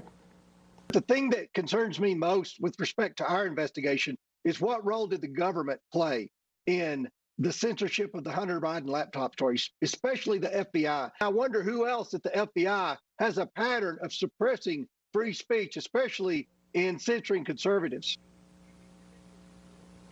As evidence against Twitter and the FBI continues to pile up, Republicans have vowed to thoroughly investigate the cover-up of the Hunter Biden laptop story. Carly, Todd. All right, Brooke Singman live for us. Thank you so much. Let us bring in author of Come On, Joe Concha. Joe, another tweet from Michael Schellenberger in the latest installment of these Twitter files says on January 8th, Twitter says its ban is based on specifically how Trump's tweets are being received and interpreted. But in 2019, Twitter said it did not attempt to determine all potential interpretations of the content or its intent. Right. So the Twitter executives got into the business of taking down tweets because they were afraid of how people would interpret them. Right. In other words, if you're at home and you're on your computer or you're on a subway or you're on a bus or you're looking at your phone while you're at work, you're too stupid. You are not smart enough to understand what is and what is not information that may be harmful to you, so to speak. And they weren't afraid of anything. They were working in concert with the Democratic Party. All of these emails that we're seeing, these receipts that we're seeing from Matt Taibbi and Barry Weiss now prove this. this, right? And the lockstep of ABC, NBC, CBS, CNN, MSNBC, NPR, PBS, the New York Times, the Washington Post, all not covering this is as pathetic, Carly, as it is predictable. And these networks and these outlets, this bias of omission is just as telling as Twitter's actions itself as far as shadow banning, suppression of information, outright censorship. Social media and traditional media, the free press, now appear to be saying they support the silencing of certain kinds of speech if it's something that David Webb just brought it up before. If it's something that they disagree with, then it should be silenced, right? And when this story is being covered and talked about, particularly on social media, it's being mocked as some activist journalists attempt to fail to discredit Matt Taibbi, Barry Weiss, two truly independent journalists. It's gone from now, Todd, hey, you're a crazy conspiracy theorist for saying shadow banning exists, to, hey, we already knew this. It's no big deal. Just accept it. No, we should not accept this in any way, shape, or form, yet it's not being covered anywhere. Yeah, and Joe has been talking to us about this transition from journalism to activism for years now. Yeah. This is the most telling example. They're not even trying anymore. This is 100% activism on a story that I think objectively 5 years ago, everybody would agree this is a really big story. Along those lines, Elon Musk also posting a tweet getting some attention that his pronouns, everybody puts their pronouns, not everybody, but a few people put their pronouns out there like they, them, he, she. Elon Musk says his pronouns are prosecute Fauci. The Atlantic responding, quote, Elon Musk is a far-right activist, even though he was a Democrat up until like 10 minutes ago. The tweet is a cruel and senseless play on pronouns that also invokes the right's fury toward Anthony Fauci. Obviously, he really triggered the libs here. Joe, when I was preparing for this segment, I thought to myself, is Elon the next Donald Trump in terms of getting under the left's skin? Oh my, he might even be better at it. I mean, his tweets are incredible. And the thing is, the old Twitter regime apparently never even used Twitter in any way, shape, or form. They didn't even understand their product. Elon Musk understands exactly what he has here as far as a tool in terms of sending a message. And his tweets are viewed by millions upon millions of people. So, yeah, he appears to be triggering certain folks on the left, no question about it. And he's doing it in a way where now, to your point, he used to be the guy saving the world with Tesla and SpaceX, and now he's apparently part of the alt-right. Go figure how that works, but he's sharing his opinions. That's what Twitter's for, guys. It certainly is. Joe, thank you so much for joining us. Pleasure. Take care, Carly. Take care, Todd. All right, the border crisis completely out of control. Over 1,500 migrants just crossed into El Paso, last night, as border encounters are already notching about 500,000 for this fiscal year. Congresswoman Nicole Malliotakis is here next. But here now, Steve Ducey with a look at what is coming up on Fox and Friends. Hey, Steve. Hey, Todd and Carly, hang on a second. I'm just taking off my boots. We had some snow out in Jersey. Just saying. I'm ready for up to like 1.5 feet. I love it. You're like a Boy Scout. Steve, you're giving me a lot of Mr. Rogers vibes right now. Thank you very much. It's a beautiful day in the neighborhood. It sure is. Nice. Good morning to you, Todd and Carly. Coming up on our Monday telecast, Pan Am Flight 103 exploded over Lockerbie, Scotland back in 1988, killing 270 people on board, including 35 Syracuse University students who were studying abroad, coming home for Christmas. The sister of one of the victims reacts as the bomb-making suspect makes his first court appearance in a U.S. court later on today. We're also going to hear from Piers Morgan and Newt Gingrich. And calling all bots and trolls, Elon Musk is cracking down on spam Twitter accounts. Stuart Varney is going to react. Plus, Grammy Award-winning country music singer Tanya Tucker is here to make her acting debut. Talk about that in a brand new Christmas movie. But first, she stops by Fox and Friends with the preview. So we have a busy 3 hours. Kicks off just about 9 minutes and 50 seconds from right now, right here on the channel you trust for your morning news. Todd and Carly back in a couple. You're watching Fox and Friends first.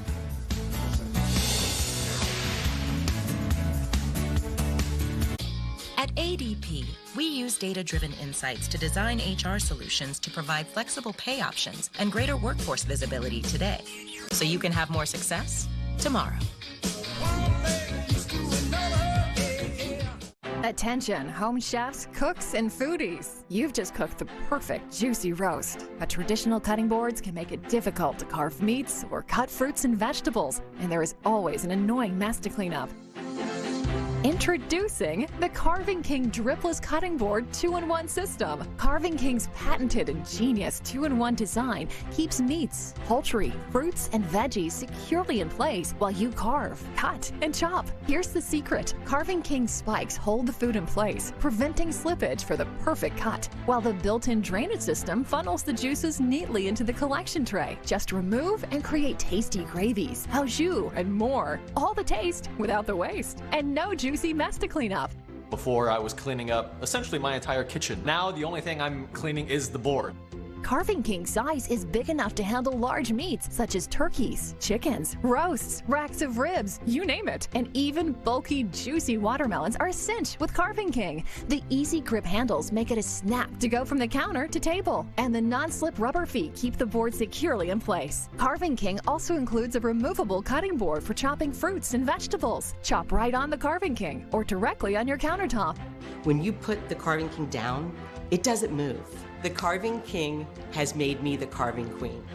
The Carving King is made right here in the USA and is dishwasher safe and BPA free. With the Carving King, you eliminate the mess and reduce the stress. Spend more time with your family, friends, and guests instead of cleaning up the mess. Call or go online right now to get your Carving King Dripless Cutting Board, including the bonus removable chopping board insert. And with every order, we'll include this digital meat thermometer. Together, that's $40 of accessories, absolutely free. Order today and be sure to check out our free shipping offer. Get a board for yourself and one for a friend, because Carving King makes a great gift. Call or go online now. Hi, my name's Steve. I lost 138 pounds on Golo and I kept it off. So with other diets, you just feel like you're muscling your way through it. The reason why I like Golo is plain and simple, it was easy. I didn't have to grit my teeth and do a diet. Golo's a lifestyle change, and you make the change and it stays off. Golo's changed my life in so many ways. I sleep better, I eat better. Took my shirt off in the first time in 25 years. It's Golo, it's all Golo. It's smarter, it's better, it will change your life forever.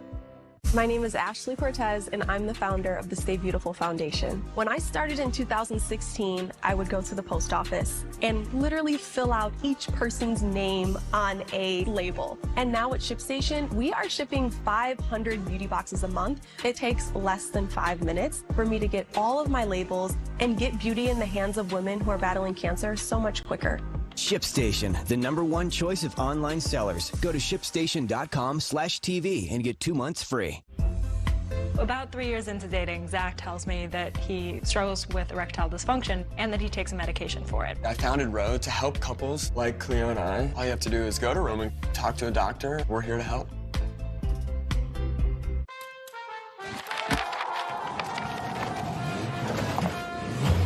Hard to wrap, easy to give. The Steel Holiday Gift Guide has something for everyone on your list. Real Steel. Find yours. It's Fox Nation's once-a-year sale. Enjoy 50% off all yearly plans with our special offer. Catch our most festive shows, including Christmas at the Greenbrier and a Yellowstone Christmas. Don't miss out. Sign up for Fox Nation today and get 50% off all yearly plans.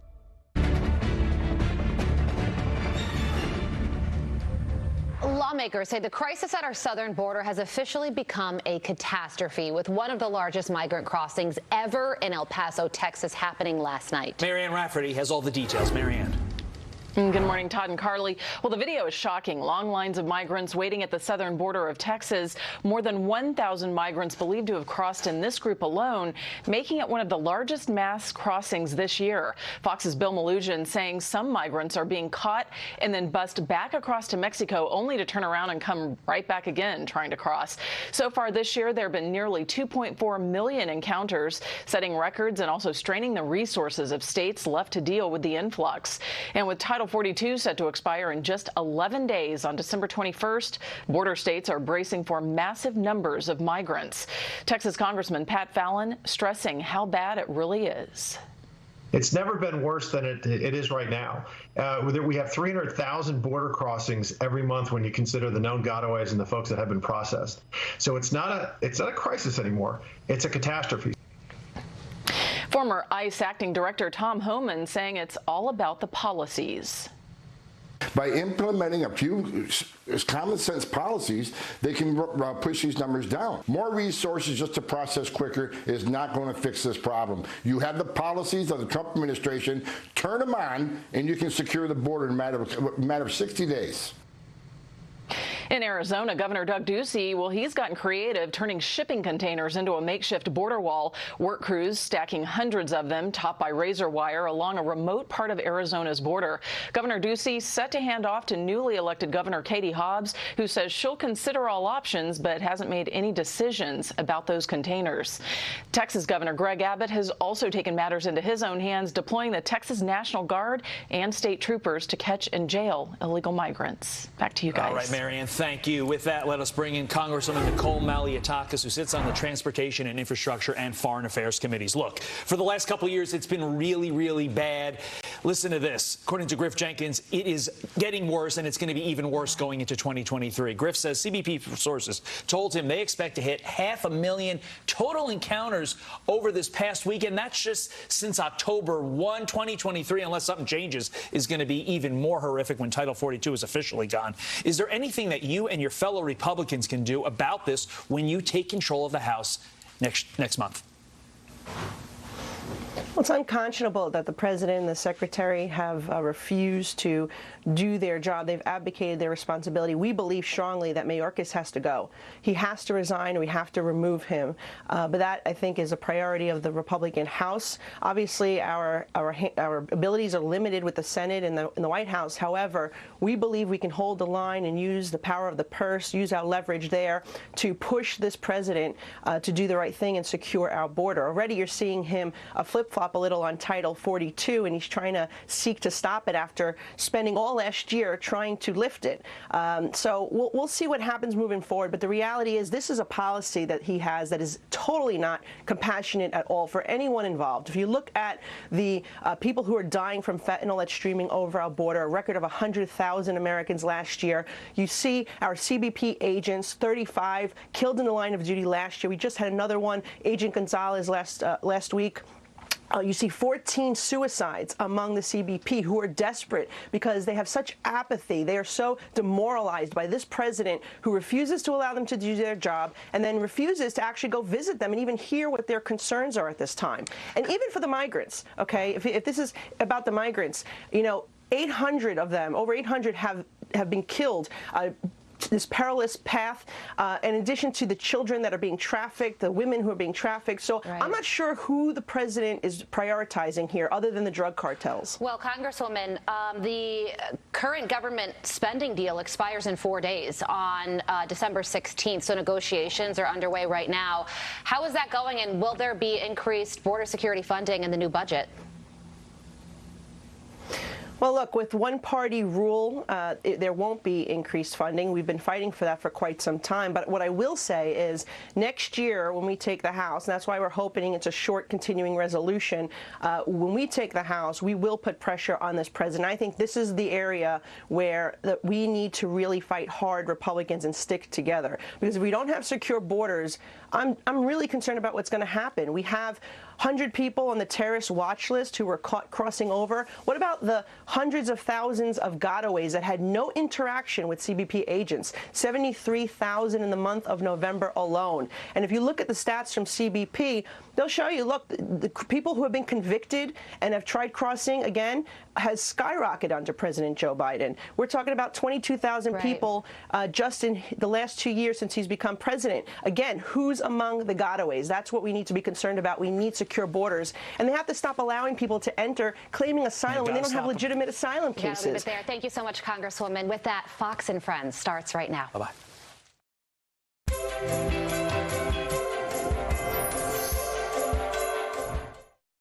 FBI, DHS, and the Director of National Intelligence forcing top Biden administration officials into damage control mode. We aren't directing social media companies on how to manage their content. The man accused of making the bomb that killed 270 people over Lockerbie, Scotland, set to appear in court. Pan Am Flight 103 blew up back in 1988, killing all on board. Libya has turned this person over. We should get as much information from him as possible. The border crisis completely out of control. More than 1,500 migrants crossing into El Paso, Texas last night. Title 42 set to expire in just 11 days. Border states are bracing for massive numbers. Winter weather on both coasts. Very heavy snow in California. This is going to be one that's going to sweep the entire country. A major snowstorm over the next couple of days. To the opposite side. Mahomes, he'll just chuck it ahead, and it's caught.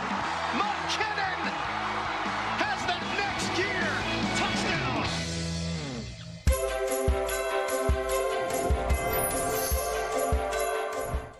Santa's coming for us.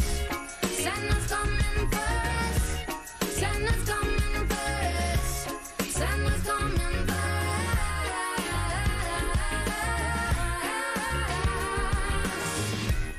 Oh, Santa's coming for us. Live from New York City on this, the 12th day of the 12th month of the year 2022. It's Fox and Friends as you look at the all-American Christmas tree with the red star on top. It's beginning to look a lot like Christmas here in the Northeast. Santa's coming for you, Steve. We wound up with a couple inches of snow last night in Jersey. I know. Welcome aboard, folks. It is Studio M, right here in the heart of Midtown Manhattan. It's great to have you. Good morning. How was everyone's weekend? Good. Was that Musical Youth? Remember Musical Youth? Yeah. They had that one song. I mean, who was that? Oh, this is Really? I've never heard that song before. Was that like recorded yesterday? We always Claus is coming for you. I like it. Right here where it says live, Brian. It sounds like he's coming to attack you, right? Terrible. We always put the name of the song right up there just for a couple of seconds. Disappeared quick. Santa was not offended. I saw him over the weekend. You did? Yes, we talked The real to him. Santa? The real Santa was at a Wow. Christmas party for children. And my daughter was front and center, right at his legs. How do you book the real Santa, I wonder? I did not throw the party. I just showed up. So I'm not There he sure. was. We'll have to All ask right. my friend. Anyway, hope you got ready for the season because we're just...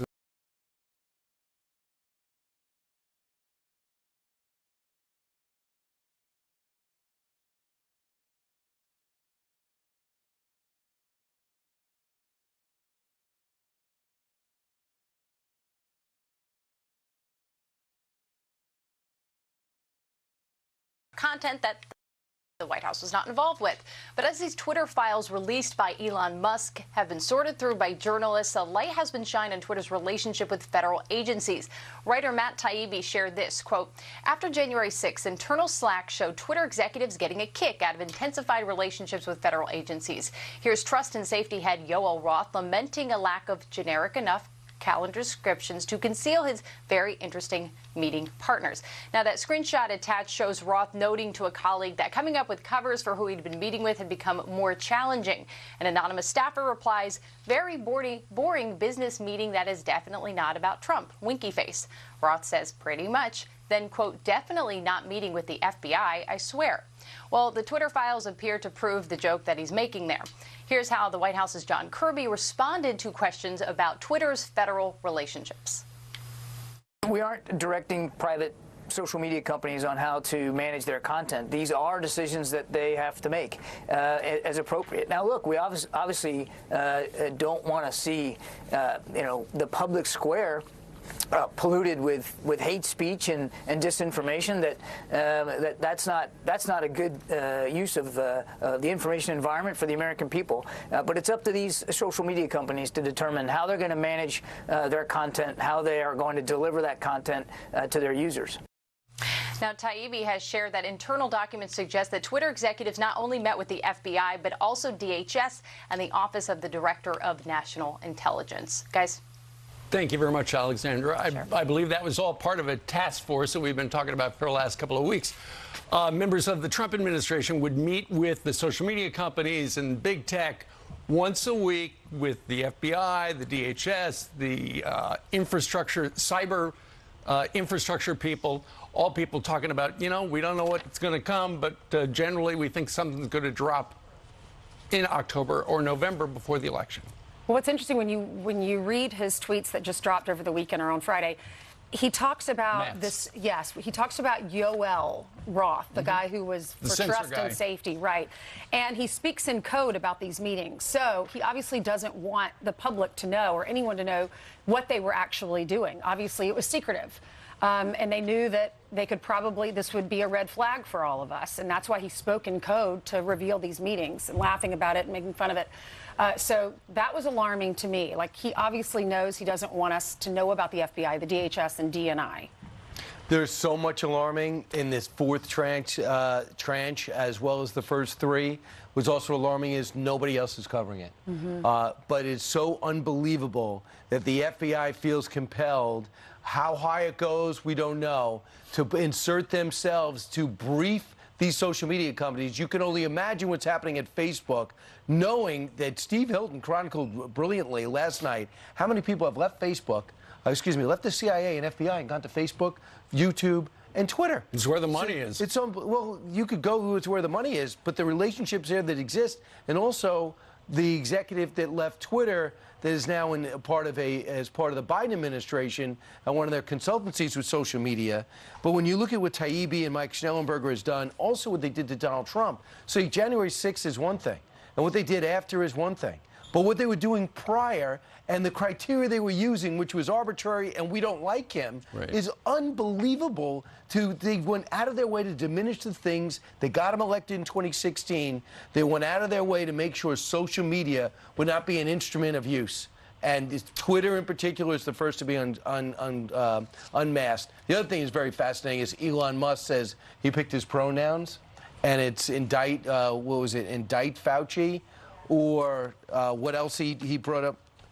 Prosecute Fauci, because the other thing is that they politicized COVID-19, but they did it in an insidious way, squelching esteemed doctors and professionals for their beliefs about what may or may not work and what may or may not be effective for kids and for adults.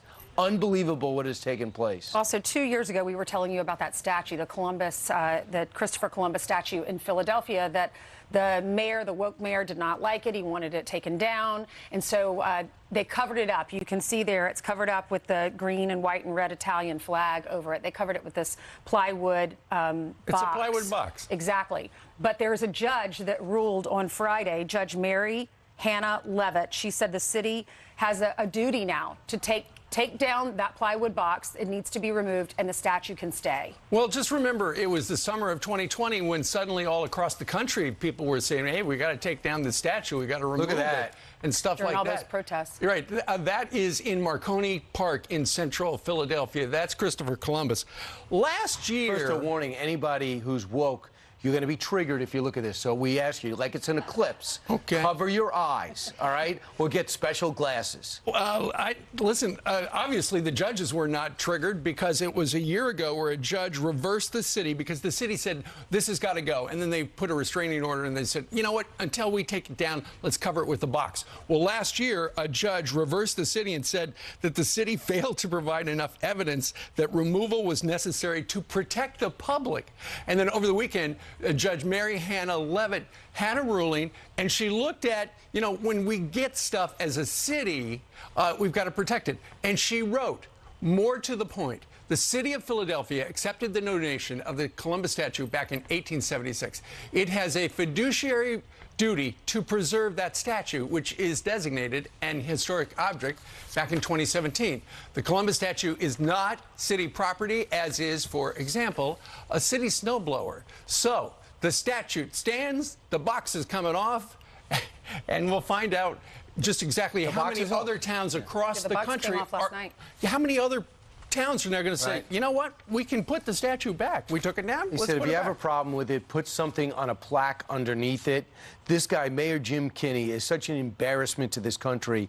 He is allowing his city to be destroyed by by crime and destruction, while saying there's no problem here, nothing to see here, while focusing on boxing up Columbus statues. His spokesperson said this: "We are very disappointed in the court's ruling. We continue to believe that the Christopher Columbus statue, which has been a source of controversy in Philadelphia, should be removed from its current position. While we respect this decision, we will also continue to explore our options for a way forward that allows Philadelphians to celebrate their heritage and culture while respecting the histories and circumstances of everyone's different backgrounds." Right, one by one, let's unbox and put things back to where they were. Unbelievable. So that's what's going on in the city of brotherly love. All right, meanwhile, 10 minutes after the hour, a suspect will appear in court today in the United States over the in the U.S. over the 1988 Lockerbie bombing that killed 190 Americans. The family of victims calling for justice 34 years after the attack. And travel flight mares. Passengers stranded for hours on grounded planes. Oh, that's so frustrating. We're going to tell you why.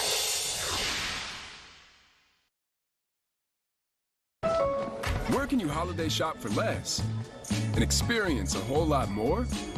Lowe's, actually. Get our best deals of the holidays backed by the Lowe's Price Promise. After years of chasing the big Idaho potato truck, I finally caught it.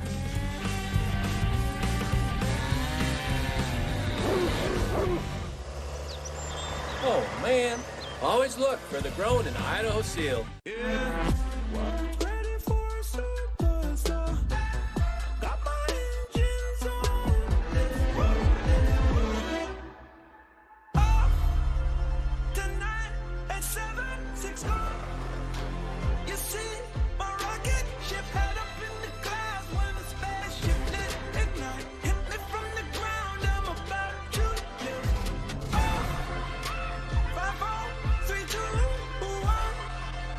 Merry Christmas to each and every one of you. As we celebrate Christmas, you may wonder if Jesus Christ can make a difference in your life. You bet he can. That's why he came, to save us from our sins. Jesus was born to die. He came to earth as a babe, took our sins to the cross 33 years later. He died on the cross, and God raised him to life. On the third day, he's not dead, he's alive. If you've never put your faith and trust in him, you can do that right now. Just pray this prayer with me. Just say, "Dear God, I've made a wreck of my life.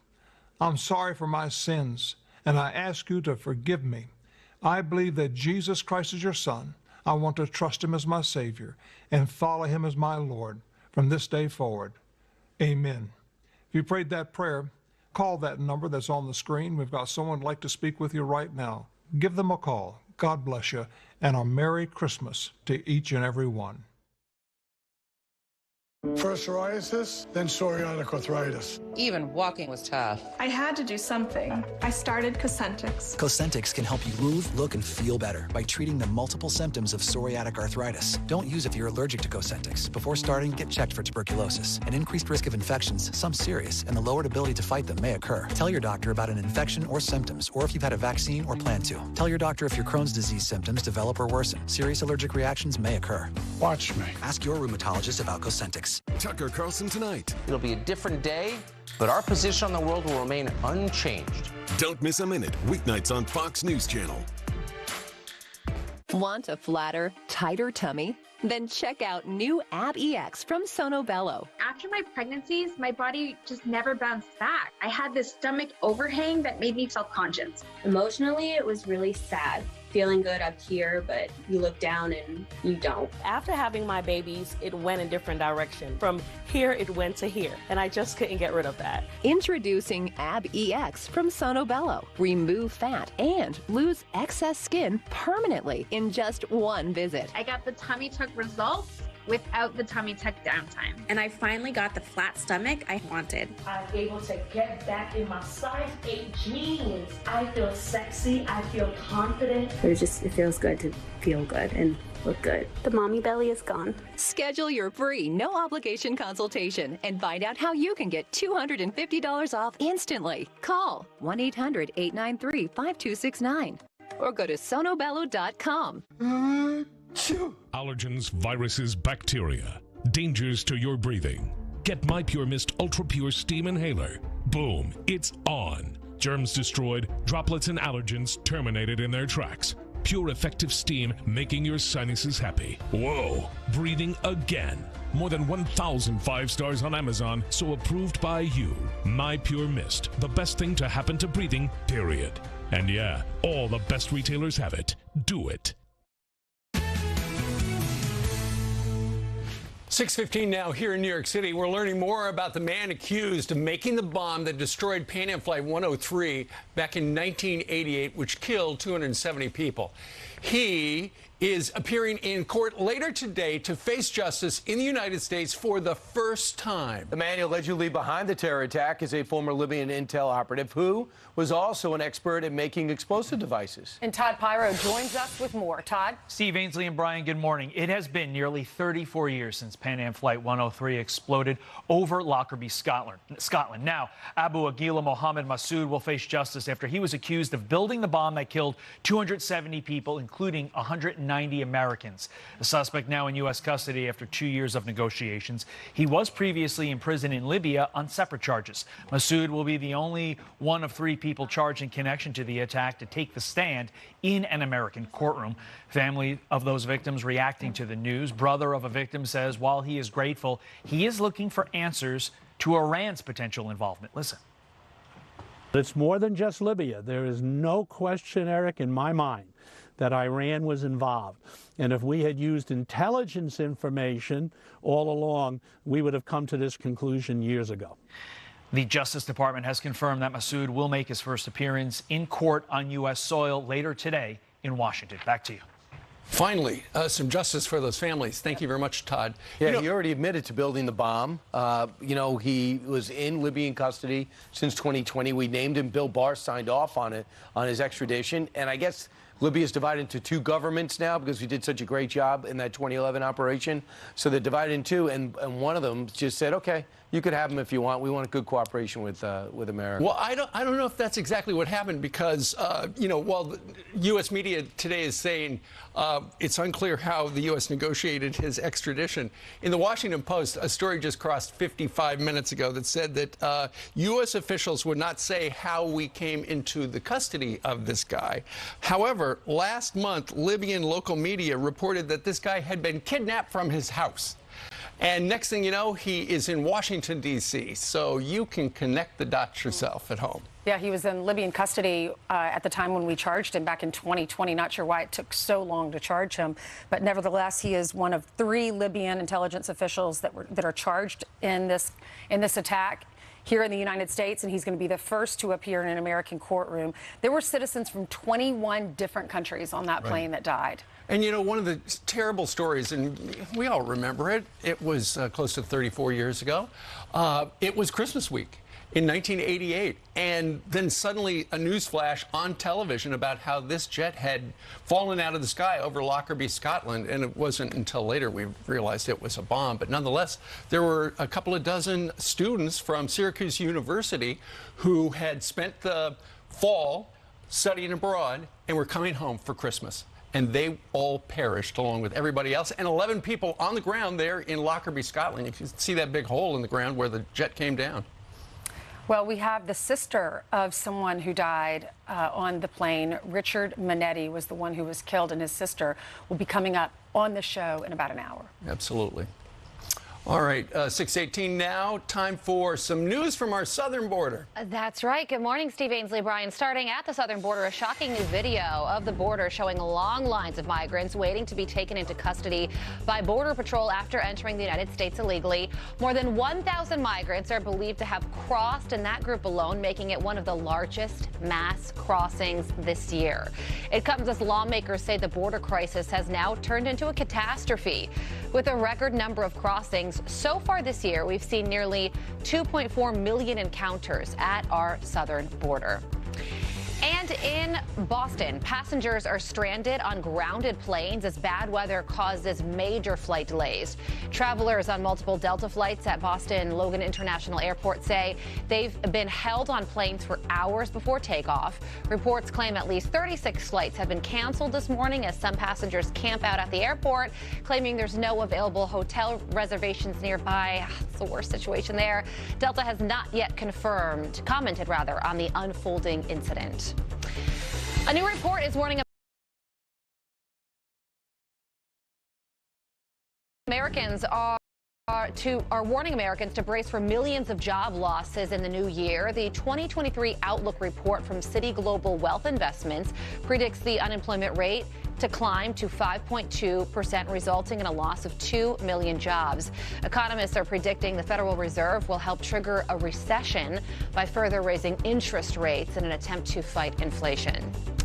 To the NFL we go, starting with the last pick of this year's NFL draft. Brock Purdy leading the 49ers to a stunning 35-7 win over Tom Brady and the Buccaneers. Over in Buffalo, the Bills beat AFC East rival the Jets 22-12, and Patrick Mahomes showcasing his superb passing skills in the Chiefs' 34-28 win over the Broncos.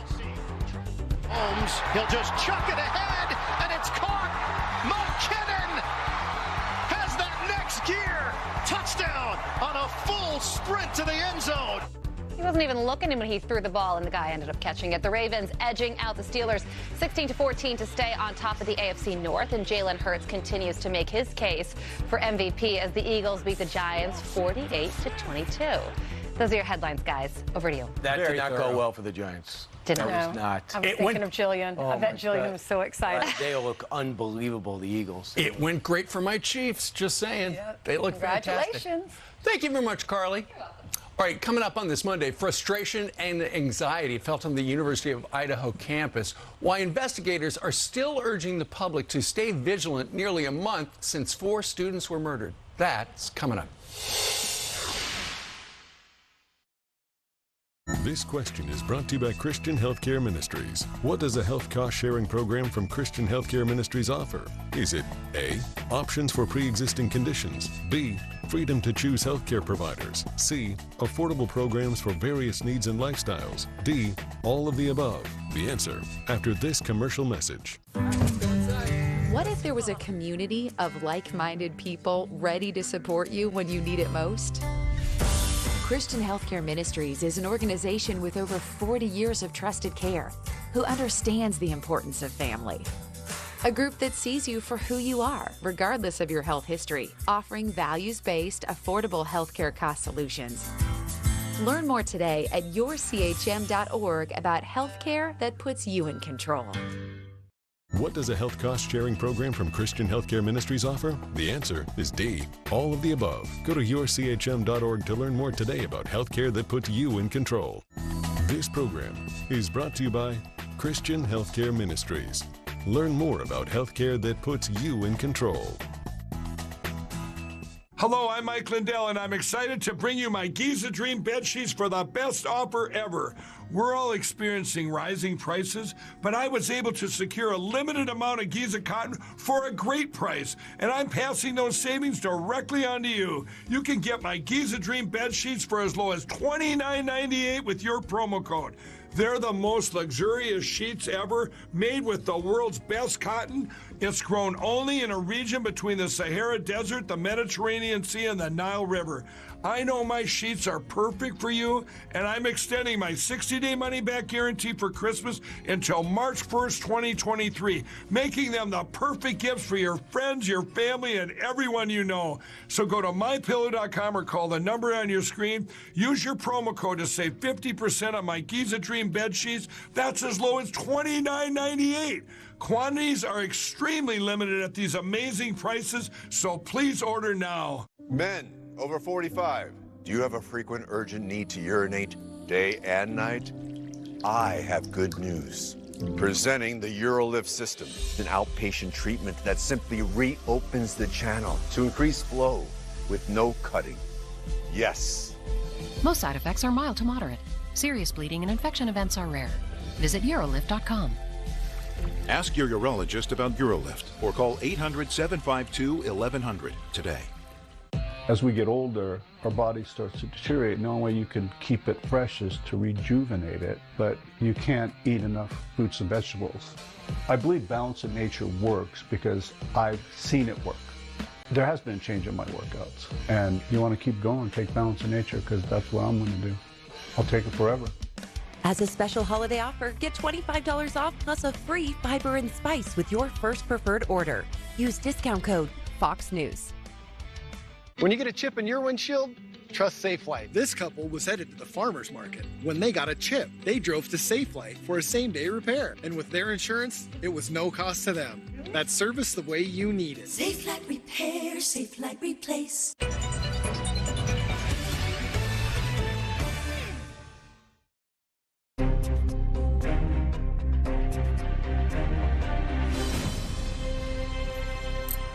Tomorrow marks 1 month since 4 University of Idaho students were murdered, and police still have not named a suspect, weapon, or a motive. The public is now urged to stay vigilant. One student who's feeling frustrated and anxious for her safety on campus says, quote, pepper spray isn't exactly the kind of thoughtful roommate gift you think you need until it's attached to your keychain, weighing you down with the truth of your new reality. Forensics expert Joseph Scott Morgan joins us now. Good morning, Joseph. Good morning. How are you? I'm doing well, thank you. You know, we've been so fascinated with this story. We want to find out who did this. Why is it taking so long? Well, you have to consider this evidence is multi-layered. You know, you have evidence that predates the actual event, because you remember this location was actually known as what they've termed as a party house. So you're going to have a lot of partial DNA evidence there, commonly known as touch DNA. That they're going to have to suss through, you know, because you had all of these people, even from the periphery, that were coming in to visit this location on a regular basis. And then you have anybody that was indwelling in that house that had intimate relationships. There's going to be, you know, probably whole source DNA evidence there as well. And then, of course, you have the evidence that's left behind from that night, this very rich DNA evidence that's probably derived from blood. And we're just talking about DNA at this point. We haven't even spoken about trace evidence, hair, latent fingerprints, any kind of tool marks that may have been left behind. So there is an incredible volume of evidence here to be sussed through. So last week we learned about the white Hyundai Elantra that they said, if anyone's seen this, you know, please let us know. Police said over the weekend that they have a lot of good tips now. And they also said, we want to remind the public to stay vigilant, travel in groups, and communicate with family and friends as you travel. Well, when I heard that, I thought, well, that's what they always say. But does that mean, I started thinking about it, does that mean they might suspect that the killer, or they know that the killer might be in the area still? Yeah, we don't really know what they suspect right now, but I do know this. This is a savage attack. And so, yeah, you should remain vigilant at this location on this campus, because you don't know where this person is. At least no information has been provided to this point. And yeah, an individual that would do this, and keep in mind, I worked for the coroner in New Orleans and for the ME in Atlanta for many, many years before I was a professor. Mm-hmm. And I don't ever recall, even in 2 locations that are pretty good size like that, where I had a quadruple sharp force injury related event in one single residence like this. This is kind of an outlier. So that kind of emphasizes how unusual this case is, particularly in this little small town. Mm-hmm. I know when anyone passes away, the coroner's office comes to, the coroner or one of the deputies comes to your house. Mm-hmm. They take pictures, no matter what the situation is, even if it's, someone who died of old age. What would you have done in this case if you were the coroner or you were one of the forensics experts that was working this case? Well, first off, none of the items within that dwelling would have been released yet. It still would have been locked down. When you compare this case, for instance, and I've drawn this analogy a couple of times, you think about Parkland. They knew who Nicholas Cruz was, and I think we can all remember that. They kept that location locked down for years and years. They had fencing up around the place, had locked all the doors down. They even took the jury up there, and they could still see it kind of in a pristine state. we don't even know who this person is, and they're allowing so-called sentimental items to go out the door. And once they're gone, you can't get them back. And, you know, that's problematic for me personally. I don't know how everybody else feels about it, but that's a problem for me. You should keep it locked down. What's it going to hurt? I don't understand what the urgency is. Yeah, I'm not an expert either, but I was questioning that too. Wait, we don't even know who this guy is, and they're going to already clean out the house. Do you think we'll find this person? Yeah, I think there's a high probability, and I'm a science guy, so I'd like to follow the science here and think that there is some kind of trace that's left behind. Remember, we talked about just a second ago how savage this case was. Many times when you have a sharp force injury death like this, a homicide that's so brutal and so very frenzied, one of the things that happens is that the perpetrator will actually cut themselves. So you have this commingling of DNA, biological evidence at the scene. And also, this is something else to think about. We didn't really know at the beginning what the sleeping position was for anybody in this residence. You have to understand, we've got two sets of people that are essentially co-sleeping together. In my mind, at least, that would mean that the perpetrator would have had to have actually got into the bed and begun to attack them. So you have a huge opportunity for there to be transfer evidence at the scene from the perpetrator to the victims and the surrounding area. Yeah, I mean, you just think if you're going to murder in such a brutal way, 4 people, somehow someone saw something, someone knows something, there was blood or something there, and maybe it's just going to take a little bit more time, but hopefully we'll catch this person. Thank you so much for coming on. Very fascinating. Yes, ma'am. Thank you. You're welcome. A Fox weather alert.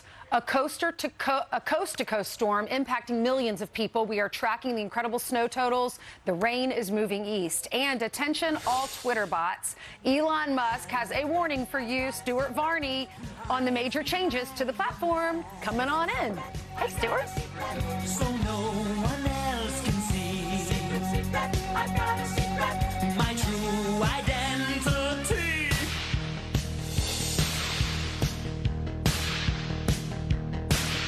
Some of the best traditions start under a tree. It's where we gather as a family. It's where we experience the excitement of opening day. It's where we caught our personal bests.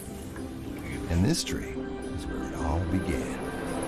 This Christmas, start traditions under your tree. Shop now for special savings on gifts for the whole family, in-store and online. Bass Pro Shops, celebrating 50 years of Christmas memories under your tree. Hiring is step 1 when it comes to our growth. We can't open a new shop or a new location without the right people in place. I couldn't keep up until I found ZipRecruiter. ZipRecruiter helps us get out there quickly and get us qualified candidates quickly. They sent us applicants that matched what I was looking for. I've hired for every role, entry-level technicians, service advisors, store managers. ZipRecruiter helps me find all the right people, even the most difficult jobs to fill. ZipRecruiter, rated the #1 hiring site. Try it for free at ZipRecruiter.com/Fox. For adults with generalized myasthenia gravis, who are positive for acetylcholine receptor antibodies, it may feel like the world is moving without you. But the picture is changing with Vyvgart. In a clinical trial, participants achieved improved daily abilities with Vyvgart added to their current treatment. And Vyvgart helped clinical trial participants achieve reduced muscle weakness. Vyvgart may increase the risk of infection. In a clinical study, the most common infections were urinary tract and respiratory tract infections. Tell your doctor if you have a history of infections or if you have symptoms of an infection. Vyvgart can cause allergic reactions. The most common side effects include respiratory tract infection, headache, and urinary tract infection. Picture your life in motion with Vyvgart, a treatment designed using a fragment of an antibody. Ask your neurologist if Vyvgart could be right for you. Hello, I'm Mike Lindell, and I'm excited to announce my original My Slippers are back in stock. Last Christmas, you made them the #1 selling MyPillow product, and now I've added smaller sizes, larger sizes, wide sizes, and all new colors. And with your promo code, you still save $90 a pair. What makes My Slippers different is my exclusive 4-layer design that you're not going to find in any other slippers. My Slippers' patented layers make them ultra comfortable, extremely durable, and they help relieve stress on your feet. Wear them anytime, anywhere. You'll absolutely love my slippers, and I'm extending my 60-day money-back guarantee until March 1st, 2023, making them the best Christmas gifts ever. So go to MyPillow.com or call the number on your screen now. Use your promo code to save $90 on my original My Slippers. That's only $49.98 a pair. Quantities won't last long, so please order now. We're here today right outside Colorado Springs to welcome home DT and his family here in the beautiful smart home that the Tunnels to Towers Foundation has just completed. I got hurt December 2005 in Afghanistan, and that day we're out on a mission and I got hit by an IED while I was in my truck. Today we're in my home that Tunnels Tower built for me. A smart home is someone that's disabled like myself, kind of makes their lives a little easier. The thought that I don't have to worry about paying a mortgage. We're asking all Americans to donate $11 a month. This is where your money's going, and this is what we're doing with it. You know, some of us came back, some of us didn't, and thank God for organizations like Tunnel Towers, able to be there to help us when we need it.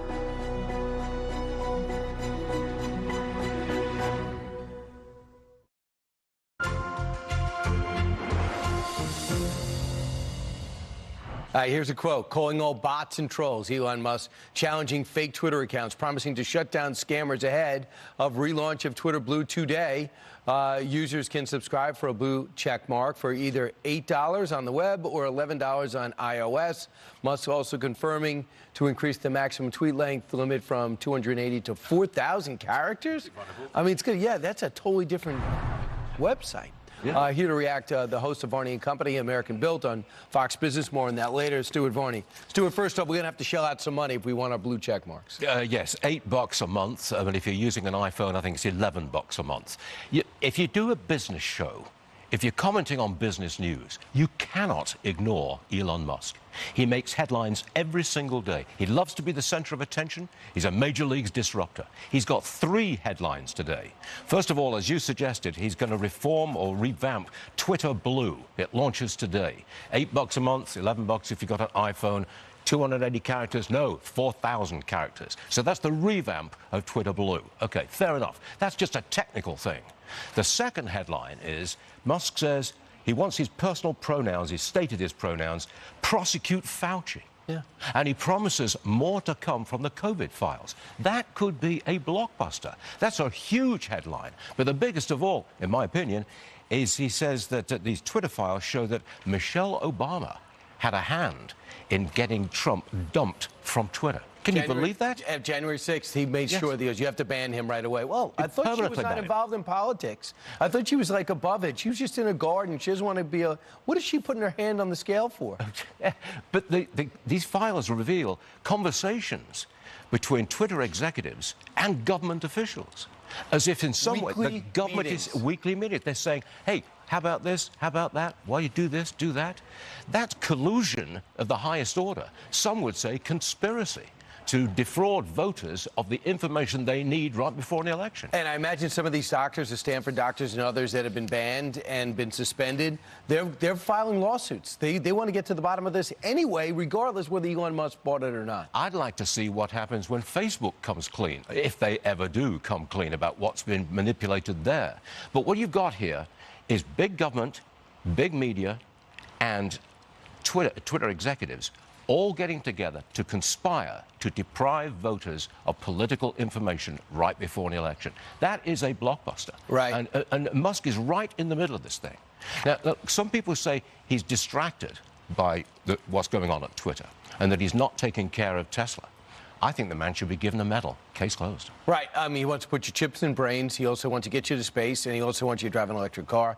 Meanwhile, he also wants to purify social media. Besides that, that's a pretty big things to do list on a daily basis. So American Built, I'm sure that Elon Musk watches. Who knows? He's going to be featured on it sooner or later. Yes, he is. Who do you have this week?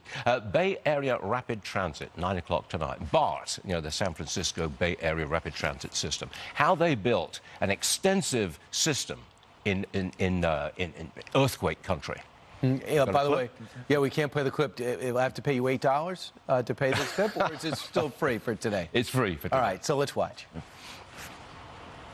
They didn't know what the answer was then. They were inventing it. They were developing technologies as they went. How they built the BART. There were so many times when it could have gone south. The Bay Area Rapid Transit. 9 o'clock tonight on Fox Business. When the Bay Area was actually working. It's not right now. Back in the day. All right, Stuart, I look forward to seeing all your shows. Thank you, Brian. All right. Appreciate it. Meanwhile, the President Freedom Fighter, thanks so much to everyone in St. Louis for coming out. Unbelievable night at the Missouri Athletic Club. I'll be in New Jersey on Friday with Dana Perino, who I've met in person before. She is really nice at the at Point Pleasant. Go check it out, BrianKilmeade.com. And Saturday in McCallum, Texas. Visit our great station over there. 2 planes to get there, but I'm not complaining. But meanwhile, Carly Shimkus is upstairs, and she's safe. Yes, I am. Thank you, Brian. That sounds like a great event, you and Dana together. It should be Two fantastic. of the nicest people. Absolutely. Got to get to some headlines here, starting with this. The search is intensifying for an American student gone missing while studying abroad in France. The parents of Kenny Denauld Jr. say they last heard from their son on November 27th after he left the home of his host family and was headed to Valencia, France. His parents say he seemed off during their last conversation, saying he didn't want to go to class, which they say was very much unlike him. French investigators are calling it, quote, a worrying disappearance. A retired Navy SEAL who garnered fame after coming out as transgender is now detransitioning. Chris Beck, who was going by Kristen Beck, says the process has destroyed his life. He is now raising awareness of the dangers of trans health services, saying, quote, there are thousands of gender clinics being put up over all of America, and as soon as kids go in and say, I'm a tomboy, and then a psychologist says, oh, you're transgender, and then the next day you're on hormones. This is why I am trying to tell America to wake up. How about that? A First Amendment lawsuit by a former Virginia Tech soccer player against her coach is given the go-ahead by a judge. Kirsten Henning's lawsuit claims the coach benched her and made her want to quit the team because she refused to kneel while listening to a Black Lives Matter unity statement before a 2020 game.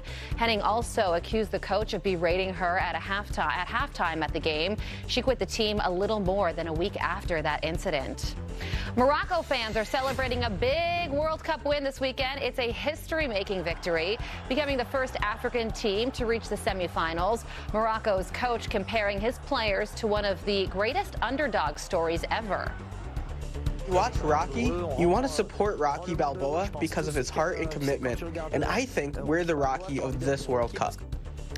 Morocco takes on France on Wednesday, but first, Argentina faces Croatia tomorrow. Catch all the action on Fox, of course. Those are your headlines. Brian, over to you. Right. If you would do me a favor, Carly, would you call Sylvester Stallone, because he's the friend of the show? You see how he feels about it? And have him to comment on Morocco talking about his character. I was curious about that as well. Brian, I am on it. All right. Actually, you can go then. If you were actually on the story, you would leave the scene. Okay. You're right. You're right. Bye. I'm doing it right now. Getting on the horn. Thank you. Appreciate it. Now to a Fox News alert. A winter mega storm from California is making its way to the East Coast after more than 21 inches of snow hit parts of the Golden State. The storm already hitting areas of Colorado and Wisconsin on its way to the East Coast. Yesterday, parts of New York began to see flurries and winter weather advisories. I'm one of those people who saw flurries. They were issued as areas of the Northeast, as the snow could cause dangerous traveling conditions, especially the first one. We're used to summer still. Let's check in with Adam Klotz. He does weather. Hey, yes, I do, Brian. Let it snow, let it snow, let it snow. A lot of folks are going to be seeing it in the week ahead, as pretty much of the country is going to be seeing that one system sweep entirely across it. Let's dive right in. Look at the satellite and radar. There were some flurries across the Northeast yesterday, kind of winding down. Lifetime audiologist support and free shipping. This offer will not last, so call now. Call 800-848-1243. Again, that's 800-848-1243. Fox Nation's once-a-year sale with 50% off all yearly plans for a limited time. When I read what it took for Yellowstone to be here so that we could all enjoy it, I realized that this was a story that I suddenly wanted to share. I say when I'm done, not them. They had unboundless, unlimited optimism. We fixing to get filthy, stinking rich, boys. Fox Nation, they give you the power. Our team embedded with Kid Rock. There's only one thing in my life now that really matters. Sign up and start streaming today. Welcome back. Got some headlines here, starting with this. Officers are fleeing New York City and heading to smaller areas as crime in the Big Apple continues to soar. The city of Danbury, Connecticut, about 50 miles north of New York City, reportedly welcomed 6 new NYPD officers just last week. Officers citing higher pay and a lot less crime as their reason for the move. It is the latest wave of officers leaving the force. As of November, about 1,200 officers have resigned. And speaking of police, the NYPD is showing off the force's most adorable four-legged heroes in their 2023 Canine and Friends calendar. It shows off the horses of the NYPD mounted unit and their canine crime fighters who serve on the front lines every day. All proceeds from the calendar will benefit the new and ongoing Police Foundation programs and initiatives. How cool is that? Guys, outside to you. Very cool. And from cool to cold, it's 30 degrees outside. But we're here for an important reason, because with less than 2 weeks, watch your eyebrows, Brian. Right. With less than 2 weeks until Christmas, it's time to be making your list and checking it twice. Our next guest is here to help you finish your shopping with gifts for the whole family that you can get by Christmas. And joining us with his picks for any age and any budget, home contractor Skip Bedell and his beautiful wife Allison.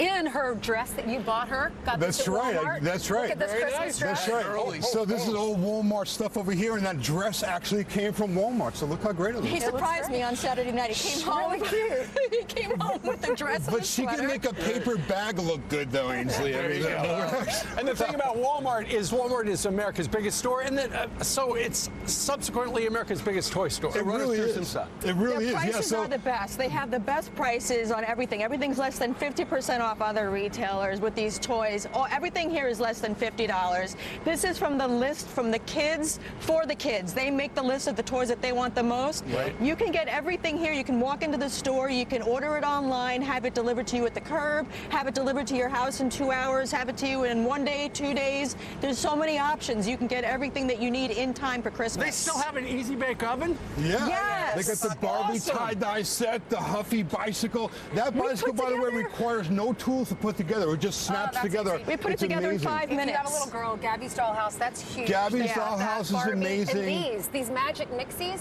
They love that. The cauldron and the Lego race car. The kids go wild for all these gifts. Bluey. Yeah, they really did a great job this year. It's something for everyone, and it's also really good prices. And everything for the family, too. You know, there's the Dutch oven, there's things for your hair.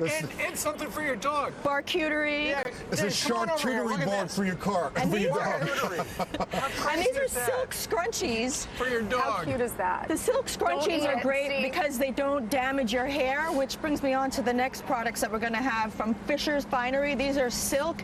We love their silk pillowcases. I sleep on their pillowcases for the last 4 or 5 years.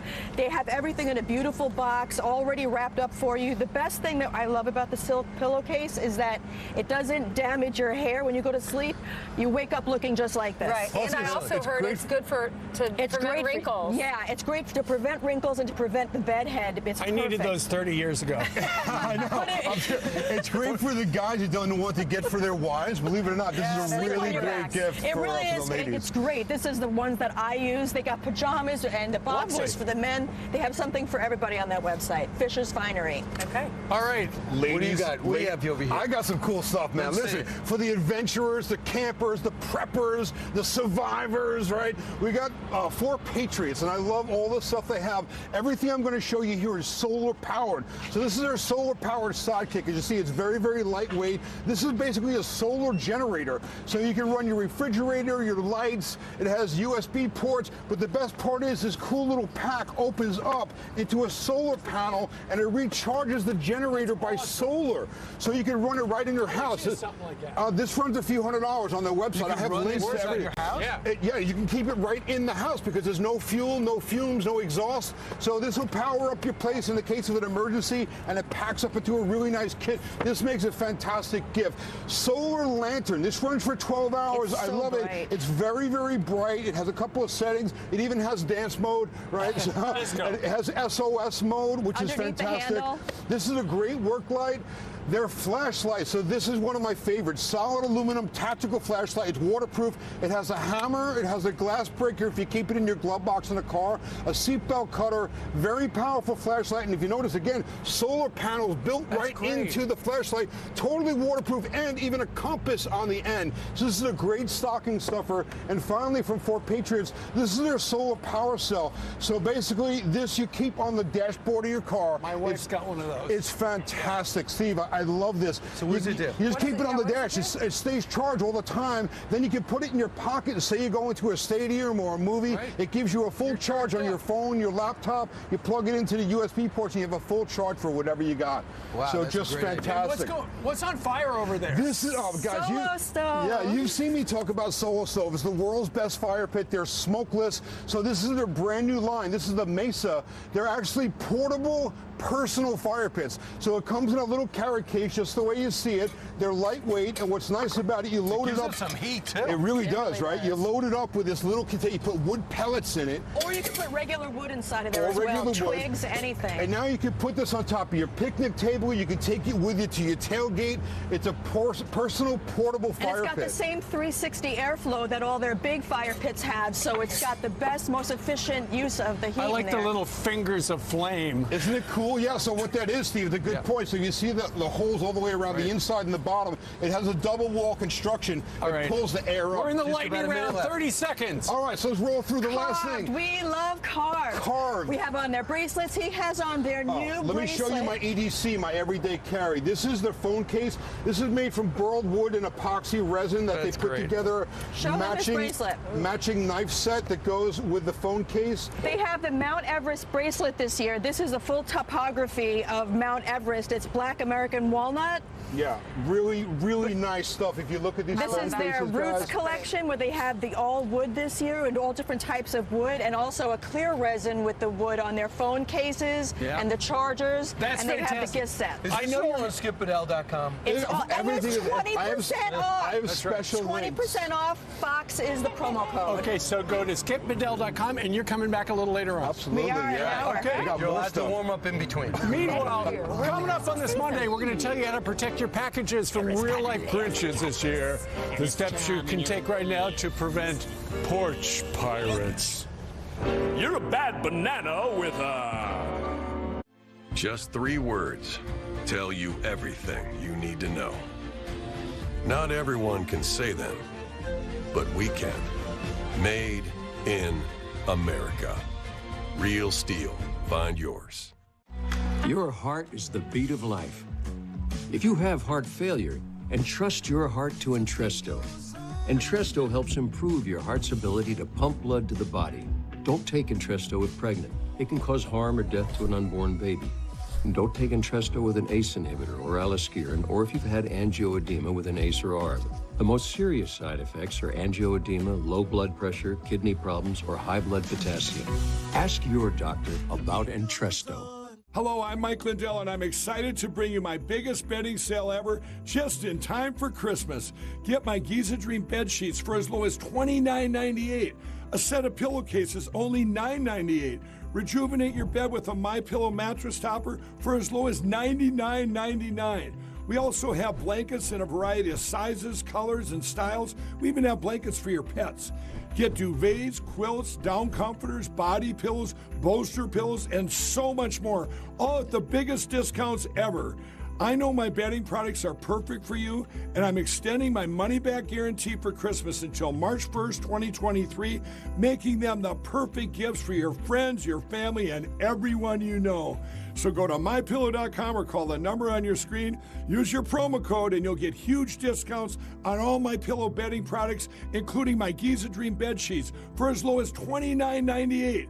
Get all your shopping done now while quantities last. My name is Vincent, and I've been in the field of nutrition and dietetics for 30 years. And what I realized as a nutritionist, I was trying to get all my fruits and vegetables in, but I would be so preoccupied with trying to do things, I would forget to eat.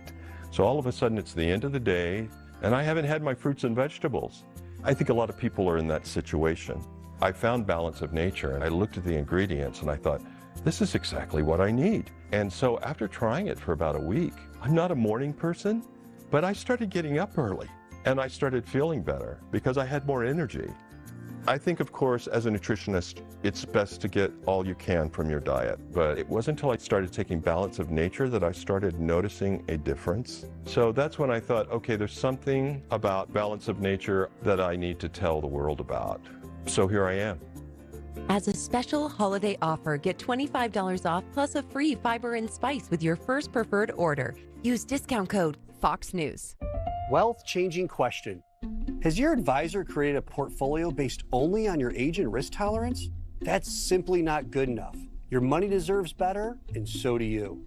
At Creative Planning, our private wealth managers learn about you first, and then they create a customized plan and portfolio by partnering with our in-house money managers, accountants, and attorneys. Don't settle for a standard portfolio.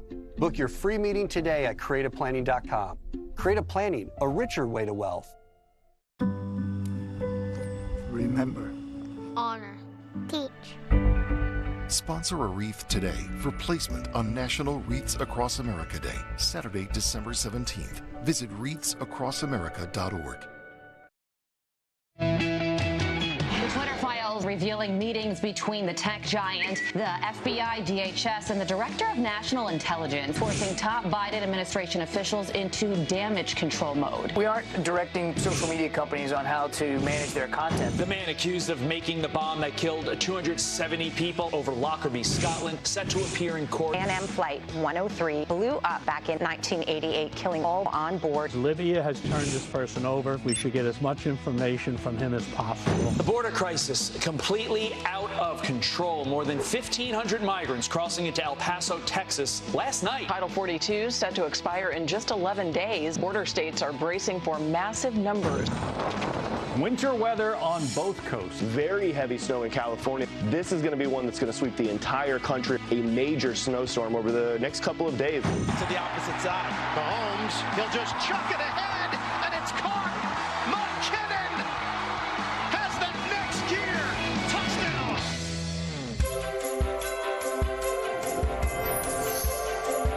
And this Christmas will be a very special Christmas for me. I don't know what you did this weekend, but I hope it got you in the Christmas spirit. Look at our little virtual fireplace. It's so cute.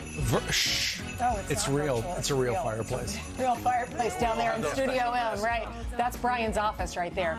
Yeah, Skip Bedell lit that fire. Oh, and look, our names are on the stockings, just like at the White House. You asked for the pool, I asked for the fireplace. That's right. We both got it. 13 days till Christmas. I know, y'all. We had Handel's Messiah here on the Upper East Side in New York this weekend. Who's that? Christmas parties at the church. You know the Handel's Messiah? Oh. Handel the composer. Handel's Messiah.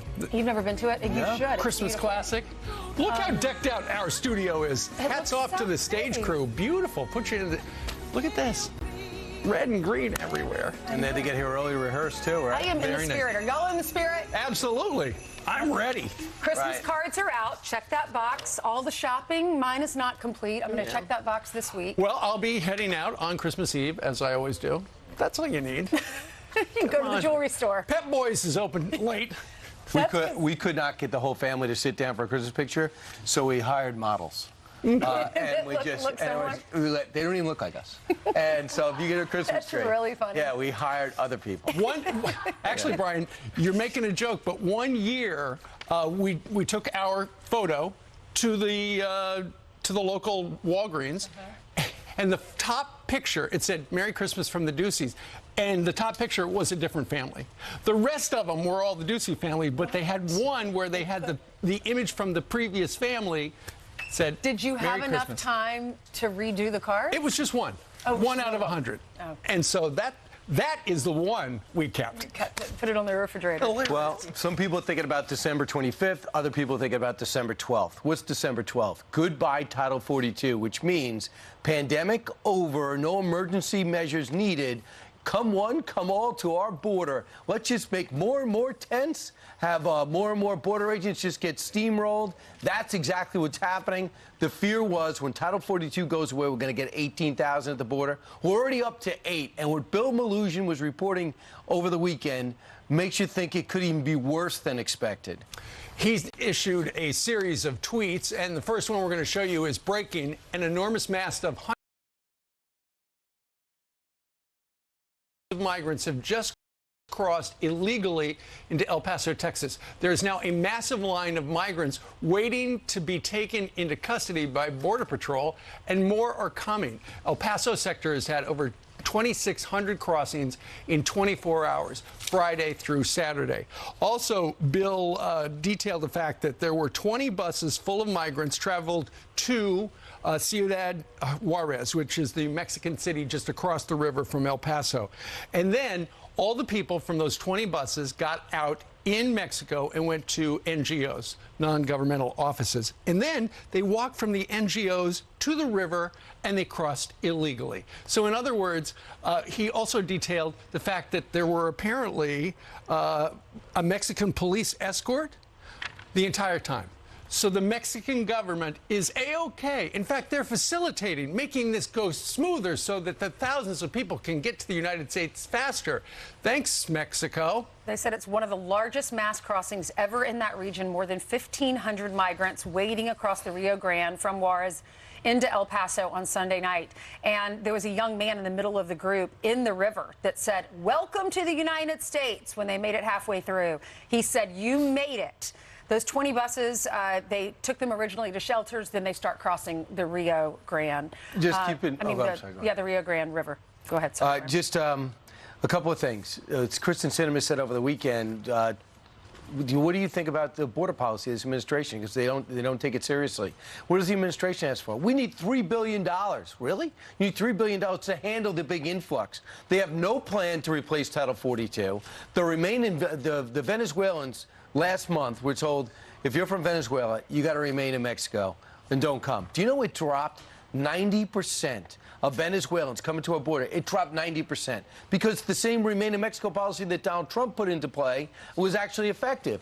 They want to make more tents. They want to get more transportation. They want to get more gift packages to NGOs in order to get more people into our country illegally, making a mockery of our entire system. And then they're going to say Republicans want to play politics by ignoring the $3 billion request. No, Republicans know this is for some odd reason you think it's to our nation's advantage and your advantage to bring illegal immigrants into our country illegally. Well, and keep in mind, it was just about 10 days ago that the president brought into the Roosevelt Room, brought in Kevin McCarthy, Nancy Pelosi, Chuck and Mitch, and just talked about what's going forward, trying to fund the government and all that other stuff in anticipation of the next Congress. And Kevin McCarthy did invite the president. He said, "Mr. President, you know what I'd like to take you down to the border. You're invited to go down." And the president said, "Well, what would I see?" And Kevin McCarthy explained. And then, of course, the next day, our White House correspondent asked if the president was going to RSVP. And then Karine Jean-Pierre immediately went to the stance we've heard a million times. Well, all these things down at the border are public relations photo ops and stuff like that. Tom Homan begs to differ. Listen to this. This year we're going to break another record because this administration is not doing a single thing to slow the flow. The reason they're increasing now is because you got people up on Capitol Hill talking about amnesty. We got the biggest, the most historic illegal immigration crisis in history of this nation on our southern border, and you got senators and congressmen talking about amnesty. Haven't they seen over the last 3 decades, every time you talk about amnesty and DACA, that brings more. When President Obama created DACA, what happened after he did that? The next decade, you have hundreds of thousands of children crossing that border or family groups crossing that border, hoping to be the next DACA recipient. Yesterday's UAC, yesterday's family groups are tomorrow's DACA. They got to stop talking about rewarding illegal behavior or they're never going to stop this. What his point is, they say, well, we just want to, with the Democrats go, yeah, we just want to legalize the Dreamers, which is a Republican idea anyway. And what Tom Homan is saying that if you come here illegally with the 3 or 4-year-old, when you decide I'm going to legalize the Dreamers, those 4 to 6 million that have come over the last 2 years, they are part, those kids that come unaccompanied and accompanied, they'd be part of the dreamer population. So it seemed like part of a major program and a compromise a while ago is a trap that Democrats are putting out there to incentivize more people to come here illegally. I'm surprised they haven't actually done that, right? Since they have control of all bodies of government. Yeah, but I think they would need the 60 votes in the Senate just to do it. Okay. And through an executive order, they could do it, but it could be challenged in reverse. Well, they would need 60 votes to start in the Senate to start a debate about it. How that might turn out, who knows? But all we know is that if you are a migrant and you want to come to the United States, and listen, this is the greatest country on earth. I get why you want to come. I would, too, if I was living in one of those places down there where you're living in abject poverty. But the message from the administration has been so complicated because Kamala Harris, the president, have said don't come. And yet the coyotes and the cartels are saying, hey, look, they're saying don't come, but they want you to come. And people are coming, and they're coming in. It is just a mess. The migrants that Bill Melugin was talking about that are coming over now are from Nicaragua, Peru, and Ecuador. And they say the shelters down in El Paso are stressed beyond capacity. Right. And whatever happened to that Democratic El Paso mayor who saw that he should be loyal to his people, his town has been destroyed by illegals who have just used the sidewalk as their new home. They have stopped, because of administration pressure, allowing the busing of illegal immigrants to these big cities who seem to think they should be immune to all the Chicago, New York, Philadelphia, and Washington. What happened to those buses that were coming here? Why do they stop? El Paso decides, okay, too much Democratic pressure. I'll just say, screw the people that live there. I'm just going to acquiesce to it. Well, the last time we heard about a bus arriving here in New York, one of the comments from some of the people were, it's really cold here. Nobody said it was going to be that cold. And expensive. Expensive. Chicago. And so what they had to do is then the NGOs had to provide coats and housing. And it's just a great big ball of wax that is very, very complicated. We've already like rented a whole hotel. It is nutty. All right, let's hand it over to Todd Perino now, who is reporting on, I believe, is it the Lockerbie? Absolutely. Yes, it is. It's a day of justice. Yeah. It has been nearly 34 years, as you know, since Pan Am Flight 103 exploded over Lockerbie, Scotland. Now, Abu Ajila Mohammed Massoud will face justice after he was accused of building the bomb that killed 270 people, including 190 Americans. The suspect now in U.S. custody after 2 years of negotiations. He was previously in prison in Libya on separate charges. Massoud will be the only one of 3 people charged in connection to the attack to take the stand in an American courtroom. The families of those victims reacting to the news. The brother of a victim says while he is grateful, he's looking for answers to Iran's potential involvement. Listen. It's more than just Libya. There is no question, Eric, in my mind, that Iran was involved. And if we had used intelligence information all along, we would have come to this conclusion years ago. The Justice Department has confirmed that Massoud will make his first appearance in court on U.S. soil later today in Washington. Finally, back to you. Yeah, no kidding. And by the way, we're going to be speaking to the sister of one of the victims coming up in about 10 minutes. But we know that this guy, apparently he was Gaddafi's bomb maker. And in fact, he admitted in testimony that he built the bomb. He had been ordered by Libyan intel to build it.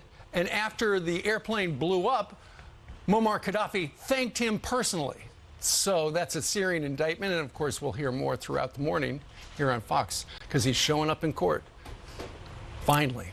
All right, Carly has some more headlines for us. Hey, Carly. I certainly do. Starting out in Idaho, the latest there. It has been 4 weeks since the horrific deaths of 4 University of Idaho students.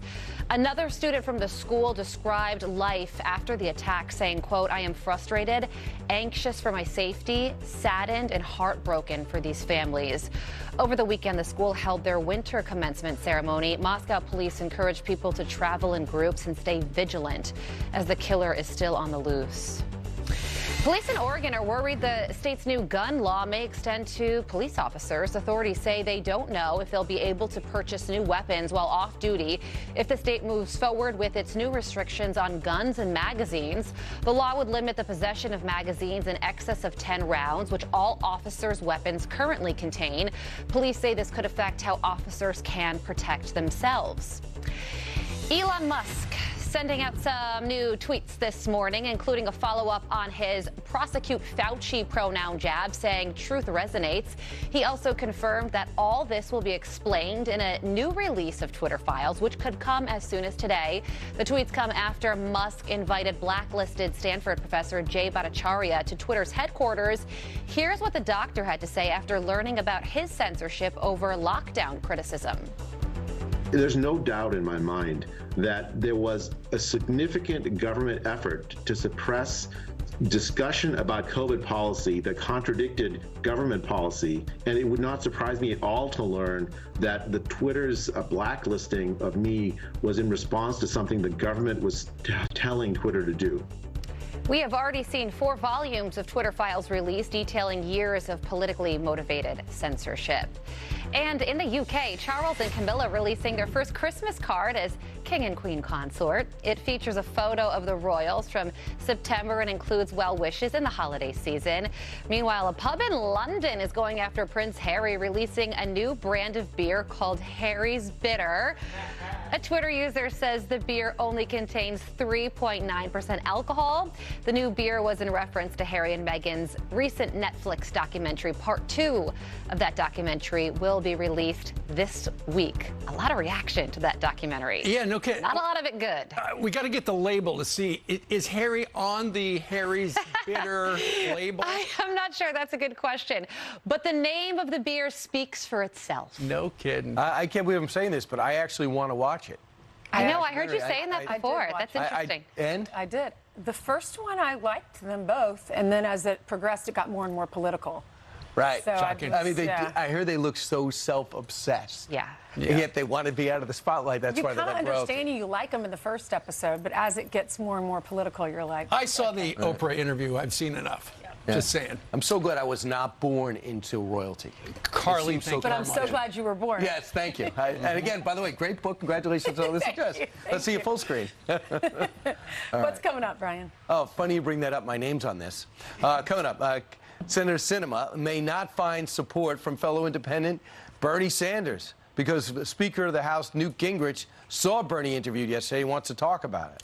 And move over, Grinch. Porch pirates are trying to ruin Christmas. With the eye patch. Kurt the Cyber Guy has tips to protect your packages on the porch and every place else. Are we listening to Alvin?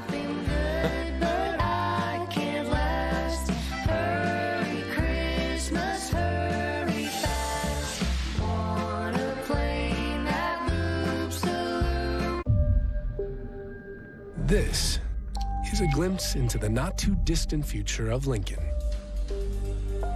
It's what sanctuary could look like, feel like, sound like, even smell like. More on that soon. The best part? The prequel is pretty sweet, too.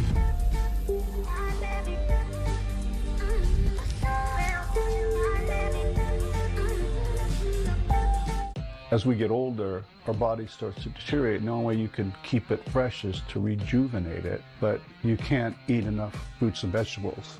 I believe balance in nature works because I've seen it work.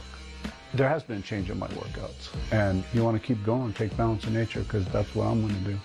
I'll take it forever. As a special holiday offer, get $25 off plus a free fiber and spice with your first preferred order. Use discount code Fox News.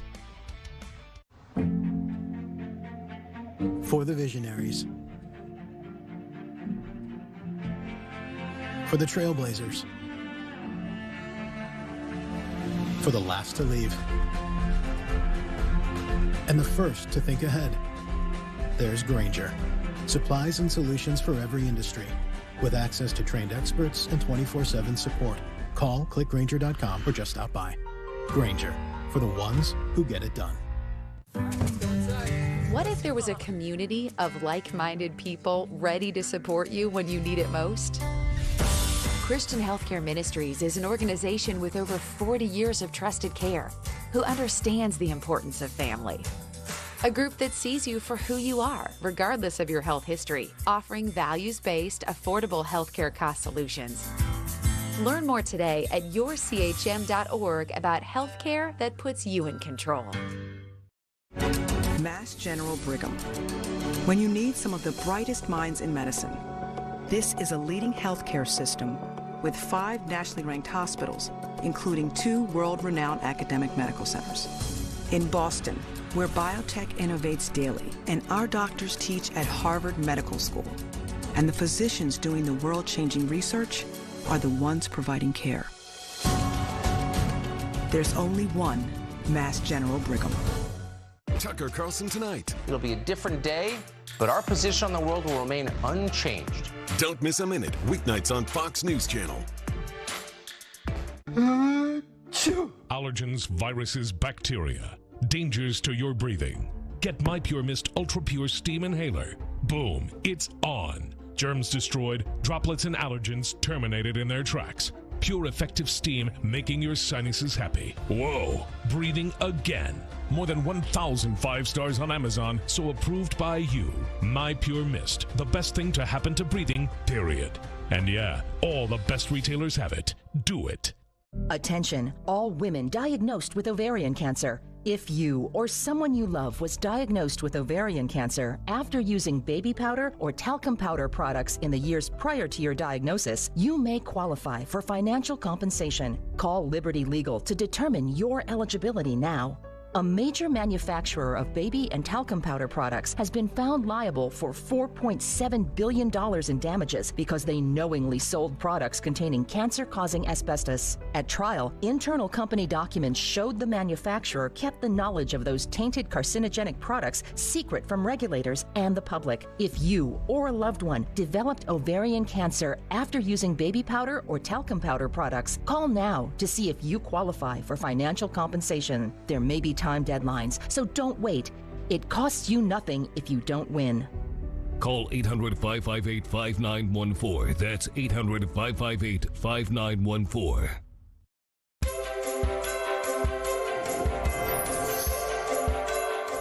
You're a mean one, Mr. Grinch. You really are a heel. You're as cuddly. Move over, Mr. Grinch. Porch pirates want to ruin your Christmas now. And they're doing a good job. More than 260 million packages have been reportedly stolen from porches all across the country in the last year. 260 million, with that number only expected to rise this holiday season. Guess who's here? Kurt the Cyber Guy, here with his top tips on keeping your gifts safe. Brian, good morning. Ainsley, good to see you. Merry Christmas, Steve. This is still a big problem. This is, the Grinch is out there. This is the real-life Grinch, and the trend of this is just devastating. This is as big a problem as we've ever seen. Even a guy just talked with in California, in Rialto, California. Within minutes of boxes being delivered, his father ordered 3 Movado.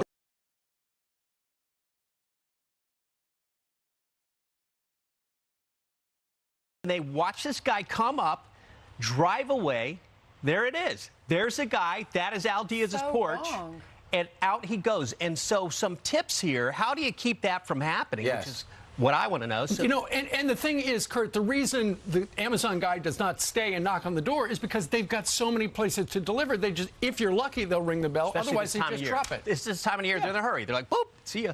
So, number one, video doorbells, controversial. Some people say they work, some people say they don't work, but at least you have the evidence that the box actually was stolen, right? So video doorbells, one thing that can deter people, at least give you the evidence, especially if you're insured and you're held responsible for that delivery. And then also, I mean, an amazing thing here is just pick a delivery date when you're shopping. Did you realize that? Oftentimes you can choose a date that it comes to your house and sign up for those notifications so that in that real time, as soon as a box is put on your porch, it says, oh, you've just got a delivery from such and such. It's out front. Ordered. Boom. And you know to get it before someone else does.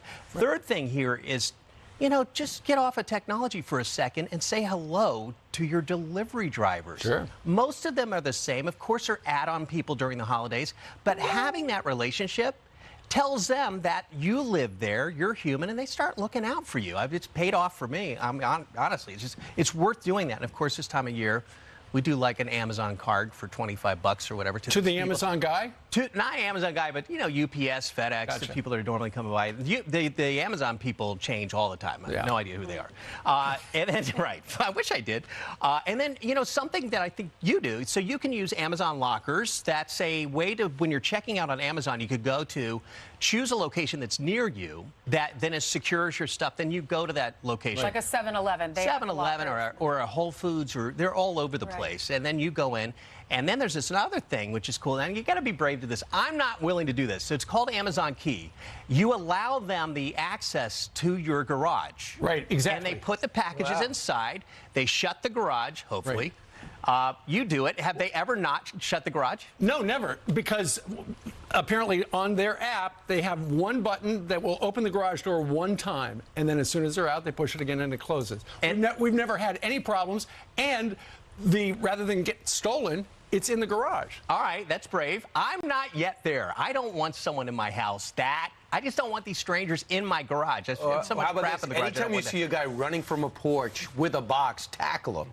Is that the answer? Is that the answer? I would say nothing I'm ordering is worth that. I would say that when you see a guy running from the house, at least do something. Right. Even this guy. So Al Diaz, that we just showed you the video of getting his gift stolen. Right. You can sign on to these apps like Neighbor and all this that keep an eye on your neighborhood and people talk, because believe me, if your neighbors are experiencing suddenly this, you've never had this in your neighborhood, and suddenly your neighbors are saying, hey, we just lost this, watch out. It's a good idea. If you go to foxnews.com/tech, you'll see more tips on this as well as more tech stories, and you can always sign up for my newsletter at cyberguy.com. And cyberguy.com is where I saw the Porch Pirate story, so thank you very much. You did. Thank you, You're Kurt. a good man. All right. Good to see you guys. Merry Good to have you on the couch. People used to be afraid to steal the mail, but we're not afraid to steal the box. Well, that is a... Well, now they don't care. They don't care if your mail's stolen and you have checks missing. We've reported it to people that, like the bank, they just don't care. Like, yeah, it's not worth our investigation. Get a new check. There you go. That's because you live in California. It's the first time I've seen a guest with locking his knees. Without? Oh, sorry. Should I be more formal? No, I thought it was great. You're formal. Knees locked. Well, I'm just comfortable with you guys. It's very true. 25 minutes now after the hour. The suspect in the 1988 Lockerbie bombing is expected to face charges in a D.C. courtroom today. We're going to hear from the sister of one of the 35 Syracuse University students killed in the attack.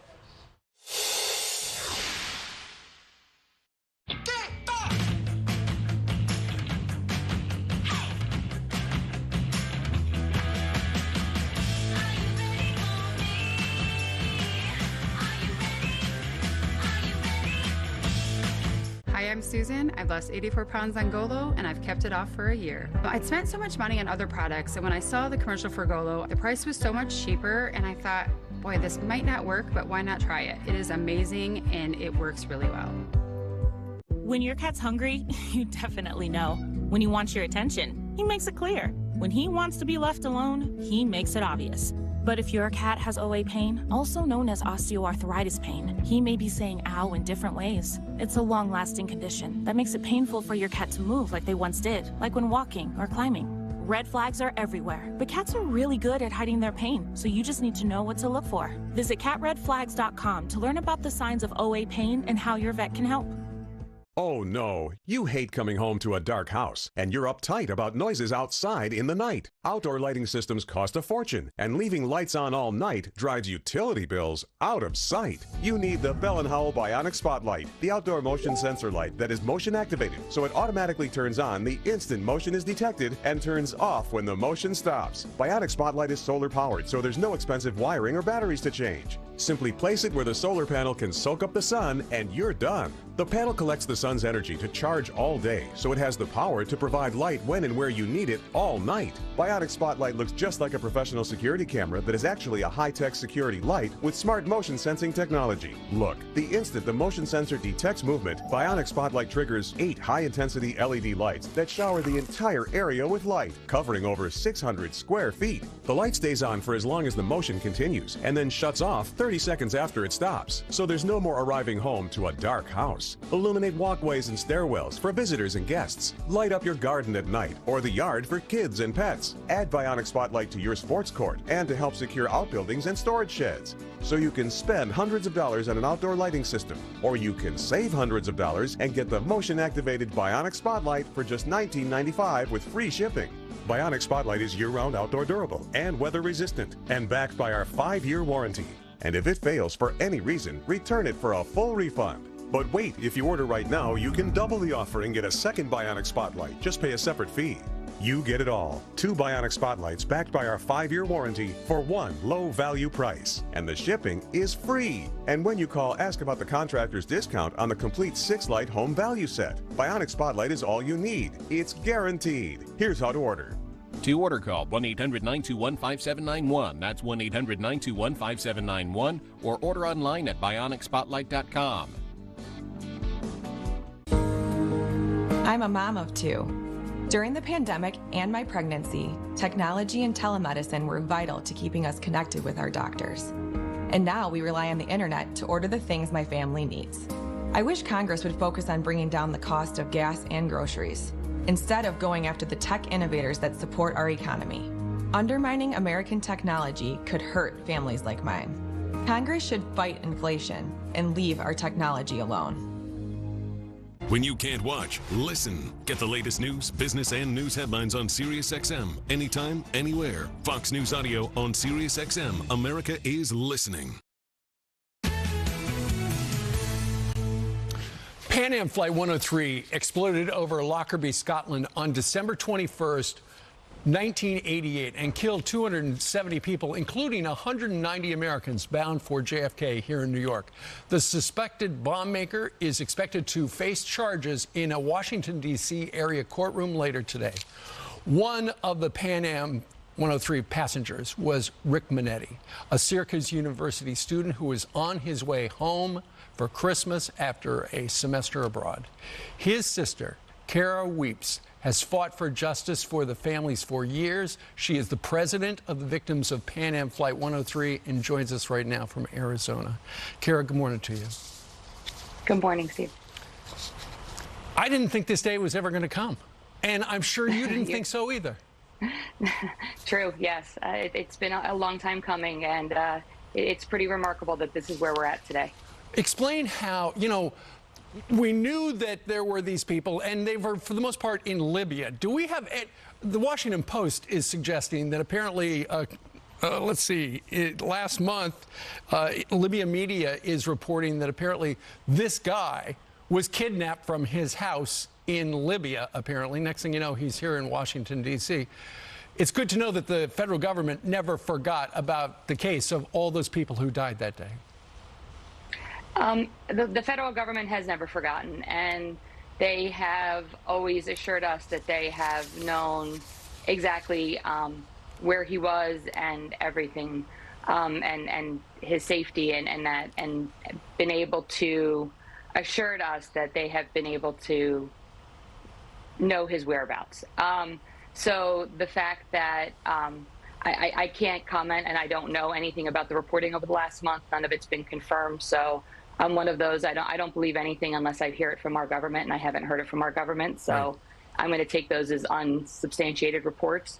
But as for our government, it proves that over 3 decades they haven't stopped. They have constantly kept this case open. The investigators have kept investigating the FBI agents. The prosecutors have kept looking for evidence and working a case at the Justice Department, and the families haven't stopped. We have kept this in the forefront of 6 administrations. And yesterday he was brought into U.S. custody, another person responsible for the murder of our loved ones. Absolutely. So he's going to be in a courtroom in the Washington, D.C. area today. Presumably there will be a trial in the next year or so.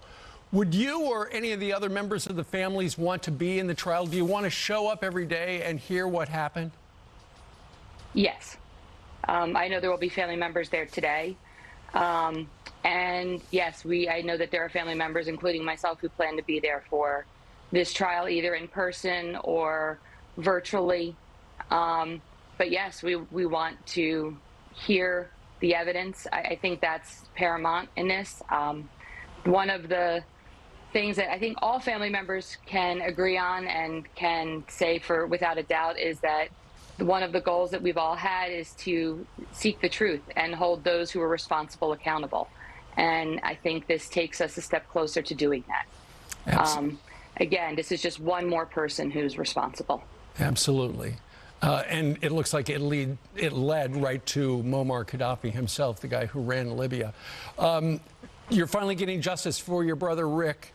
You know, I know over the last couple of days, they've been talking about numbers, 270 people died, but it's, you know, those are just numbers. We want to know the people. Tell us a little bit about your brother, Rick.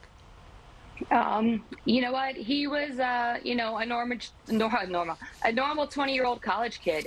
He had a great group of friends. He was a great friend. He loved life, and he appreciated everything that was afforded to him. He loved his family, his friends. He loved trying new things. He loved to challenge himself. He had an interesting perspective on the world. He had an interesting perspective on himself. He was able to admit what he needed to improve on. He was able to admit what he was good at. He made people around him feel better and be better, whether it be a smile, a kind word. When you left him, you just always felt better about yourself. And I think that everyone gravitated towards him. He wasn't necessarily the most, you know, outgoing person or the life of the party, but people always wanted to be around him. And he just had this way about him. As a big brother, he was a great support. He could be my biggest critic, but my biggest supporter, and also, you know, a big pain in the butt sometimes. we did fight at times, but I think that's normal. Yeah. But it was a fun childhood while we had him. Indeed. Kara, thank you very much for remembering your brother, who finally is getting justice after coming up on 34 years. Thank you very much for telling us your story, and good luck to you.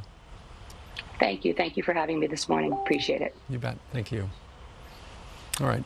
25 minutes now before the top of the hour. Coming up, Bernie Sanders speaking out after Kristen Sinema drops out of the Democratic Party and turning independent. So will he support her newfound independence? Former Speaker of the House, Newt Gingrich, joins us live. Coming up next. After years of chasing the big Idaho potato truck, I finally caught it.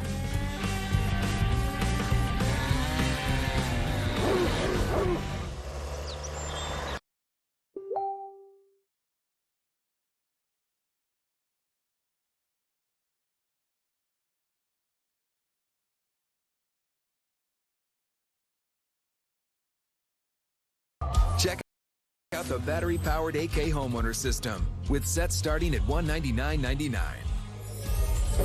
Find something for everyone on your list. Find yours at SteelDealers.com. Some of the best traditions start under a tree. It's where we gather as a family. It's where we experience the excitement of opening day. It's where we caught our personal best. And this tree is where it all began. This Christmas, start traditions under your tree. Shop now for special savings on gifts for the whole family, in-store and online. Bass Pro Shops, celebrating 50 years of Christmas memories under your tree.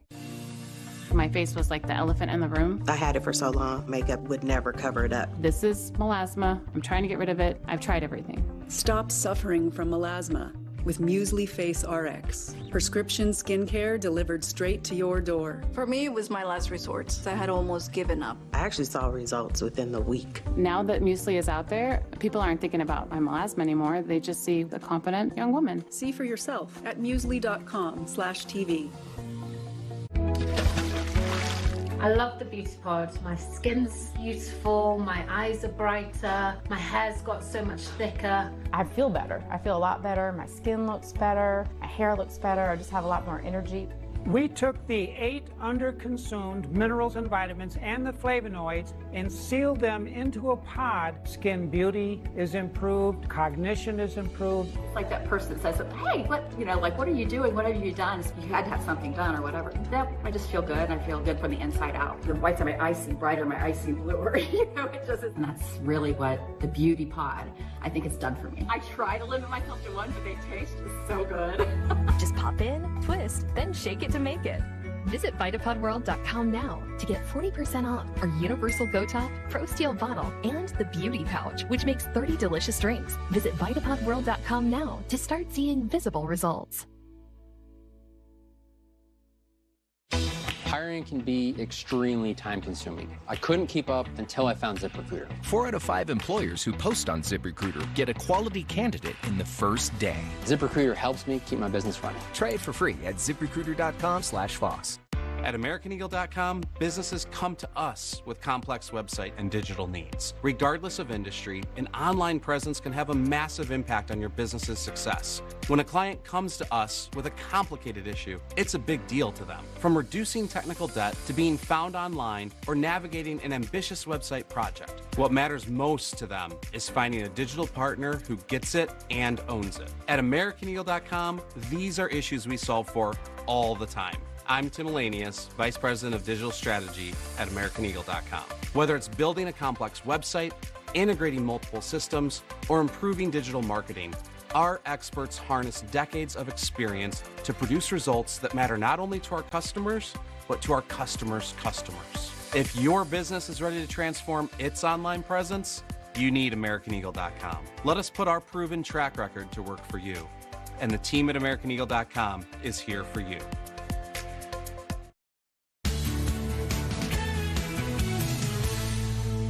Would you support a Democratic opponent against Senator Sinema? I support progressive candidates all over this country, people who have the guts to take on powerful special interests. I don't know what's going to be happening in Arizona. We'll see who they nominate, but certainly that's something I will take a hard look at. She is a corporate Democrat who has, in fact, along with Senator Manchin, sabotaged enormously important legislation. Right. To get rid of the filibuster and pack the court. Far left Senator Bernie Sanders ripping into new fellow independent Senator Kyrsten Sinema following her move to formally leave the Democratic Party late last week. Here to react, Fox News contributor and author of Defeating Big Government Socialism, Newt Gingrich. Good morning to you, Mr. Speaker. Good morning. Good morning. What's your reaction? Because he's an independent. Well, look, I think Bernie's being authentic. He is a big government socialist. He actually believes in giant government, and she clearly doesn't. I think she knew that he would probably oppose her even if she stayed in the Democratic Party, because both she and now Manchin's in a different place.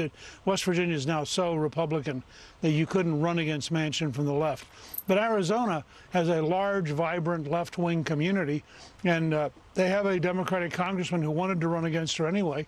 So I think it's legitimate. Look, she is the closest thing the Democrats have to a moderate, which makes her fairly liberal. But compared to Bernie Sanders, they're on different planets. And I think he wants a party that is entirely committed to wokeism and to big government socialism. So he's going to fight for it. Yeah, that's his right. And like they say that she votes for with President Biden a lot, but there's a lot of votes that don't even come up because she's not going to support him. So it's almost deceptive. But Newt, here's the thing. I did not know this. They don't run anyone against independent Angus King, independent Bernie Sanders. If they run someone against Kyrsten Sinema and the Democratic vote is divided, the Republicans going to have a walk to getting that Senate seat. So they have to do this tactically. They got to think this out.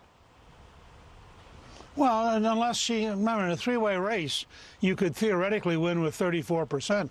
And the question would be, Sinema is actually more popular with Republicans than she is with Democrats. So her calculus in part may be that if she could put together the handful of Democrats, a handful of Republicans, and the independents, that would give her 35 or 40% in a three-way race. You know, I just don't know. I think, But I think clearly, I think there will be a Democrat. I think there'll be a three-way race.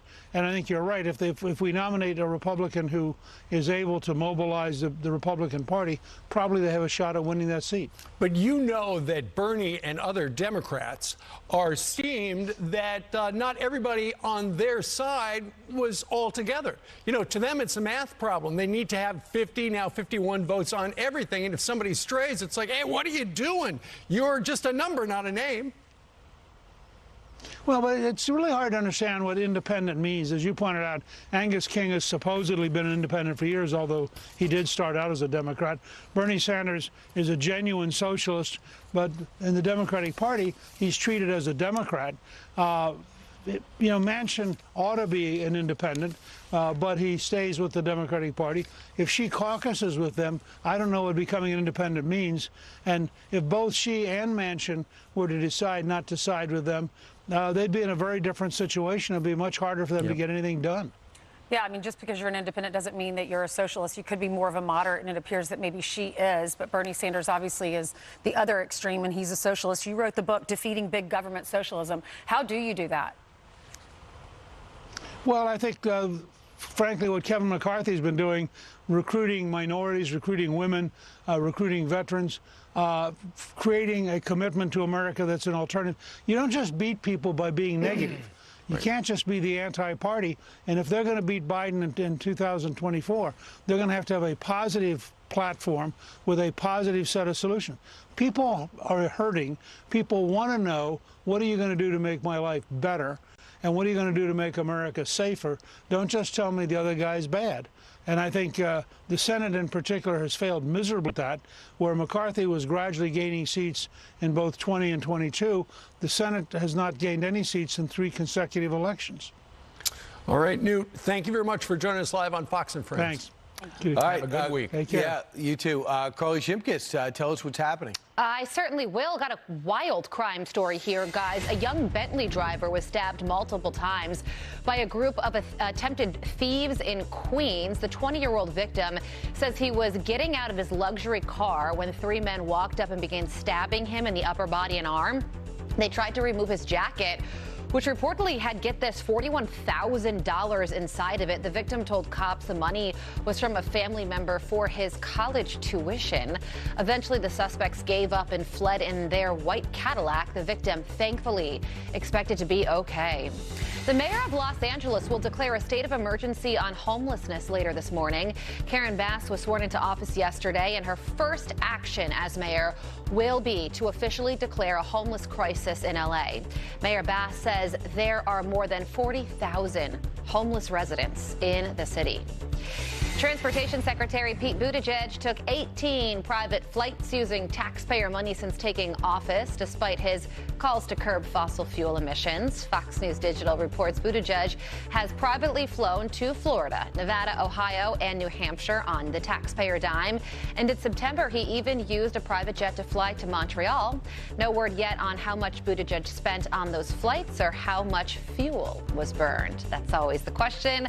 Those are your headlines, guys. Back downstairs to you. All right. Thank you very much. You're very welcome. Thank you. Let's check in with our meteorologist, Adam Klotz, for our Fox weather forecast. Hey, Adam, are we going to get some snow? Yeah, I'm dreaming of a white Christmas. Yeah, snow is on the way. That is the answer to that question. We saw a little bit of snow in New England over the last 12 hours or so, kind of winding down at this point, but that is just round one of what is going to be a huge storm that sweeps the entire country. Currently, snow moving across the west, and that is going to continue to work its way east. We've got winter weather advisory stretching all the way up into the northern plains, which does include a blizzard warning. So a major winter storm is making that move. That's the low pressure system that's going to sweep across the country. If you live in the southeast, it's going to be at times maybe some severe weather, very heavy rain. But the northern path of the country, a lot of snow is on the way.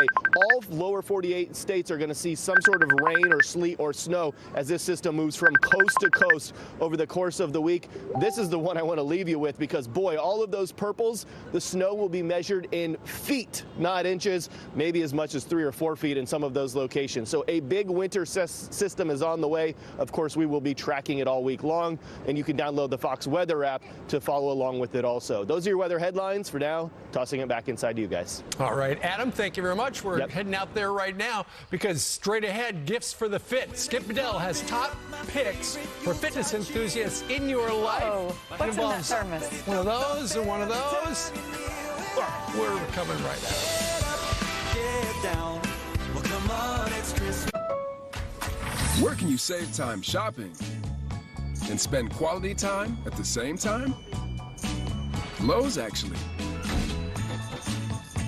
This holiday season, experience the magic of Winterfest.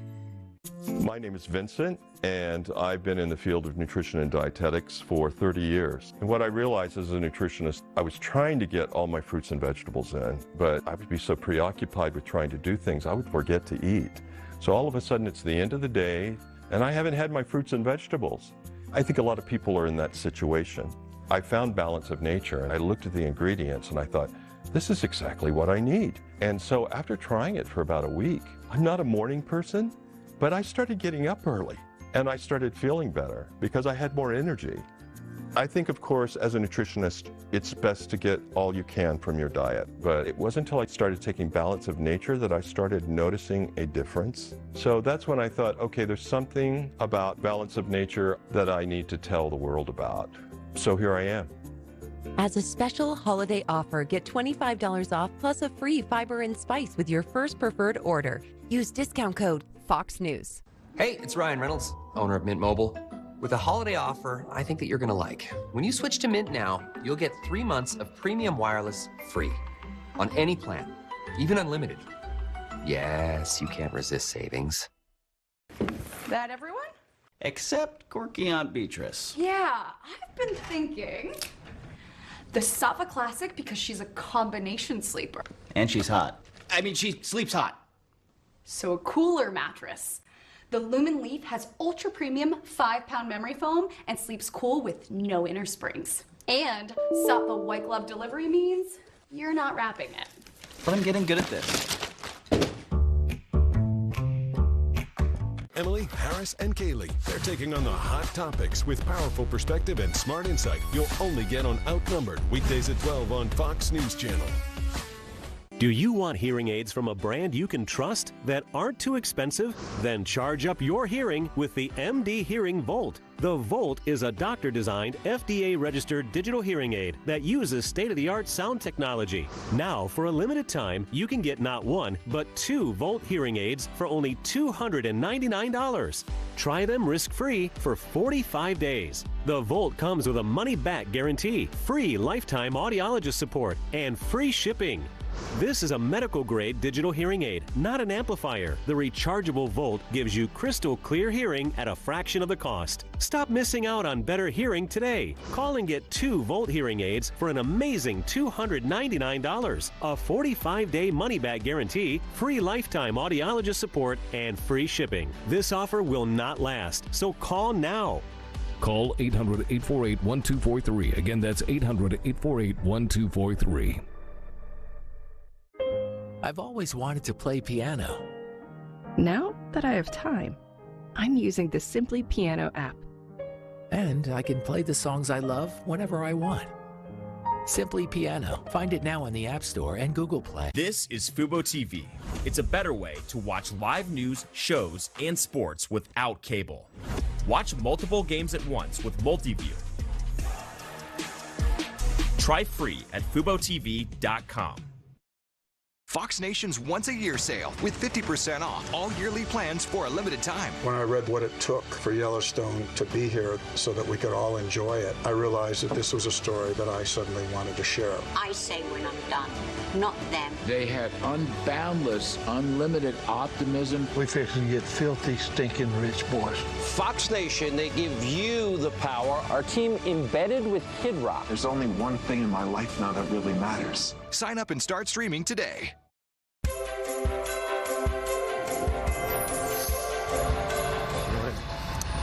Know someone looking to get fit this Christmas? Well, we have some gifts for you. That's right. Here with his top picks for the fitness enthusiasts and outdoor adventurers in your life, home contractor Skip Bedell and his wife Allison. Merry Christmas, everybody. Ready. Listen, if you want to give great gifts to the fitness and health enthusiasts, you can't beat Bowflex for the home gym. So this is their Select Tech dumbbells. Unbelievable. You just adjust the weights from 10 to 90 pounds. See, so I was shocked by this, how easy that is to dial that up. Yeah, you just dial it up. And by the way, can you see the top here? So all you got to do is dial what you want, 10 to 90 pounds. So you have a full gym worth of dumbbell racks in just this small little footprint, which is great for space saving. Even a kettlebell. A kettlebell adjusts from 8 to 40 pounds. So if you want to do kettlebell exercises, that's great. Any fitness enthusiast is going to absolutely love this. It's like having a full gym in your house. You could not get these during the pandemic. Oh yeah, you can get them now. Absolutely. So, by the way, the Journey app. You want to check out the app? They have a Journey app. It's a fitness trainer, so they'll give you one-on-one fitness training right on the app. And right now, 1 year free membership for the Journey app.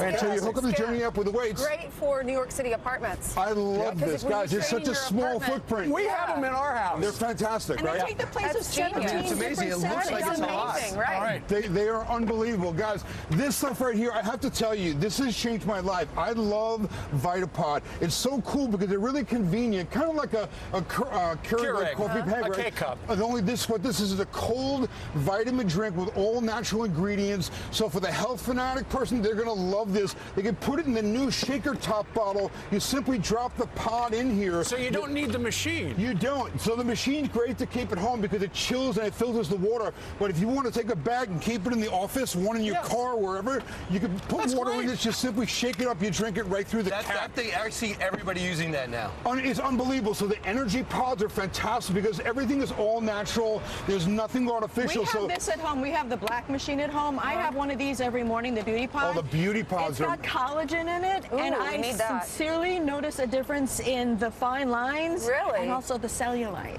Nice. Which we don't have. I am not commenting on that, but energy pods are amazing. Listen, guys, I love coffee. I used to have 2 or 3 cups of coffee in the morning before I leave for work. Yeah. I have an energy pod. It's all healthy, no bad ingredients, just as much energy as coffee, and also like immunity, right? So keeping our immune system boosted up in the wintertime. So right now, if you go to their VitapodWorld.com website, you can get 50% off for Fox viewers on the machine. Okay, lightning round, 1 minute, 2 items. Garmin. Tell us about the Garmin dash camera. cam. This connects to Wi-Fi. It's got a 140-degree field view, and you can monitor what's going on around your car from your phone. So a security camera to have in your car, also has a dash cam, gives you a wide view, reports notifications to your phone. Watches. This one's solar.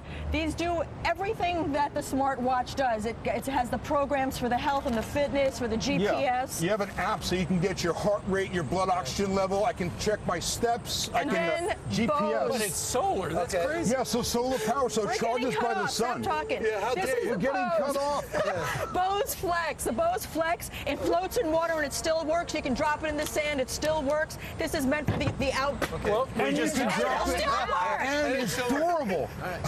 It really is durable. It's for the outdoorsman, actually. That's how they designed it. We have 2 of those at our house, and they pair, so yeah. I have a question on the camera. The sound is amazing, right? What is the camera for? Security? Yeah, it records while you're driving. Yeah, dash cam, so you can keep that for security reasons if you have an accident or whatever. But also, when you leave your car, it monitors the motion around your car. It has motion If someone approaches your car, it'll send you a notification. Yeah. So it's a great security camera for your car, and you see it's got a really nice screen on the back of it. Everybody's trying to scratch his car. He's had big complaints. Exactly. Brian needs this because he's getting keyed in the neighborhood.